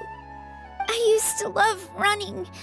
I loved the feeling it gave me, and the sound of wind rushing by my ears. But the longer I sit, the cloudier those memories get. I'm starting to forget how it feels to love something. But when I saw that wood carving, I remembered that I once had a best friend. He'd always run with me. Wait, was he an Aranara? Paimon meant that it couldn't have been an Aranara, right? They're just fairy tale characters. But they aren't. They're real. They couldn't be more real. Hey, I understand. Okay, let's calm down. Tell us what happened so we can help you. Sorry, I got carried away. And I don't have any evidence to show you. Everyone says you can't see Aranara anymore once you become an adult. You have to say goodbye to your Aranara friends forever. I can't remember his name, or how he looked like. And soon, I'll even forget that he used to run with me. I don't want to become an adult. Not like this. I understand now. When you saw that carving, you were reminded of your friend. You came out here to look for him and remember that friendship, no matter how difficult things got. Isn't that right? Yes. I want to see him. I want to tell him that I'm not angry with him, and that I didn't want to break our promise. But then, this happened. I'm not angry with him. Not at all. Cheer up. Something beautiful has happened. Beautiful? That's right. You remembered something about the Aranara, haven't you? Once you start remembering more things, you'll be able to find your friend again. And I'll help you. Yoimiya, does this mean that You can also see Aranara? Sorry, I don't know if I can. I've only just arrived in Sumeru. Maybe I haven't seen one yet, or maybe I can't see them at all. But that doesn't matter. Whether I can see them or not doesn't change my belief that you can. What do we do? Paimon really wants to help her. She didn't deserve any of this. Not her illness, or being separated from her friend, but...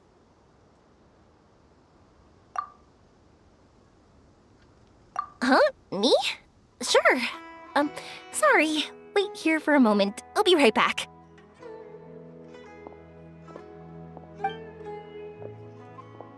What's wrong? You look so serious all of a sudden. Oh, did you think I was overpromising back there? Don't worry, I have experience with this kind of thing. To her, reuniting with her Aranara friend is the result. But recapturing her past joy and belief in herself is the process. And that's where our help is needed. I'm guessing that her sudden illness made her feel like she may not be able to realize her dreams anymore. It also made it difficult for her to hold on to the happy memories and dreams she had. Everyone has their own imagination. After some chance coincidence, she met Aranara. So as long as we help her rediscover that same feeling she once had, her Aranara will return naturally. Oh, so that's what you're thinking. Adults only want to believe in objective reality. In doing so, they may unintentionally do harm to the innocent fantasies of children. But I think there are ways to get even subjective things back. So, how about it? Want to help me out? Looks like all this excitement made you forget your original goal again. If we didn't do anything to help, I wouldn't be able to watch a meteor shower, even if it appeared right now. And would the stars really want their caller to have such a heartless soul?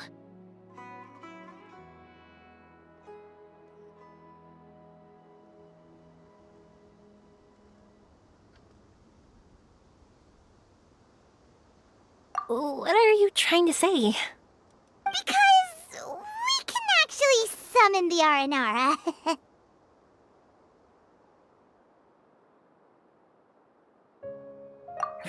Really? Just watch! We have some tricks up our sleeves.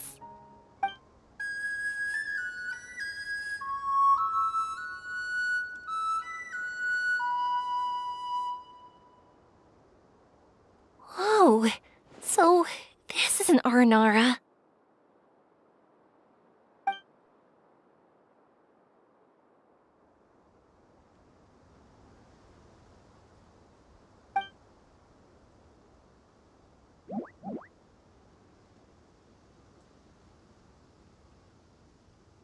I'm the one who should be apologizing. Sorry, let me explain. I know that you only want to be seen by people you trust. It's rash of me to butt in. But this girl once had an Aranara as her best friend, and they haven't met in a very long time. She's been quite ill, and her world has been turned upside down. It's been so long since she's been able to see her friend that even her memory of him has become hazy. Parting with a friend like that is too sad, and she never wanted that to happen.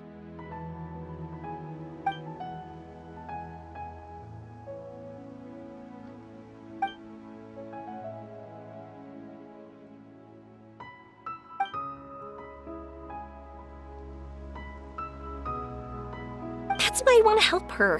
Her world is still very small. Too small for all the sadness she has to bear.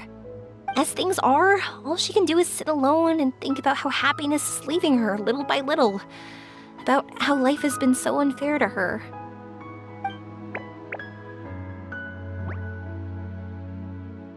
Yes, maybe we're already used to bad luck and we know how to deal with feelings of sorrow and disappointment. But this is her first time dealing with any of this. Life can trip anyone up. What's most important in times like this is for us to support one another.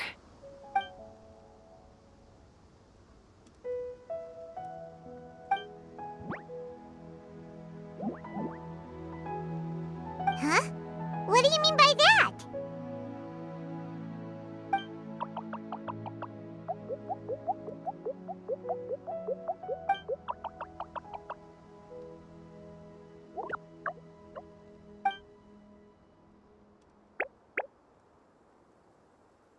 So, that means...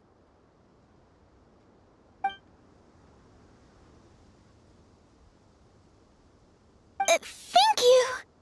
Thanks for trusting us.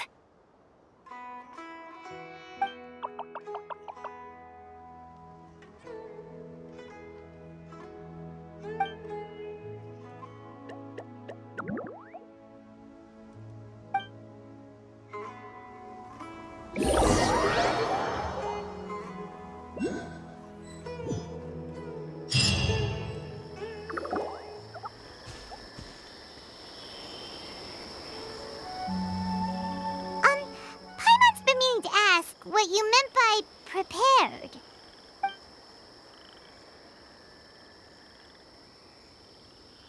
Dreams. But I'll never be able to stand again. Even if I can recover, I don't know how long that'll take.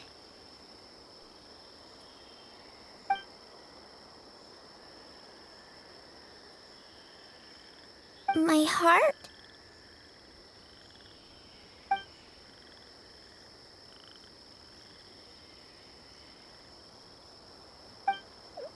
Huh? He's gone just like that?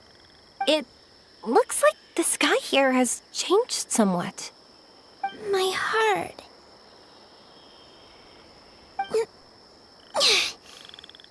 Huh?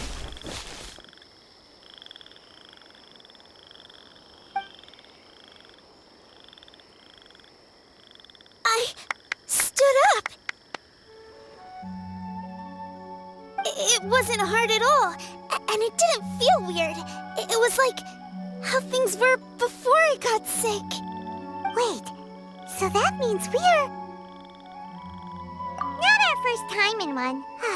No wonder Araporva said not to worry. Aveen can move freely in this dream. Wow, that's amazing. Is this the power of my heart? How amazing! Now we can all look for Arashani together. Come on, let's race. Let me see how good you really are. I might not have recovered yet. Whatever, let's go. I won't lose, not even to an adult. And off she goes. Well, this was easy. Paimon thought she'd need more time. That's true. Let's catch up with them.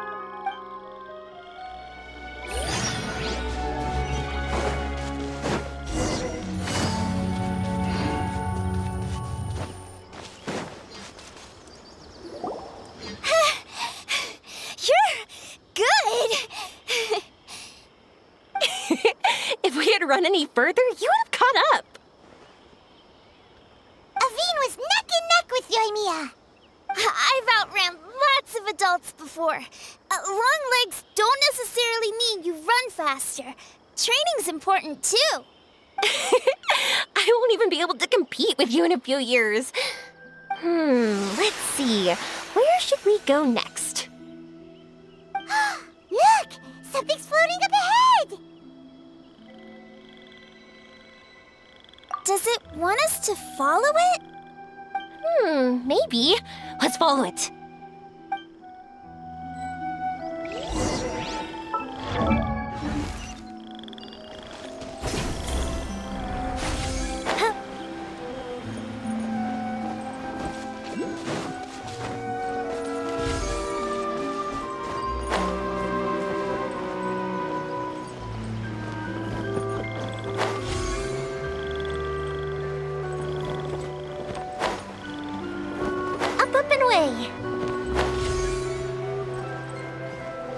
Want to keep chasing after it?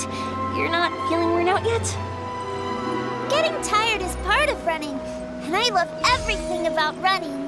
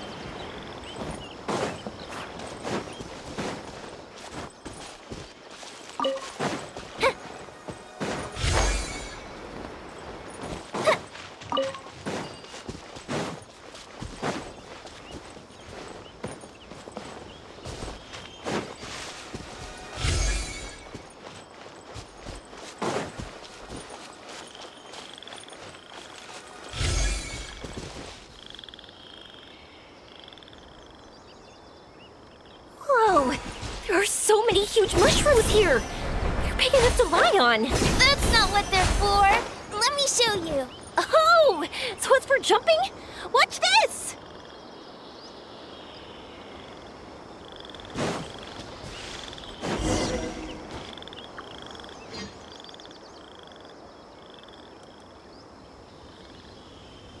So, this is our destination?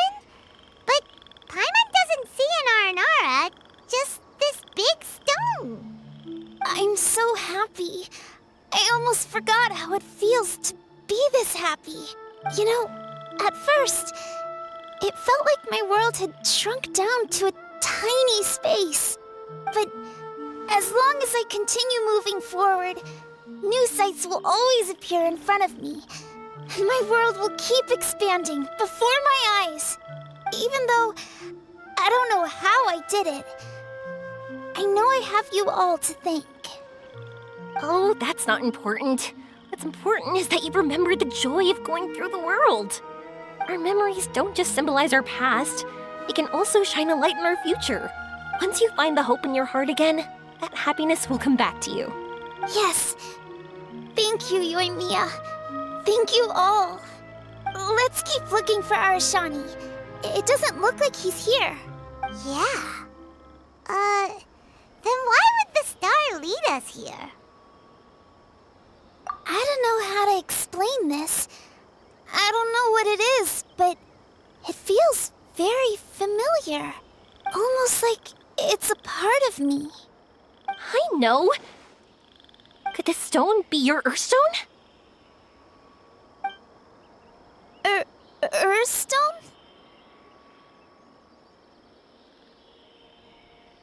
It's a very rare ore that symbolizes a person's aspirations and dreams. Since you can see it, that means you've found what you've lost. Is that how it works? It's just like in fairy tales. I thought I'd stopped believing in those. But I'm glad that I found that belief again.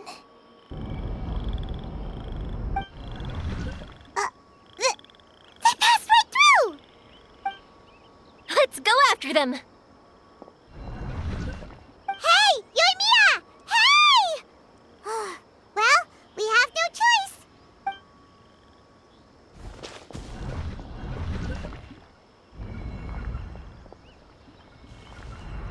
We passed through, but nothing seems to have changed.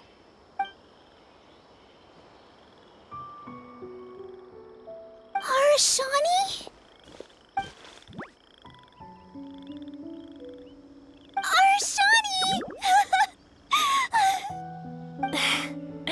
The R&R is sure of a flair for magical journeys. They not only helped Devine find her best friend, but they also showed us what an Earthstone is. Oh, we have to look for one of our own later, to make the purest lens. Yep. It's kind of funny, but Paimon thinks we can actually do it. But we have to bring her back to Sumeru City first. Her mother must be worried sick.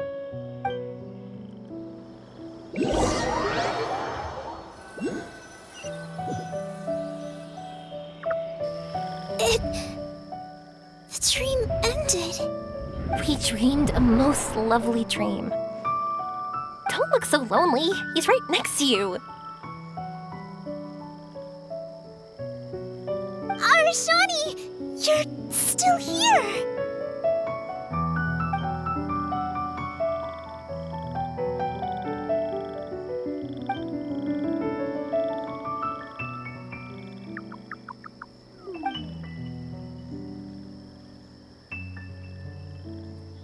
It's okay. I understand. This happened because I lost sight of myself. But I think I understand now. Yoimiya's right. Everyone gets bad luck, but we have to support each other through unlucky times. Thanks for helping me rediscover my memories and dreams. I won't let your work go to waste. You've also helped us a lot, so don't be so humble. To be honest, we didn't know where to start with Earthstone. But now that we're on this track, I think we'll find it easy. Yoimiya, you need this Earthstone because you want to see a meteor shower? Yep. Oh, once we find it, you should come with us. If that's how things are, I'm happy to lend you my Earthstone. What? What just happened? Did you just take glasses out of your chest?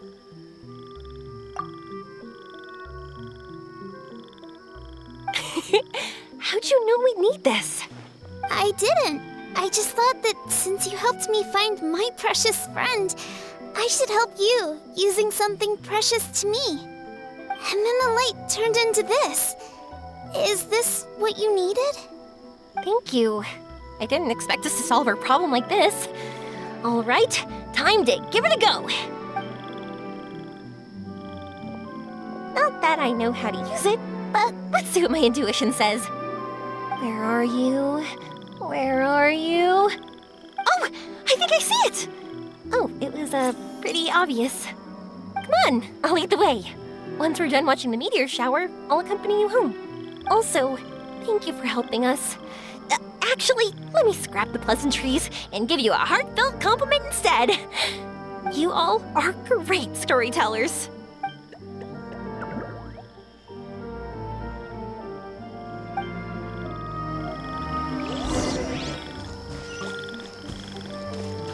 Time to act.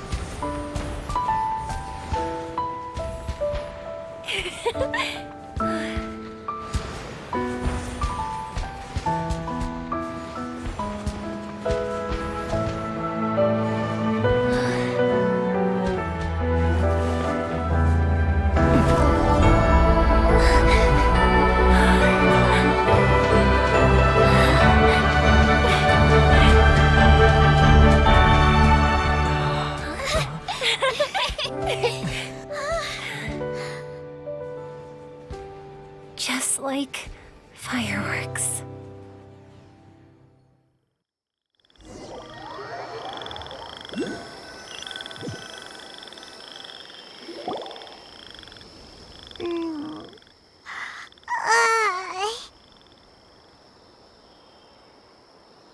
We're waking up already?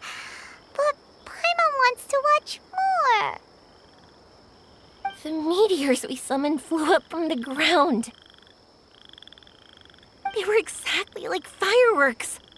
Ugh, I could have kept watching that forever. That was the realest, grandest, most magical dream I've ever had.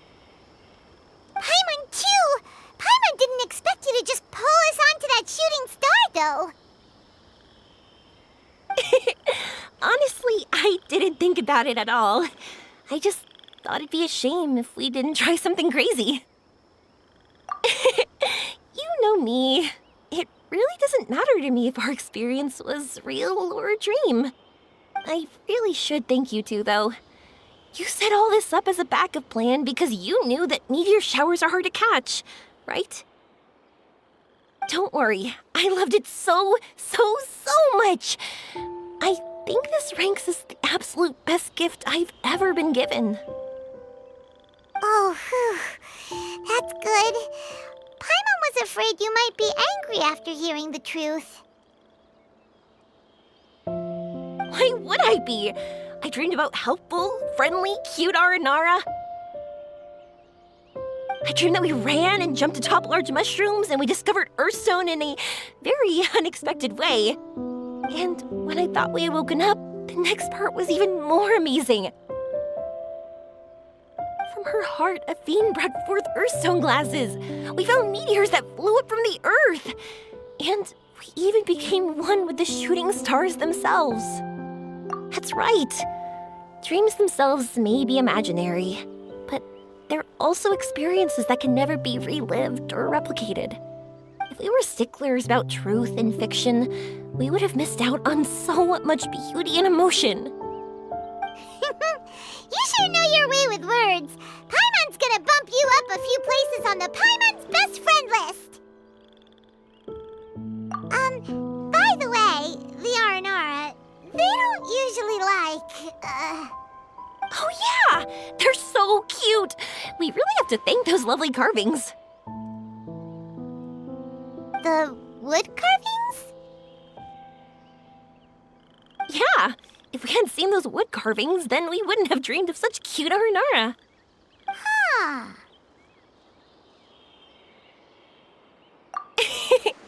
Don't worry, I know. I think they're very cute, and I'm happy to protect them.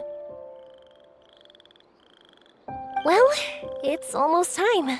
Let's send her home.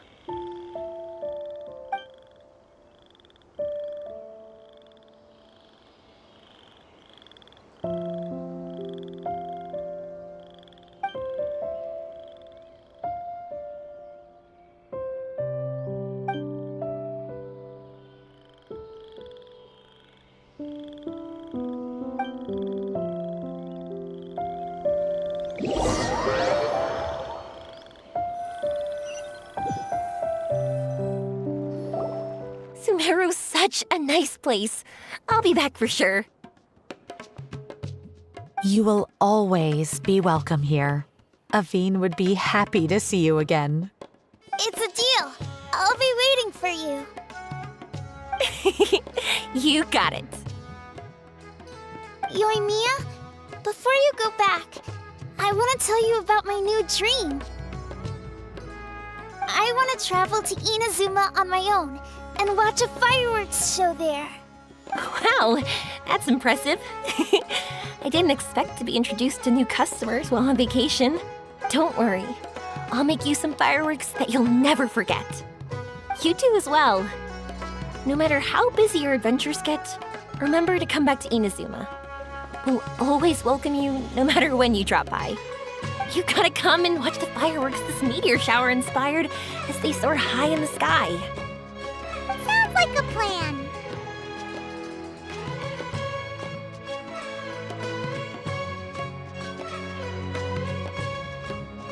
Oh, why'd you just shout that out?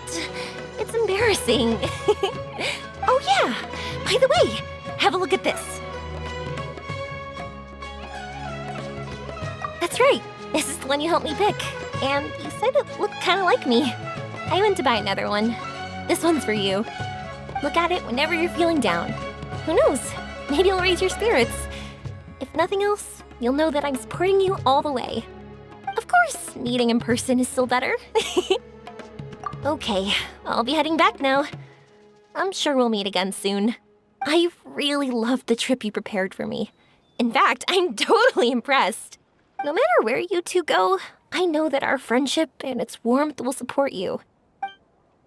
So, go forward, to the end of your journey and to the ends of this world. See you around.